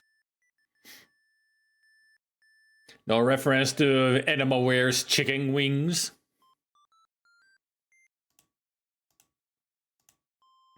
The two guys from Andromeda's latest sci-fi comedy, Space Quest 4, will give you hours of frustration unless you have this hint book. Want to know how to get the dog into the hanging basket? Want to find out how to attach the melon? Buy this hint book and it all becomes obvious. You'll hit your head and say, "Boy, how stupid could I have been? A moron could have figured this out. I must be a real dimwit, a pathetic nimno, a wretched, idiotic excuse for a human being not to have figured out these simple puzzles in the first place." Try it and see. Take it easy there, Space Ghost. We get it. 5 Buckazoids. All of the others are over 2,000 Buckazoids, and this is just 5. We'll keep. I see you've made a selection from our box of slop, bargain bin. Yes, I have. An SQ4 hint book. Yes, it's a Reveal-O-Matic electric hint revealer.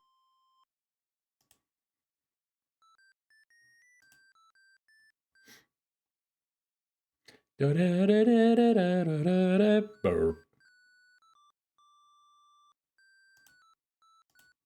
Thank you. You're welcome.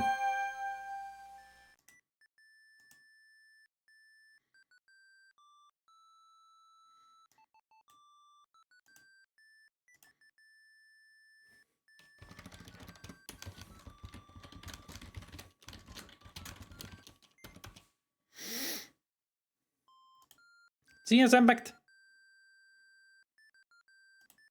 Keep your hand. I'm in a long tunnel with a light visible at the far end. What should I do? Maybe you're having a near-death experience? Go for it. Haven't you ever seen Poltergeist? Nothing happened. Go into the light, Carol Ann.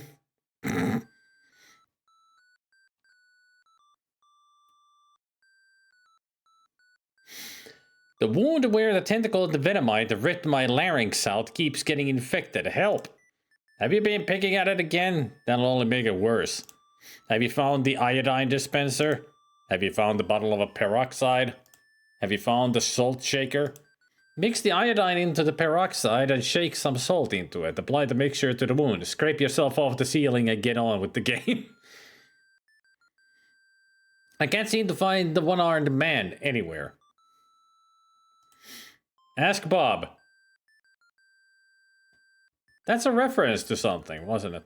Oh yeah, that's a Twin Peaks reference. Who do you think you're fooling? There's no one-armed man. You made it all up, Kimball. Turn yourself in. And that's a fugitive. You can't find the one-armed man, so don't bother looking. Okay, he's at the carnival. I can't hear what the two guys at the bar are saying. Have you tried typing "listen to men"? Oh, that's right, this is a parseless game. Click the ear icon on the men. Oh, that's right, there's no ear icon. Click the eye icon on the men. That didn't help either, did it? Did you think it would? Just fooling, there's no way to hear what they're saying. That'll teach you to read ahead in this hint book. Not to mention, you don't listen to the guys at the bar. In this game, it's only in Space Quest 1. Strawberry is to sky as fire engine is to blueberry, India, good dental hygiene, putting the keycard into the slot into the dracometer, and turning on the viewfinder. Okay. I'm in the stupid time pod. Where else can I go? Where do you think? Someplace where the sun don't shine. Yulin's Flats is if you had the coordinates. Oh, great. Only half the answer showed. It must be a defective hint module. No, it ain't. Now we got the full code.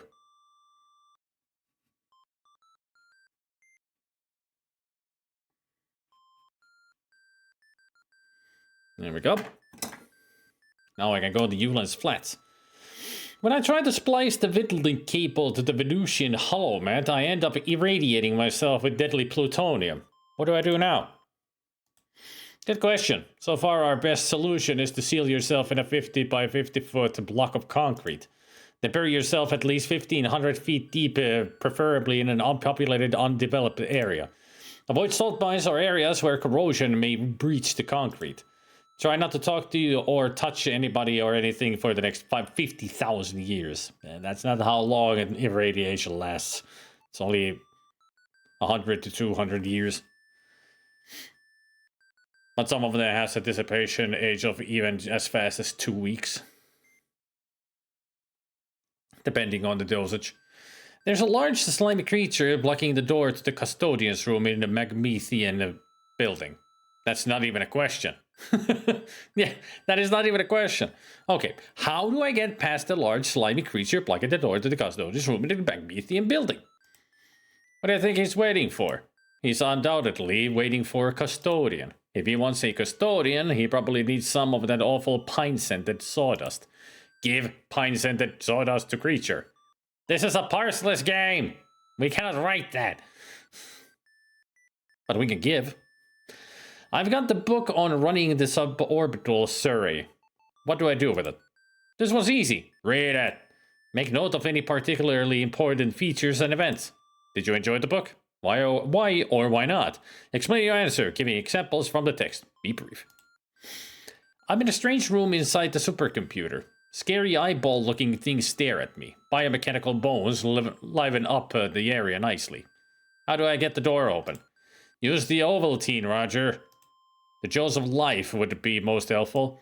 Since neither of these items are in the game, try this code. 54321. Since that one didn't work, try this one. 69. Nice. 65.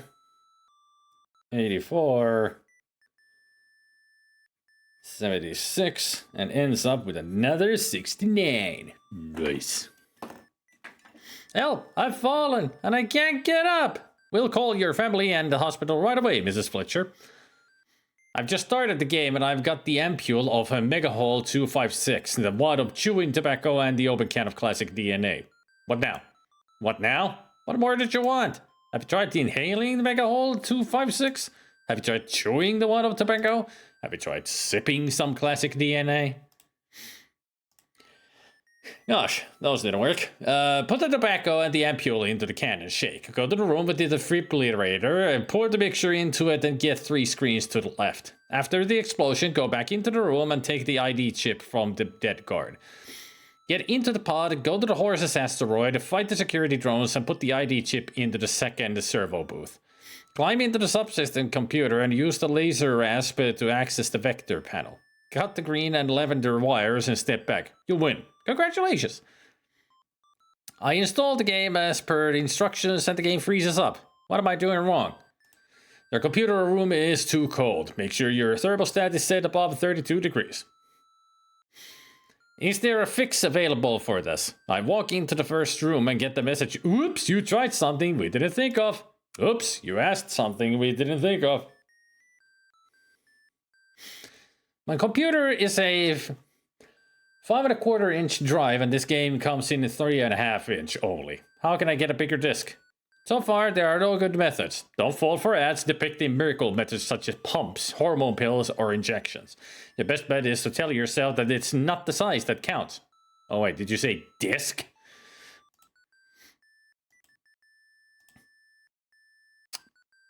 Funny stuff. Alright, now that we've got the proper codes that we needed.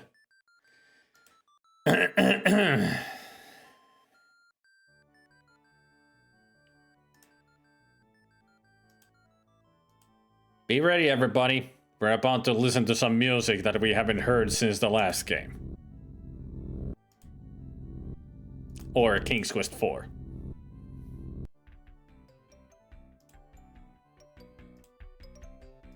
Excuse me, sir. Excuse me, sir. Thank you, sir. Yep. Thank you, sir.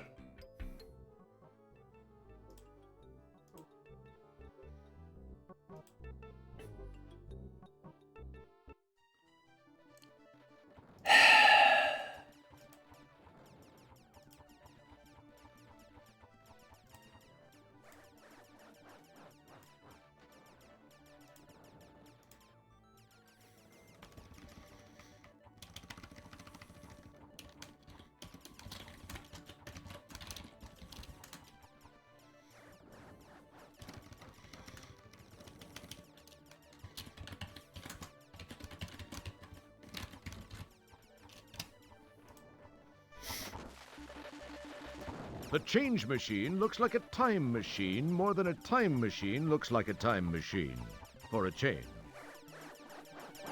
This slime flyer machine has seen better days. And better places. As you look around the arcade, you see that some of your old favorites are still working. Monaco Princess Stunt Drivin', Choke and Croak, Ghetto Blaster, and Dweeb Hunter. The air is filled with smoke, sweat, and ozone, reminding you of your favorite cologne, Night in Programming.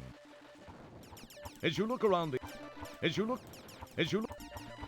Boy, you'd think after all these years they'd come up with something more sophisticated than frogs jumping from log to log. Hey, nothing wrong with Frogger. This game, Dweeb Hunter, reminds you too much of your present predicament. And guess who the dweeb is? Volhall, because we're hunting for him. Your best score on Captain Zappo was 251.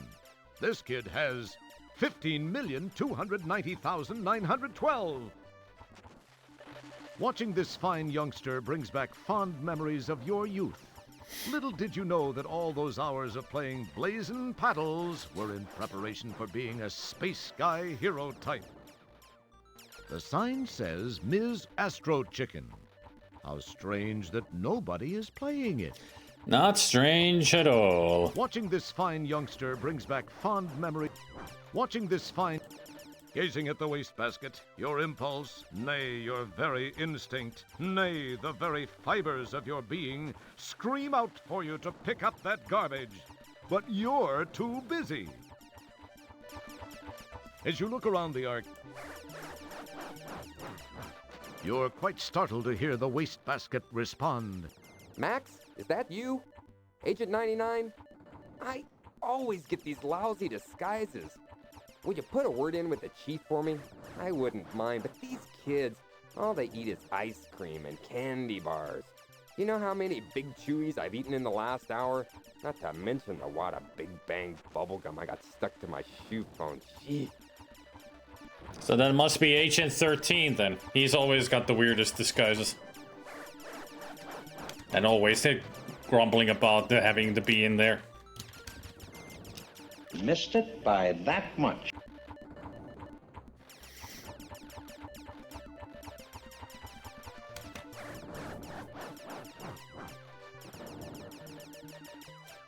It's a good Easter egg. I mean, I love a good Get Smart reference. Oh shit, I'm on the wrong side.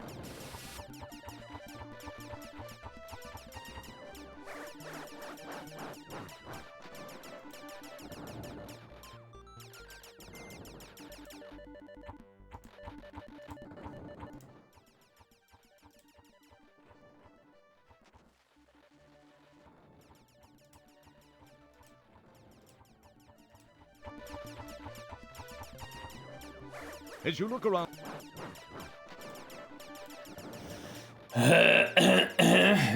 Here we go. Let's play some freaking Miss Astro Chicken.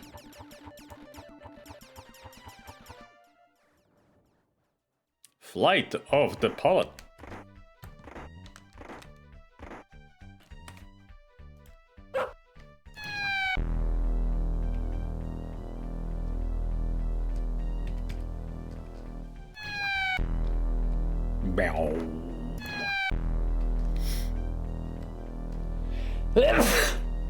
Wrong time to be sneezing.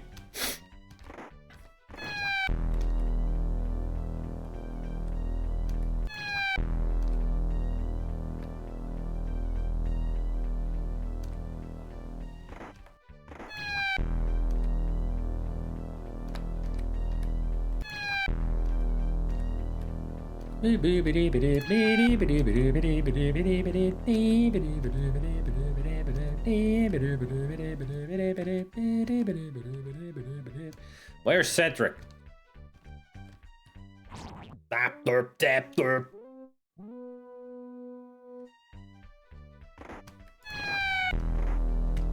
Yeah, that was close.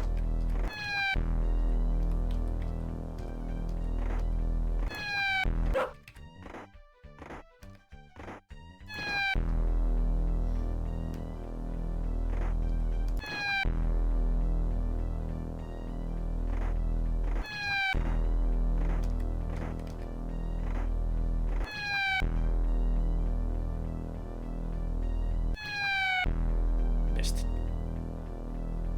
Up.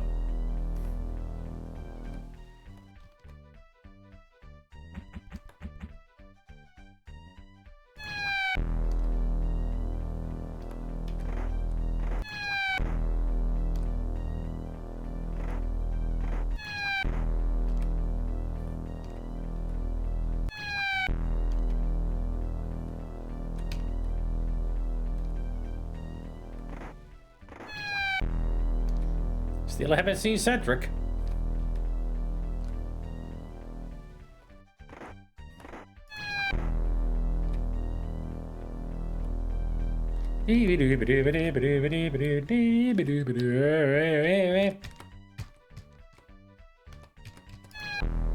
Woo.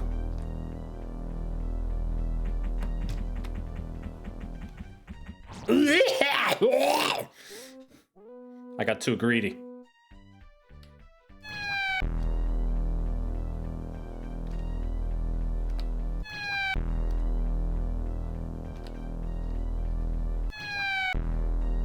Meow.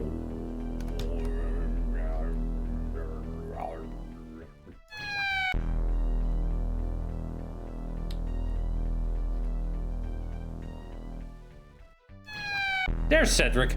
Bye, Cedric.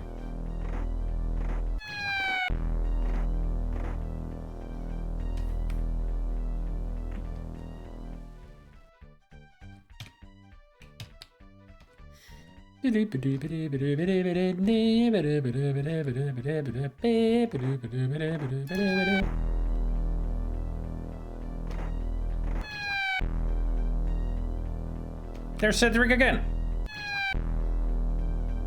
If only we could get him and Cedric on the screen at the same time. Because he can shoot Cedric.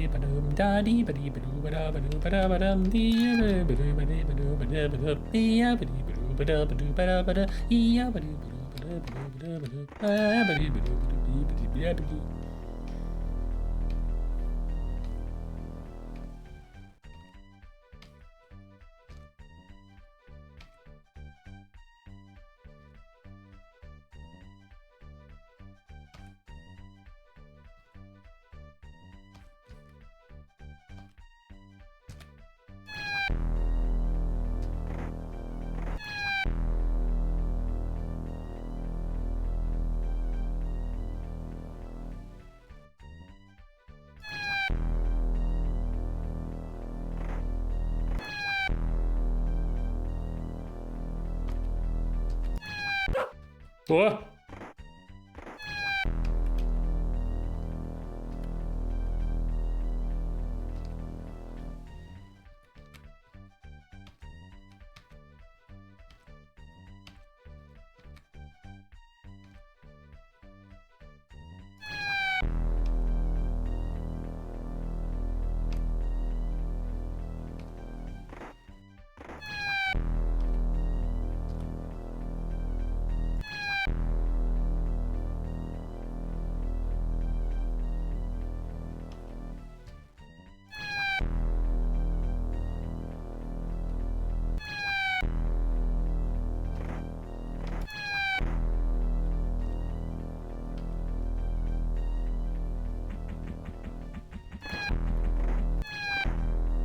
Oh shit. Oh. That was close.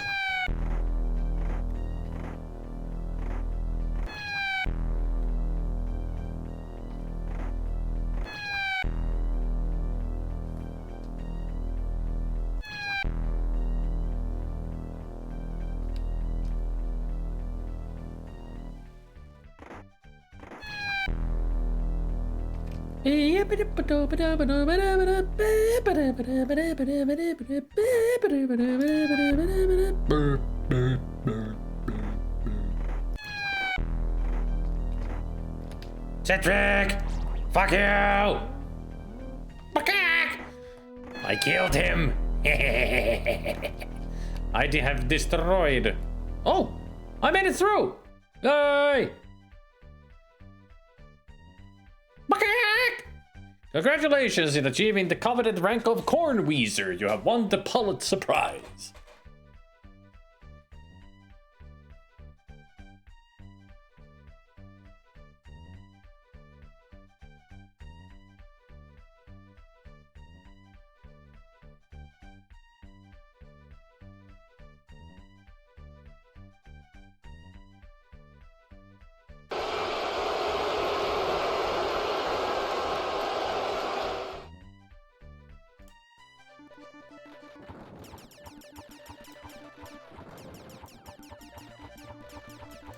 Fun, death fun.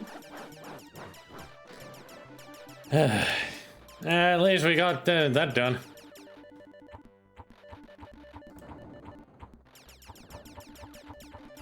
And here come the police.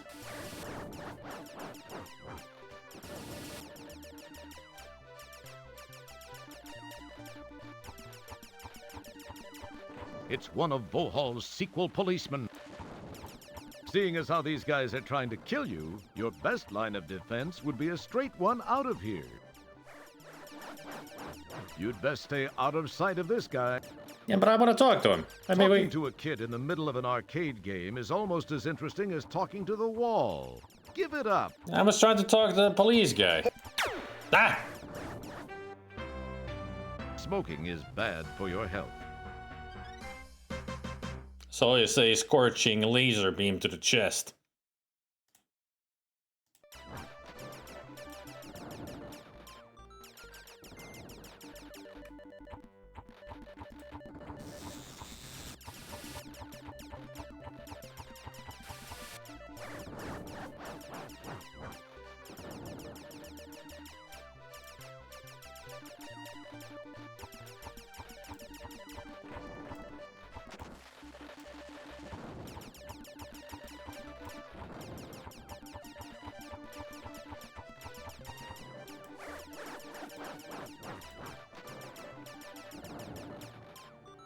I think there's like a secret sequence if you... Usually you need to go to the sacks.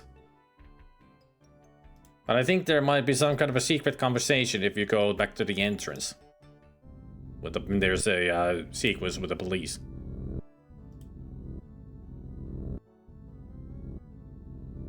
I remember seeing that in a Space Quest Historians video.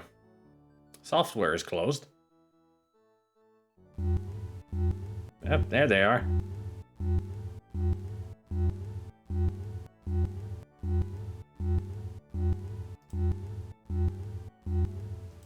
It's one of... That would be most unwise. Halt! Wilco!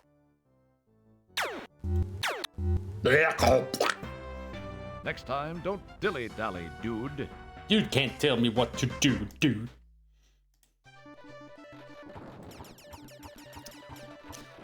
So I didn't trigger, so let's just get the heck out of here. No dilly-dallying now. Instead, let's go through the worst section of the game.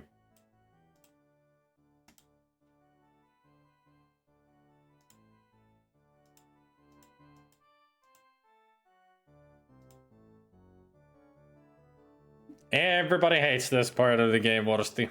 Everybody hates it.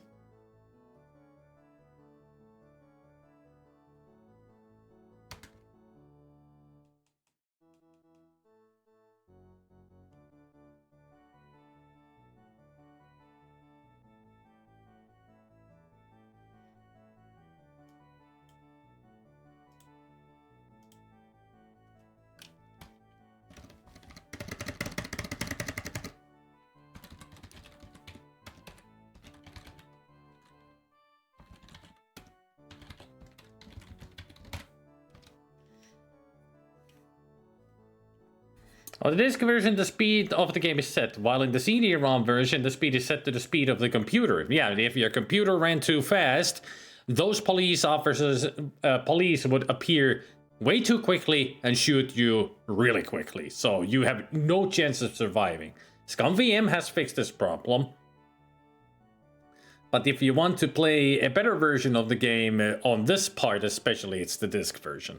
The floppy version just works better.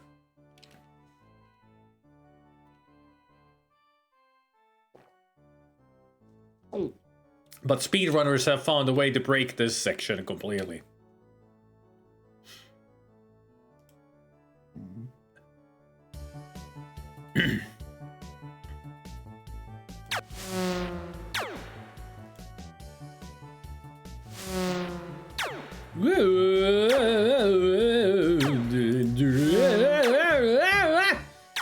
Get out of my way, you roller pieces of shit!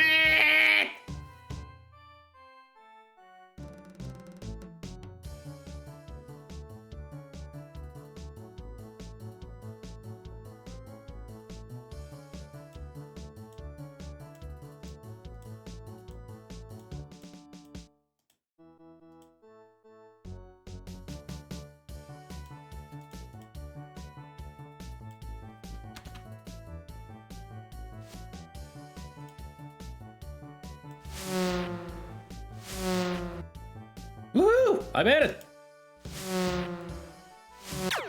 No, I didn't make it! Why didn't you walk off the screen? Worth a try. Roger, what are you doing, you dumb shit?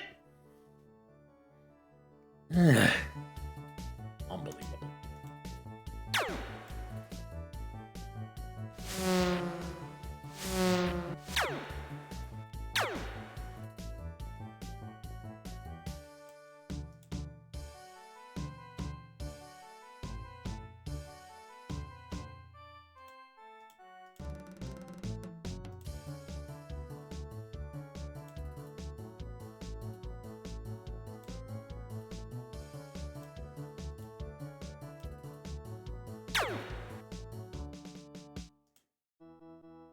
We're...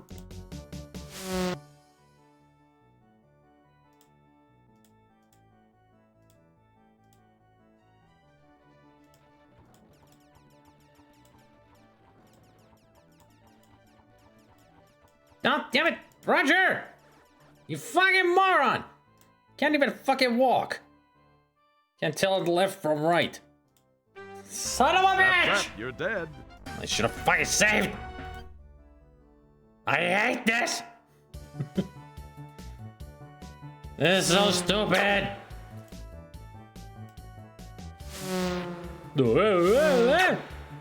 Let me go up. Thank you.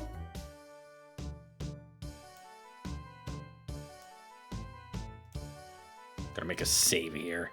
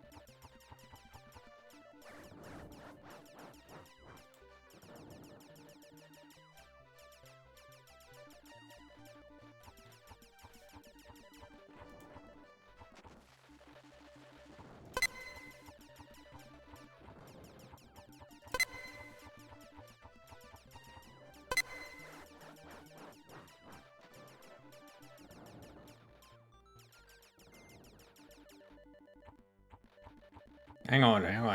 Get the fucking hand that way. And then it's... Alright, so it's...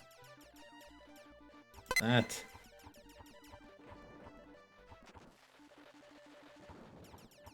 That. And T. The powerful quad quark drives Rev to life. Cannot even read my own handwriting anymore. And under the fibrillations of the time-rip transfluxers, your adrenaline and stomach reel with the hyperbolic hyperbole.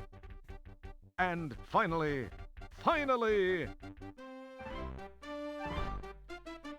Oh, escape.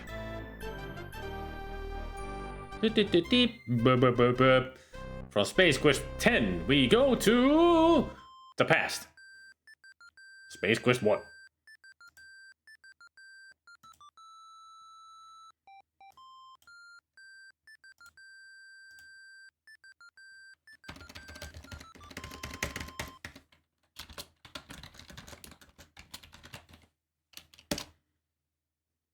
Memories race through your mind. You know you've seen this place in your distant past.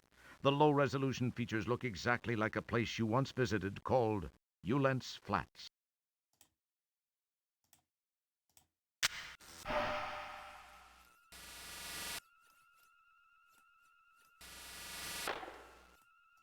This closely resembles the left side of Droids Be Us. I like it that the text box is actually the old text box.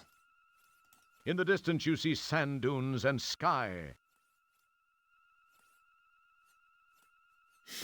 In the Space Quest remake, the VGA version, Time Pod appears as you rocket off, one screen to the left. Yep. So we have just missed ourselves, so there will be no time paradox.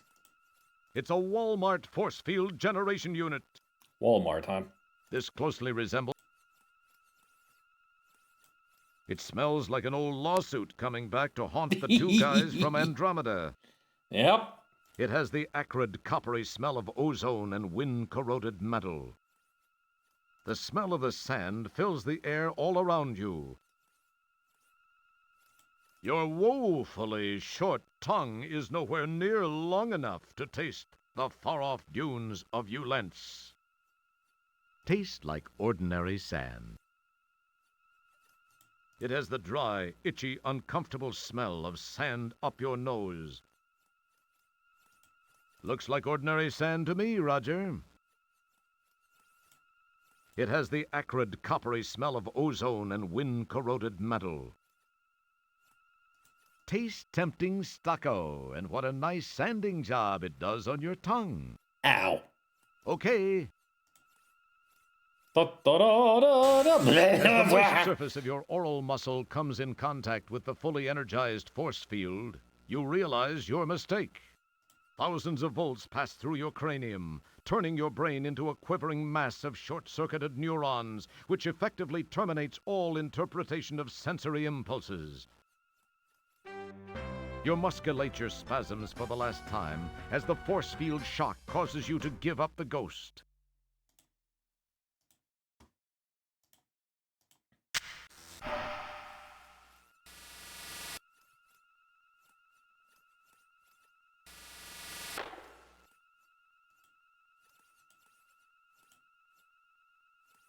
Let's take a look around.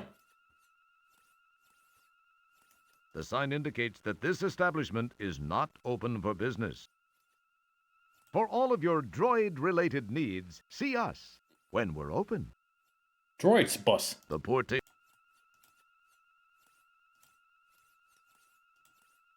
taste of the building is only matched by the poor taste of the architect. Too bad we cannot take a leak behind the building, as you can in Space Quest 1. You don't know what it says, but you're sure it's not flattering. This must be the back of a bar. Some fading graffiti adorns the wall. This must be the back. Back here, the bar smells like everything they didn't want stinking up the front. It smells just... An interesting mix of flavors. Stale Coronian ale, regurgitated Coronian ale, and Coronian ale that's otherwise been used and disposed of. So what he just tasted was old ale, vomit, and piss.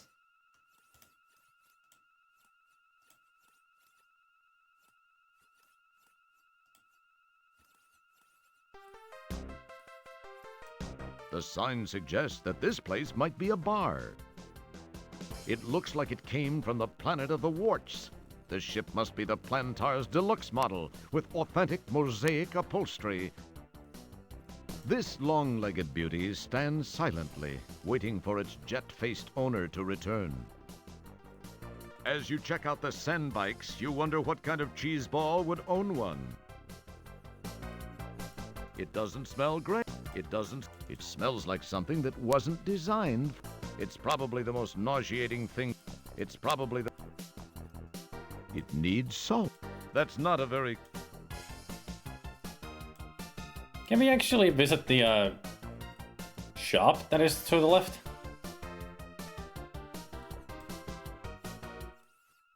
It still has... At the bottom of this excavation is a small craft almost totally buried in dirt. You remember barely making it back out when the engine died. Good to know that that's in the continuity. That you actually did use that machine to burrow into the ground. Hey, sweet.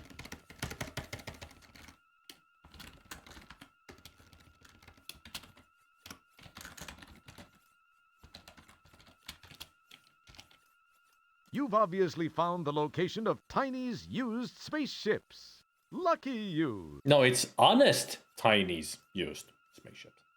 This must be the Yugo of spaceships. Yugo. You wonder why anyone would bother to lock it. Volkswagen. No, Yugo. Whichever. Smells like dirt. It doesn't smell great. Tastes like dirt. This is the tale of a ship parked for business at the Ulent's Flats Bar. It smells... Nah, you'd rather not. It needs salt. It tastes like nothing you... This building is quite small. Maybe this is why it's called Tiny's. So you don't remember how big the guy was?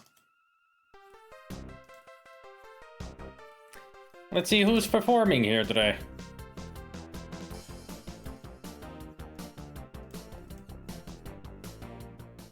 It's the Blues Brothers. The old bar is still here. The smell of Coronian ale stinks up the place. The aroma leads you to remember vividly your previous visit here. You break out in a cold sweat. I'm glad that the arcade machine, or the cash machine is gone. I need to play that anymore. You see two guys singing. From your position in the bar, you can only see sky through the window. You see a book of matches on the bar countertop. You see a man behind the bar serving drinks. Some rather drab-looking individuals are hogging the bar. This guy's too ugly to describe. Some rather drab-looking individuals are hogging the bar. This guy's really ugly. Some rather drab-looking individuals are hogging the bar. This guy's the ugliest of all. Fortunately, they play much better than they smell. It smells like something that wasn't designed. It tastes like nothing you'd ever want. Nah, you'd rather. They don't have time to talk right now. It smells like something that... It's probably the most... It smells like...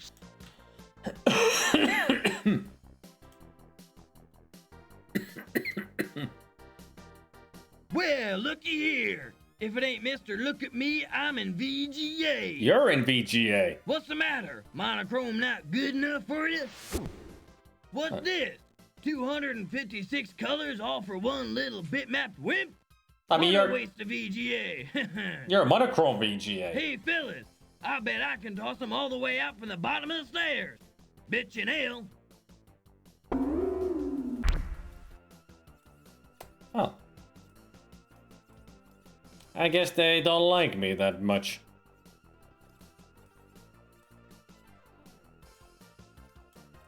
Friendly neighborhood.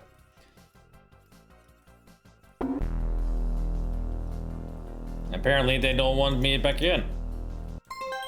Well, screw them.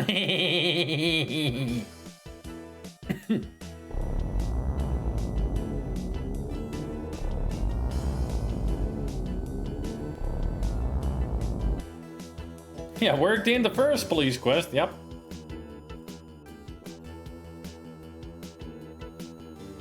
Let me guess, he's... Oh. Would it be funnier if he was here? That was close. Hey, how come their bikes can go through the force field? Because they're VGA and the force field is EGA? Oh. You hear a high-pitched whine from the east. Ow! Nice reflexes. Life is pounded loose from your body by the I got the impact of points a for dying. sandbike. Now this is a pain that'll linger.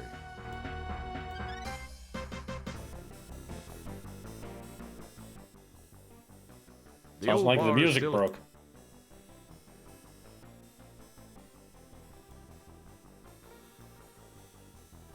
Your attempt to get the matches failed.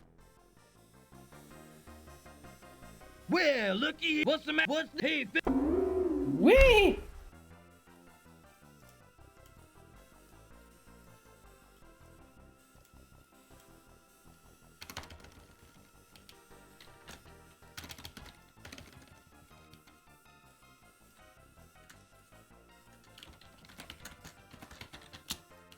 Yoon.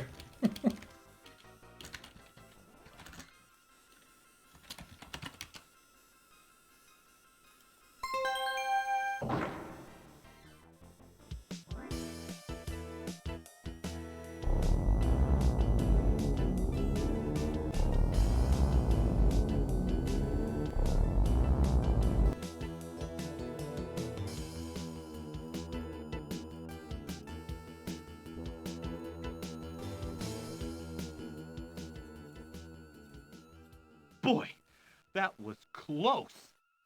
Hey, how come their bikes can go through the force field? Because their bikes are special. Like they are. You hear a high-pitched whine from the east.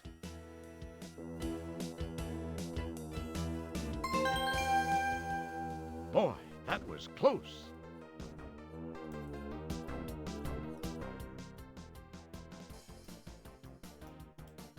Now we can get the matches. You pick up the book of matches. A book of matches. You know, it would have been funnier if they were still in EGA form. But they turned into VGA once we leave the place.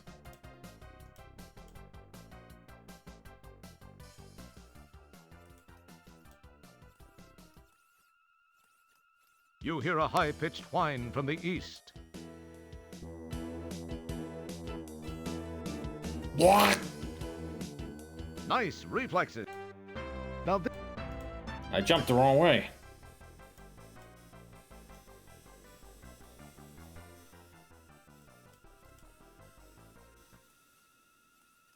you hear a high... There we go. Boy, that was close. Hey, Sonic.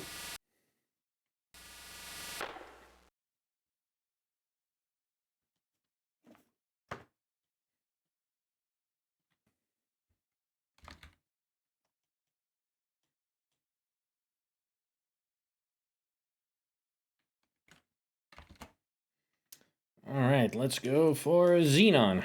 Got a retard there.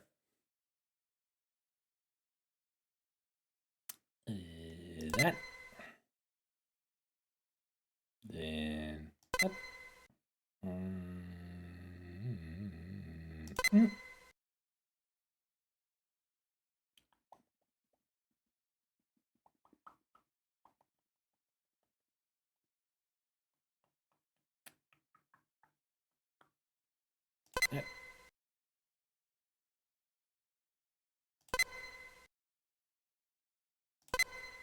The powerful quad quark drives Rev to life. Time and space bend under the fibrillations of the time-rip transfluxers. Your adrenaline and stomach reel with the hyperbolic hyperbole. And finally...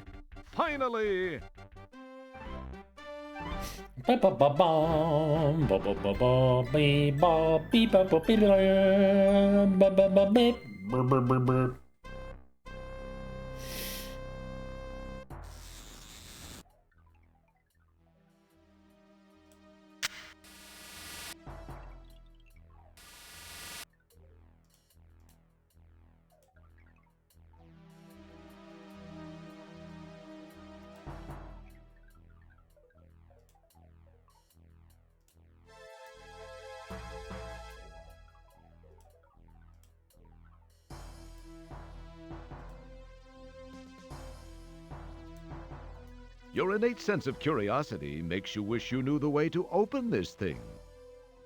Oh, we do know how to open this thing. That's why we've been carrying the acid with us the whole time. You have a jar of green acid. This is the place where we get to use it.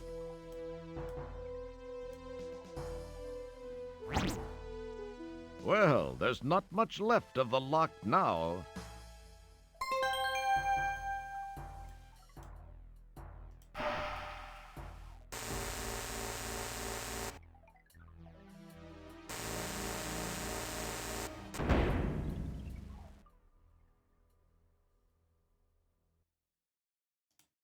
You see what look like beam emitters, but no beams.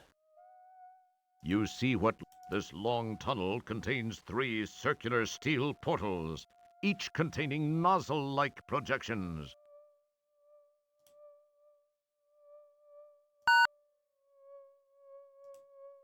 I mean, it doesn't look dangerous at all. Should be fine.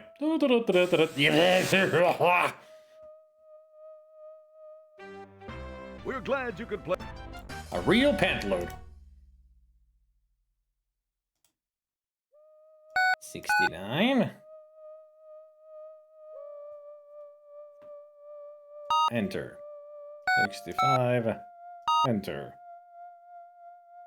84. Enter. 76. Enter. And 69. Enter.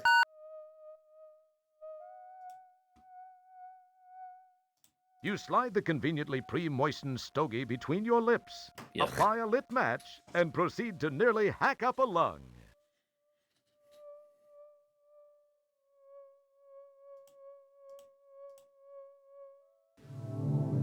You cast the old stogie to the ground.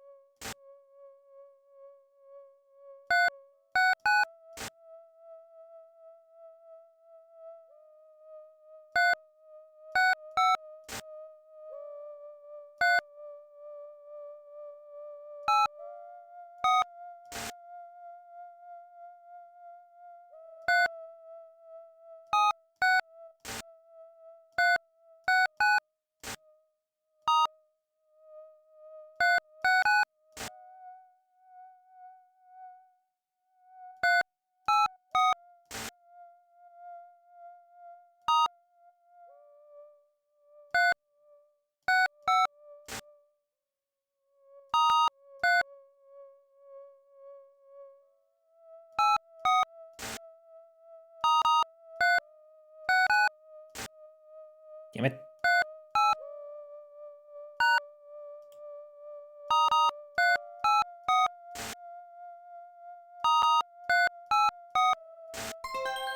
There we go. Got it. In the end.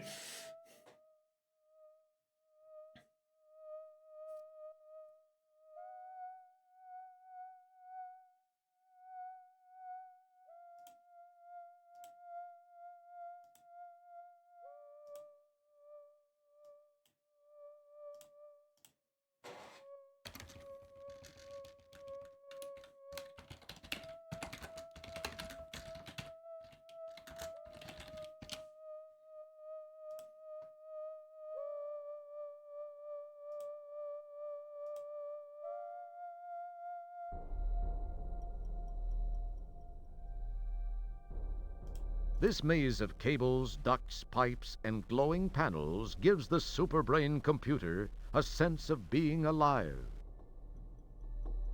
And also the place is creepier in the floppy version because this is way bright. In the floppy version, this place is darker and much creepier. Even better on the Giger feeling here.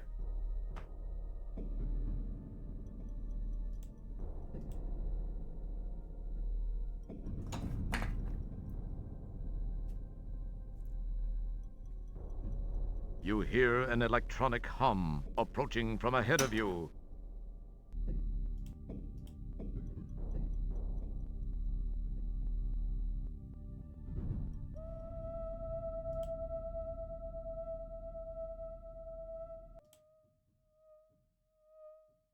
Yeah, it's the floppy version especially, it's super broken, like it...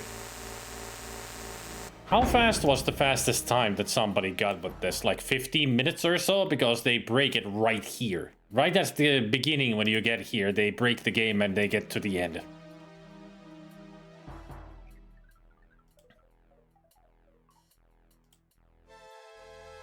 Like they, a certain way if you move on the second screen there with the, with that ship, Roger will walk off the screen and they can walk into the, past the whole lock system and everything.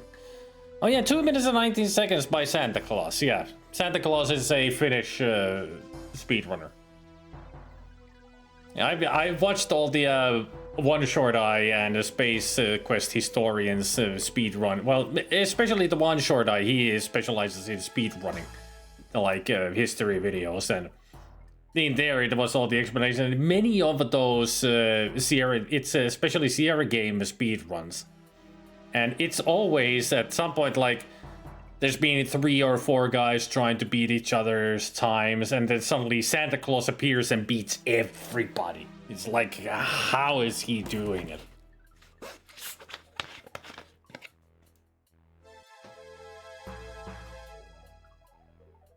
Like Santa Claus just looks at everybody's speed runs, then somehow figures out how broken the game can be.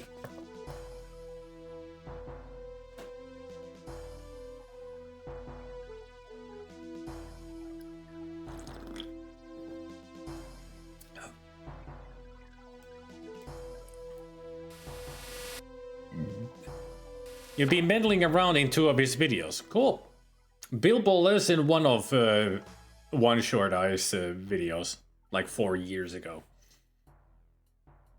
Bilbo used to do King's Quest runs. I think it was 3 that he is in the video.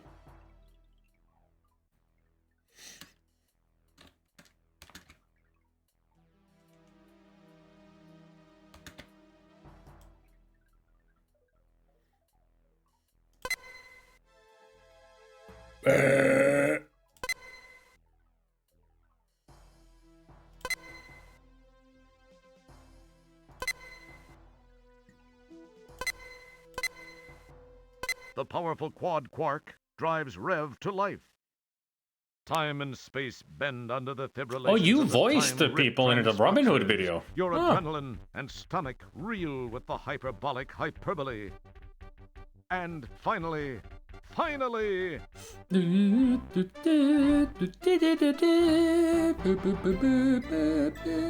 didn't know that you were in the video, Soompa Doompa. I should rewatch the Robin Hood video because that's a really good one. Even though the video is like 2 hours long, it's really good, like explaining thoroughly why Conquest of the Longbow is such a good game.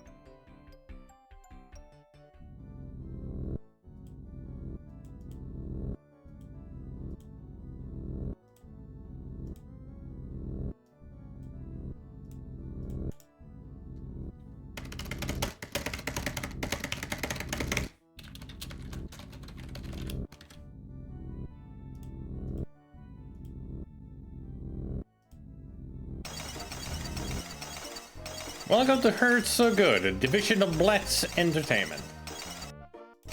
There's probably not much in this robot's head. Uh-huh.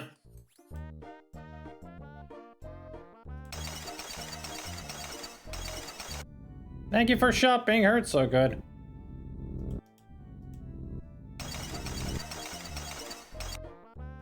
Smells like he put too much lube in a tube on this morning. Your sense of appropriate public behavior leaves a lot to be desired. The friendly sales bot smiles at you and thanks you for licking his chest monitor clean. It smells dusty, like old electronics. Anyway, let's go shopping, shall we? Automated catalog. Welcome to our automated catalog. Please select from the following departments. The electronic mummy. Iceman pocket... Iceman pocket ice machine. This miracle of modern engineering fits in purse or pocketbook and freezes 15 pounds of ice cubes per hour. Choose from ice slices, cubes, or crushed. Requires mini hydrogen and oxygen canisters sold separately. Breaks the ice at parties. 300 buckazoids recalled by manufacturer. If I remember correctly, that's actually the voice of the same actor who plays Roger. Originally, it was supposed to be Roger's voice as normal, as it would be him reading the text. But then they changed that into the robot doing it. Epachia. Now you can remove unsightly chia growth from upper lip, legs, bikini area, and small clay figurines. Painless and electronic. Almost tickles once you get used to it. Instantly cauterizes major blood vessels. Battery operated. 32 volt dry cell not included. 32 buckazoids. Not available in the spiral arm. Cauterizes major blood vessels? That's not a good thing.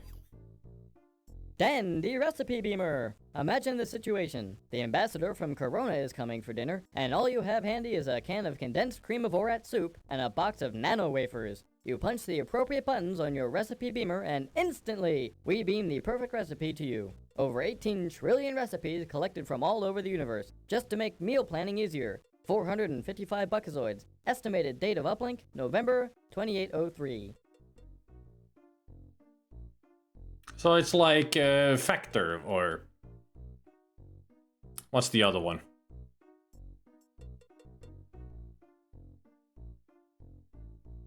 I mean, nowadays it's pretty much just Factor, delivering good food and recipes. Cyber debunker. If your offspring is turning out to be just another rotten cyberpunk, you need the Cyber Debunker. Works while your child sleeps to replace black market implants and removes anti-productive attitudes. May cause some motor impairment and memory loss, but isn't that a small price to pay? Yes. Battery operated. 580 buckazoids. Currently under UCC investigation. I wonder why.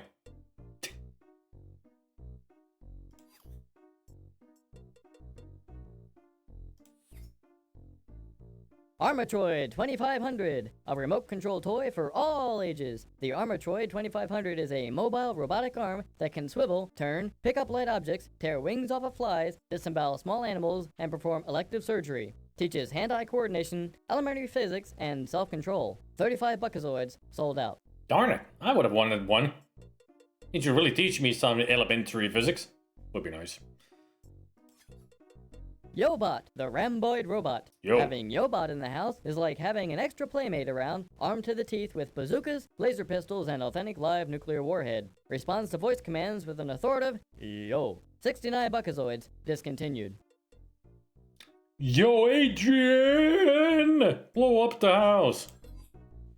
Weather radio. Hours of fun. Press the bar and get a burst of static. If you can figure out whether or not it's a radio, you're smarter than we are. Ability to pull in stations and reproduce sounds not included. 20 buckazoids. Due to delay in manufacturing, this item is not yet available. I mean, it's weather radio, so it's whether a radio or not, and apparently it's not available because it's not a radio yet. Funny. Universal remote control. Control the entire universe with one remote control. Open garage doors on other planets. Turn off crucial life support systems on passing spaceships. Terrify primitive cultures. Requires one AAA battery. Not included. 1,050 buckazoids. Sold out. One AAA battery? What's the specials today? These special sale items are available for a limited time only. Availability is limited to items in stock, as is only, no returns. Some items may be demo models, scratched, dented, or just not in very good shape. Alright. No warranties expressed or implied apply to these items. Okay. No refund or exchange. Got it. Re-Shrink Wrap 2000. Work for a large retail software chain? Like to take the products home and diddle with them? The Re-Shrink Wrap 2000 re-shrink wraps any size software box. Is that game new or used? Only you'll know for sure. Keep the customers guessing. Dealers only, please. 1,033 buckazoids. I'm sure a lot of people would an item like this these days.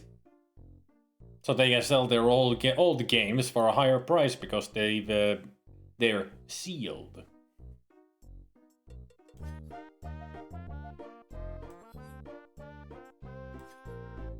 Faux Components Swiss Army Micro Entertainment Center. Styled to look like a real set of miniature components, this is a complete home entertainment center in one 4x6-inch box. Includes CD-ROM unit, turntable, dual cassette with HyperWow and Mega Flutter, unfolding 84-inch digital color projection multiscreen TV, corkscrew, and toothpick.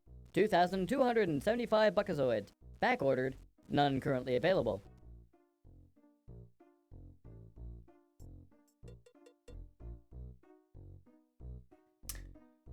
A 4x6-inch box, a CD-ROM unit, turntable, dual cassette with HyperWow and Mega Flutter, unfolding 84-inch digital color projection multi-screen TV, corkscrew and toothpick.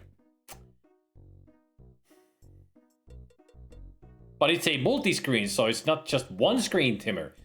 It's multiple. So you can watch like probably 9 channels at the same time.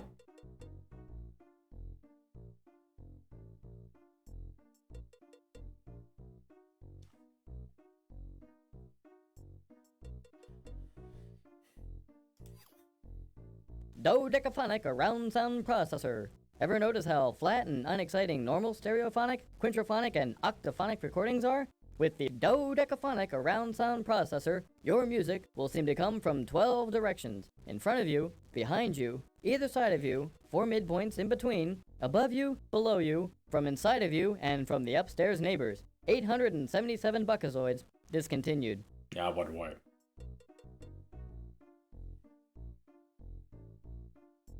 Nowadays, I see people complaining when TVs aren't available in 98 or 110 inches, yeah.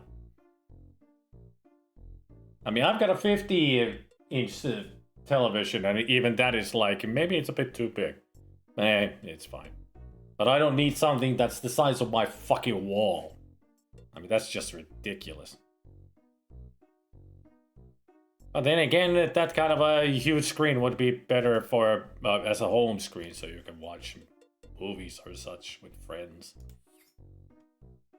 CD-GI-ROM TV. Move over CD-ROM, CDG, CDI, and CD-TV. CD-GDI-ROM TV does everything the others do and more. Besides accepting the formats mentioned above, CD-GI-ROM TV also plays high-quality Laserdisc movies, sure to become popular any century now. Laserdisc. 842 buckazoids. Estimated delivery, summer 2,735. Laserdisc movies. Too bad Laserdisc didn't take off, because Laserdisc actually was, as far as I know, a really good one, but it never really took off, yeah. It was just a ridiculous size of a disc. I think that was the downfall of it. You can find 40-inch TVs nowadays for under 200 bucks, yeah. They're really cheap. Pocket Pal Portable Terminal. Say, is that a complete workstation in your pocket, or are you just glad to see me? Now you can carry the power of a dumb terminal around with you without even creasing your jumpsuit. Includes chiclet-style keyboard and dentine-style mouse. 3,406 buckazoids. Yeah, I don't need it. I already got one. Pocket Pal Connector. That's what I If need. you're a proud owner of our ever-popular Pocket Pal portable terminal, you have no doubt noticed that, without the proper connector, it is virtually useless. Fortunately, at this moment, our exclusive Pocket Pal connector is on sale for just 1,999 buckazoids. Get yours now before the price goes up even further. I'd better get it because I only got 2008. I'll order. With great patience, you insert each and every one of the 1,999 buckazoids into the sales bot's coin receptor. Wow. 1, 2, 3, 4, 5, 6, 7, 8, 9, 10. 2 hours later. 1,875, 1,876, 1,877, 1,878, 1,879, 1,800. Fuck it. 1, 2, 3. Like starting over. Oh, wait, I don't have that money. And now we need to pick up the one that we need, that we saw, the plug, which is this one. Beep.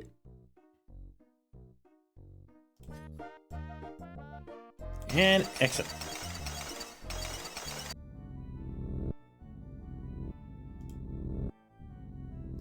A Pocket Pal adapter plug.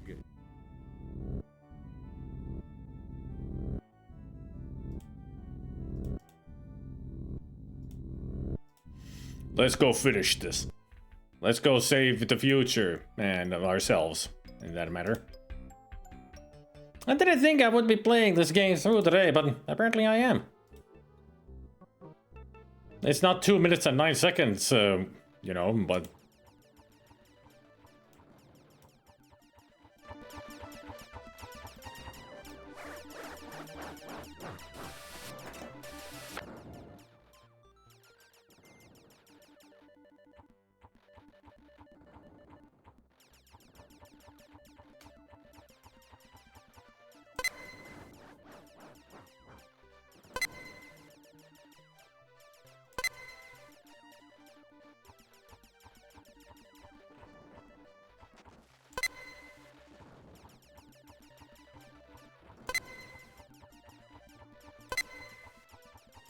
The powerful quad quark drives Rev to life. Time and space We bend didn't under have a the satellite dish fibrillations of the at all. time rip transfluxers. Your adrenaline and stomach reel with the hyperbolic hyperbole. I know some of the neighbors finally- had them. Finally! It was interesting to see the satellite dish installed, like in the rooftop. It wasn't even a huge one, it was like this big in diameter, I think. But it was still neat to see.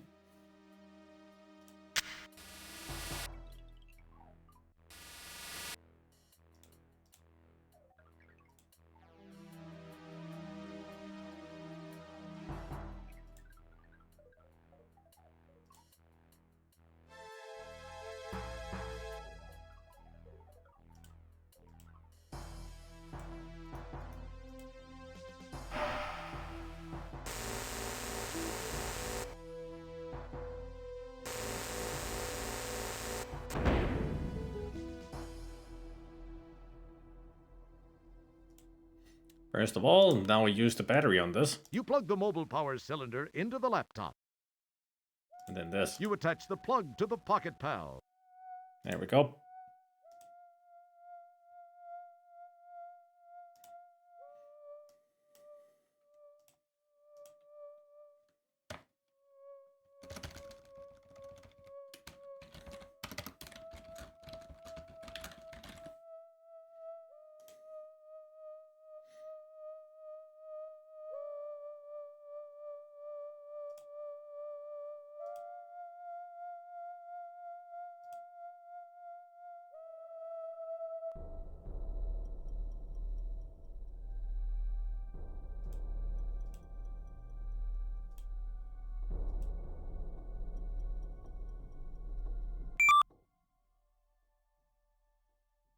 Maybe if you wait a while, the nice droid will come around to where you are and talk to you. Yeah. It It smells like something that wasn't.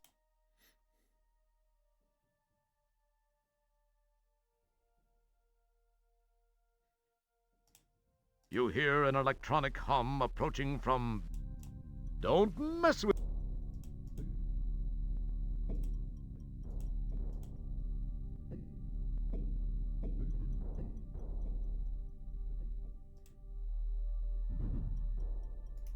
The strange light pulses toward the center structure. This maze of cables... You hear an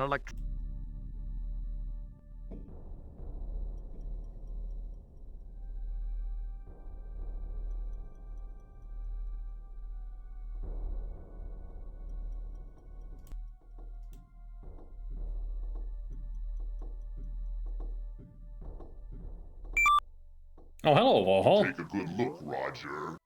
Yeah, you're ugly as shit. Remember this poor wretched soul, for he is your son. Gasp. Oh shit, oh shit, oh shit. Yeah, it does look like a probe robot from Star Wars.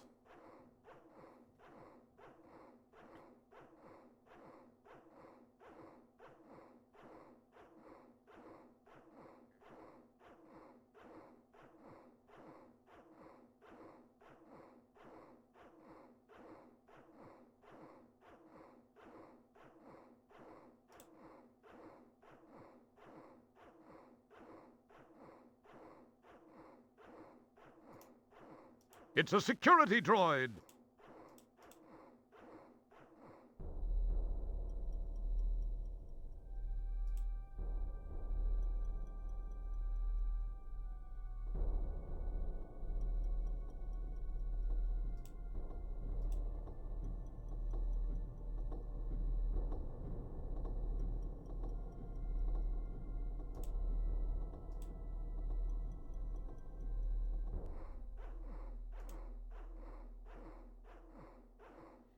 We should be safe.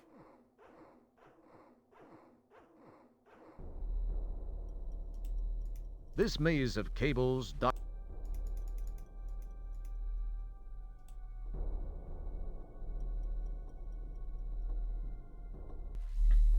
Yeah, this is the place we needed to be at.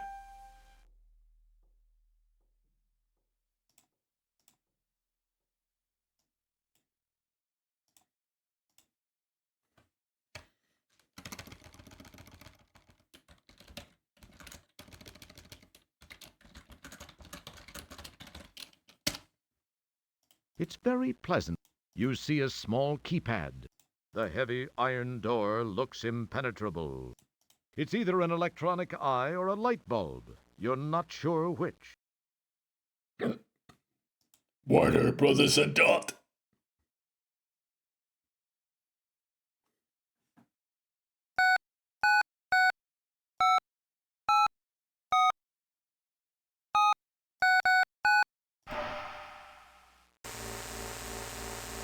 There actually is a different code to use here because they programmed it a bit wrong.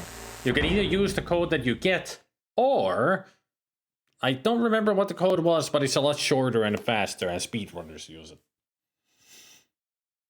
And also, this whole area is heavily inspired by Alien, as you can tell from the H.R. Giger art of the corridors, and that is the mother computer. Yeah, 26229, yeah. I think that is it, yeah.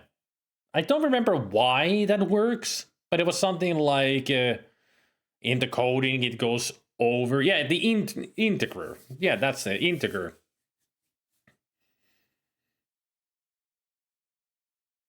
That's what it was, the integer coding. So, that's why that works. So it's the shortest code that they need to just punch in and... But with speedrunning, you don't even need that code because you can skip this whole freaking section. Just get to the end.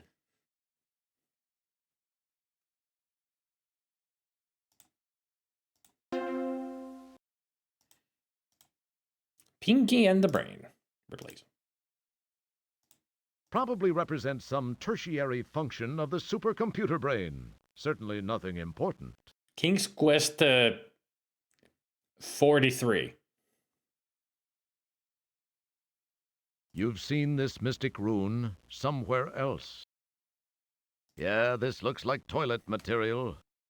Leisure Suit 4. This is your brain. Had this been a real brain, you would have known how to use it. Looks rather like a security droid of some sort. Well, we should flush that down the toilet, right? Memory free 2,451 kilobytes.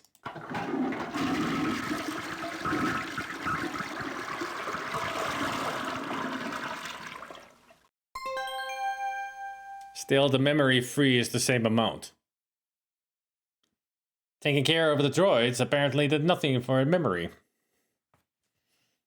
They took no space in there, yet the programming was in there.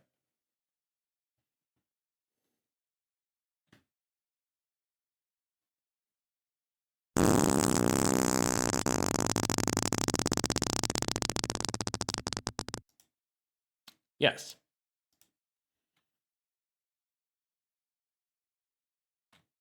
You guys want to see how to get a proper game over in this game?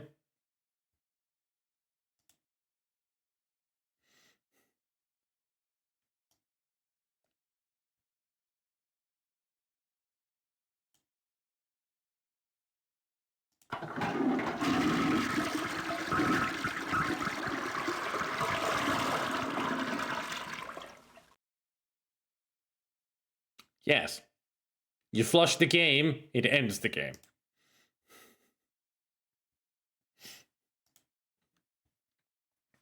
I mean, you're flushing the game. So, of course, it's like exiting it.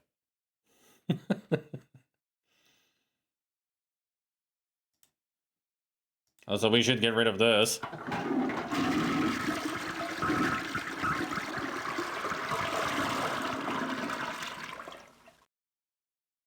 It's not showing how much memory there is free.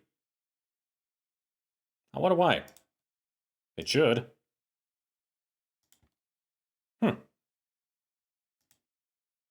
Somehow it's the text is gone. It should be there. Don't mess. No, I'm sorry. There it is. So now let's flush LSL4. Now we know why Leisure Suit Larry 4 doesn't exist. It was flushed. That still didn't free anything. How about the King's Quest game?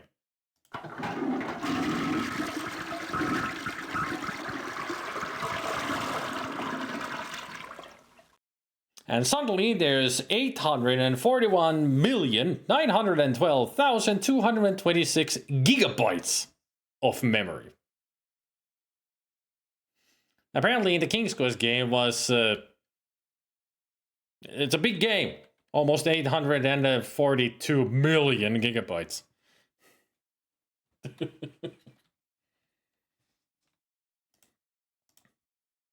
But let's do the real thing here. We need to flush the brain.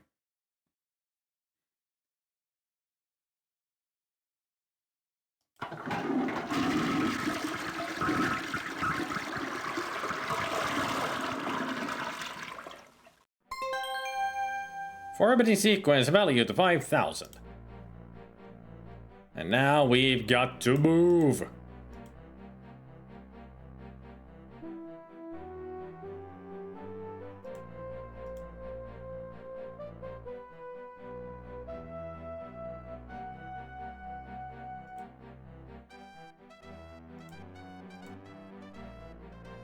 Now we got something more epic than the Metroid music.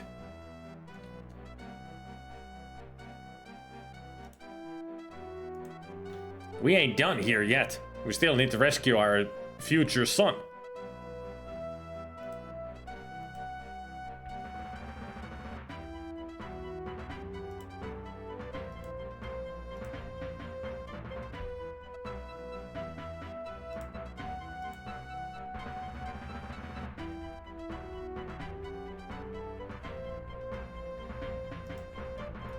You don't need to look. This maze of cable... No description on the elevator, huh?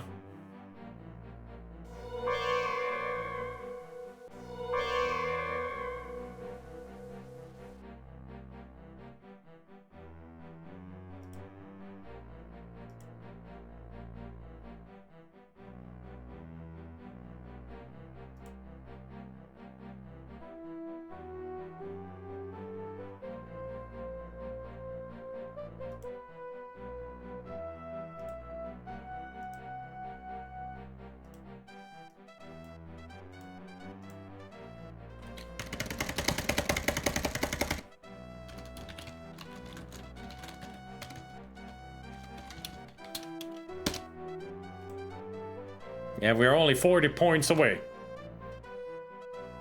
Let's do this.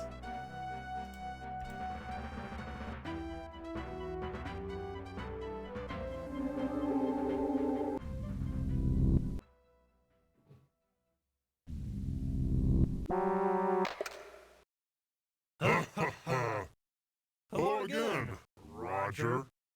It's me, your old friend, Sludge Volhall. I've taken the liberty of borrowing your son's body. I had to remove him first to make room for my mental self. His is on this disc. Ah, he's a transformer. Say, it's most enjoyable to be in a young, healthy body, even if it's from your bloodline. In fact, I like it so much, I think I'll keep it. I guess we'll have no use for this anymore.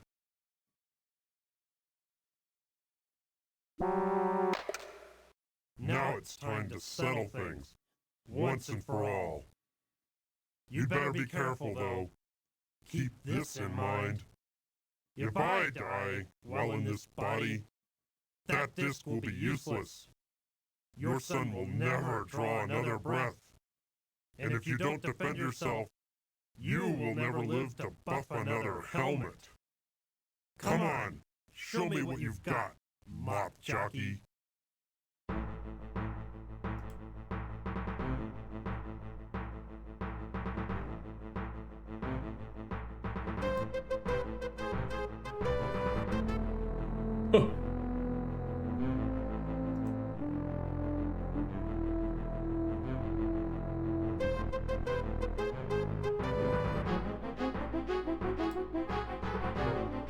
On.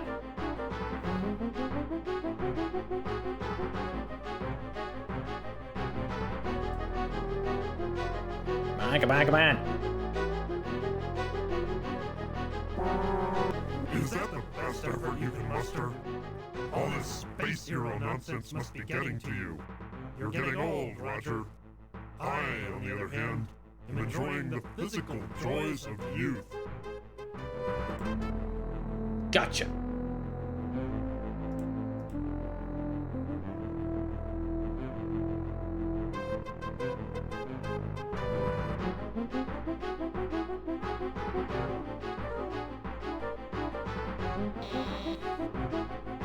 T-minus 2,750. Safety margin, very good. The label on the diskette reads, Roger Jr., Brain Tools, Stunt Flyer. Ooh, Stunt Flyer.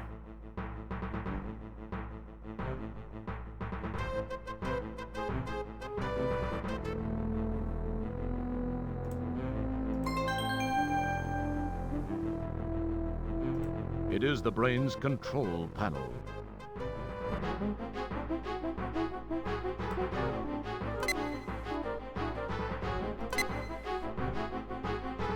Program uploaded to main computer.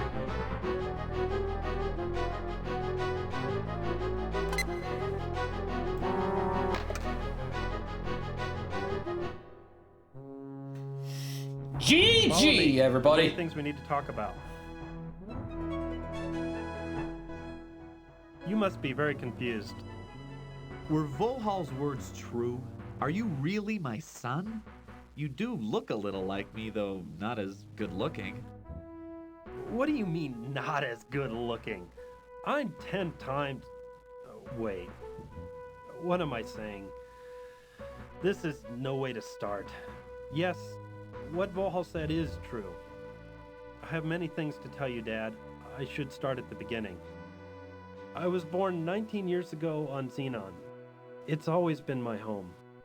The Xenon of today, at least up until recently, had made great strides in managing our planet's resources. That included water, minerals, even the talent of our population. We enjoyed peace for so many years, we took it for granted. The creation of the first super biomech computer was the biggest success story in our history.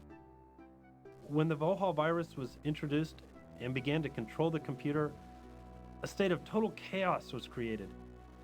We were unprepared for what followed as Volhal turned our technology against us. The population was quickly decimated. Some of us stayed and tried to fight, some were captured, and some fled the planet. When it seemed there was no hope, we thought of one last, long-shot effort. That was to find the only person in history ever to defeat Volhal. We had to go back in time to find that person, you. We got there just in time. You had to go back in time to get me? Why wasn't I available in this time? What happened to me? I don't understand. I'm sorry. There are some things I wish I could tell you, but can't. I know that's not what you want to hear. Believe me, I just can't. Hey, if you're my son, who's your mother? My wife? Where is she? Who is she? You sure ask a lot of questions for a janitor.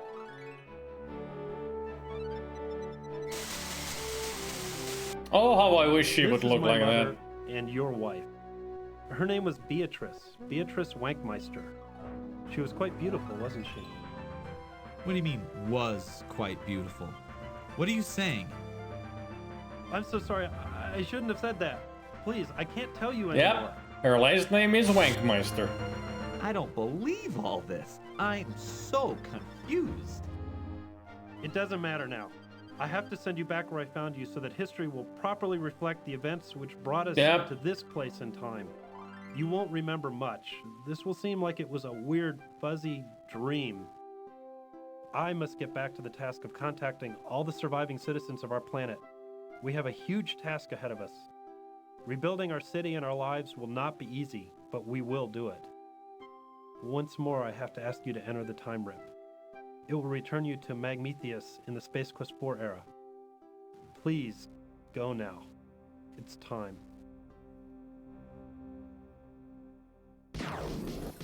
Dad? I'm glad I got to see you, even if only for a few minutes. Xenon owes you a lot. Goodbye, Dad.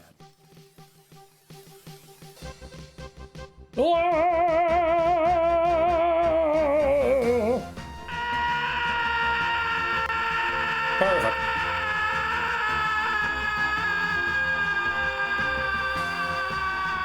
So many unanswered questions. The future should prove most interesting for Roger, if he can stay out of trouble long enough to reach it. We're glad you could help Roger get through it all. Thank you for playing Space Quest 4. You're welcome.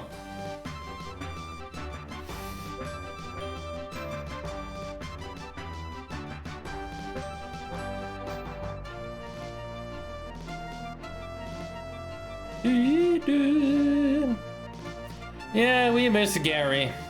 Yeah, Beatrice is in the Space Quest 5. Yeah. That's where we meet her.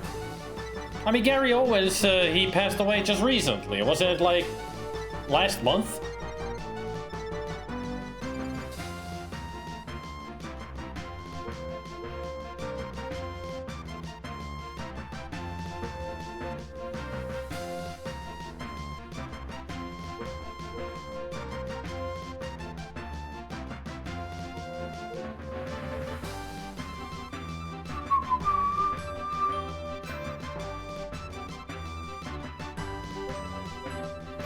Do we get to see who did the voices? Oh, yes. Jane Jensen was Maybot. Okay. Scott Murphy was Sludge, Mohole, and the Mustard? And Josh Mandel was Monolith Burger manager. Josh Mandel being the legendary voice of King Graham in King's Quest V. Jane Jensen was Maybot. She did an incredible Mae West impression. That was awesome. There, full points.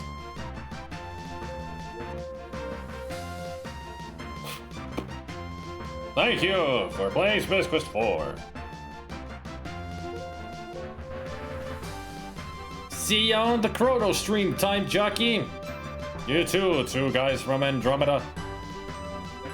Do something of redeeming social value.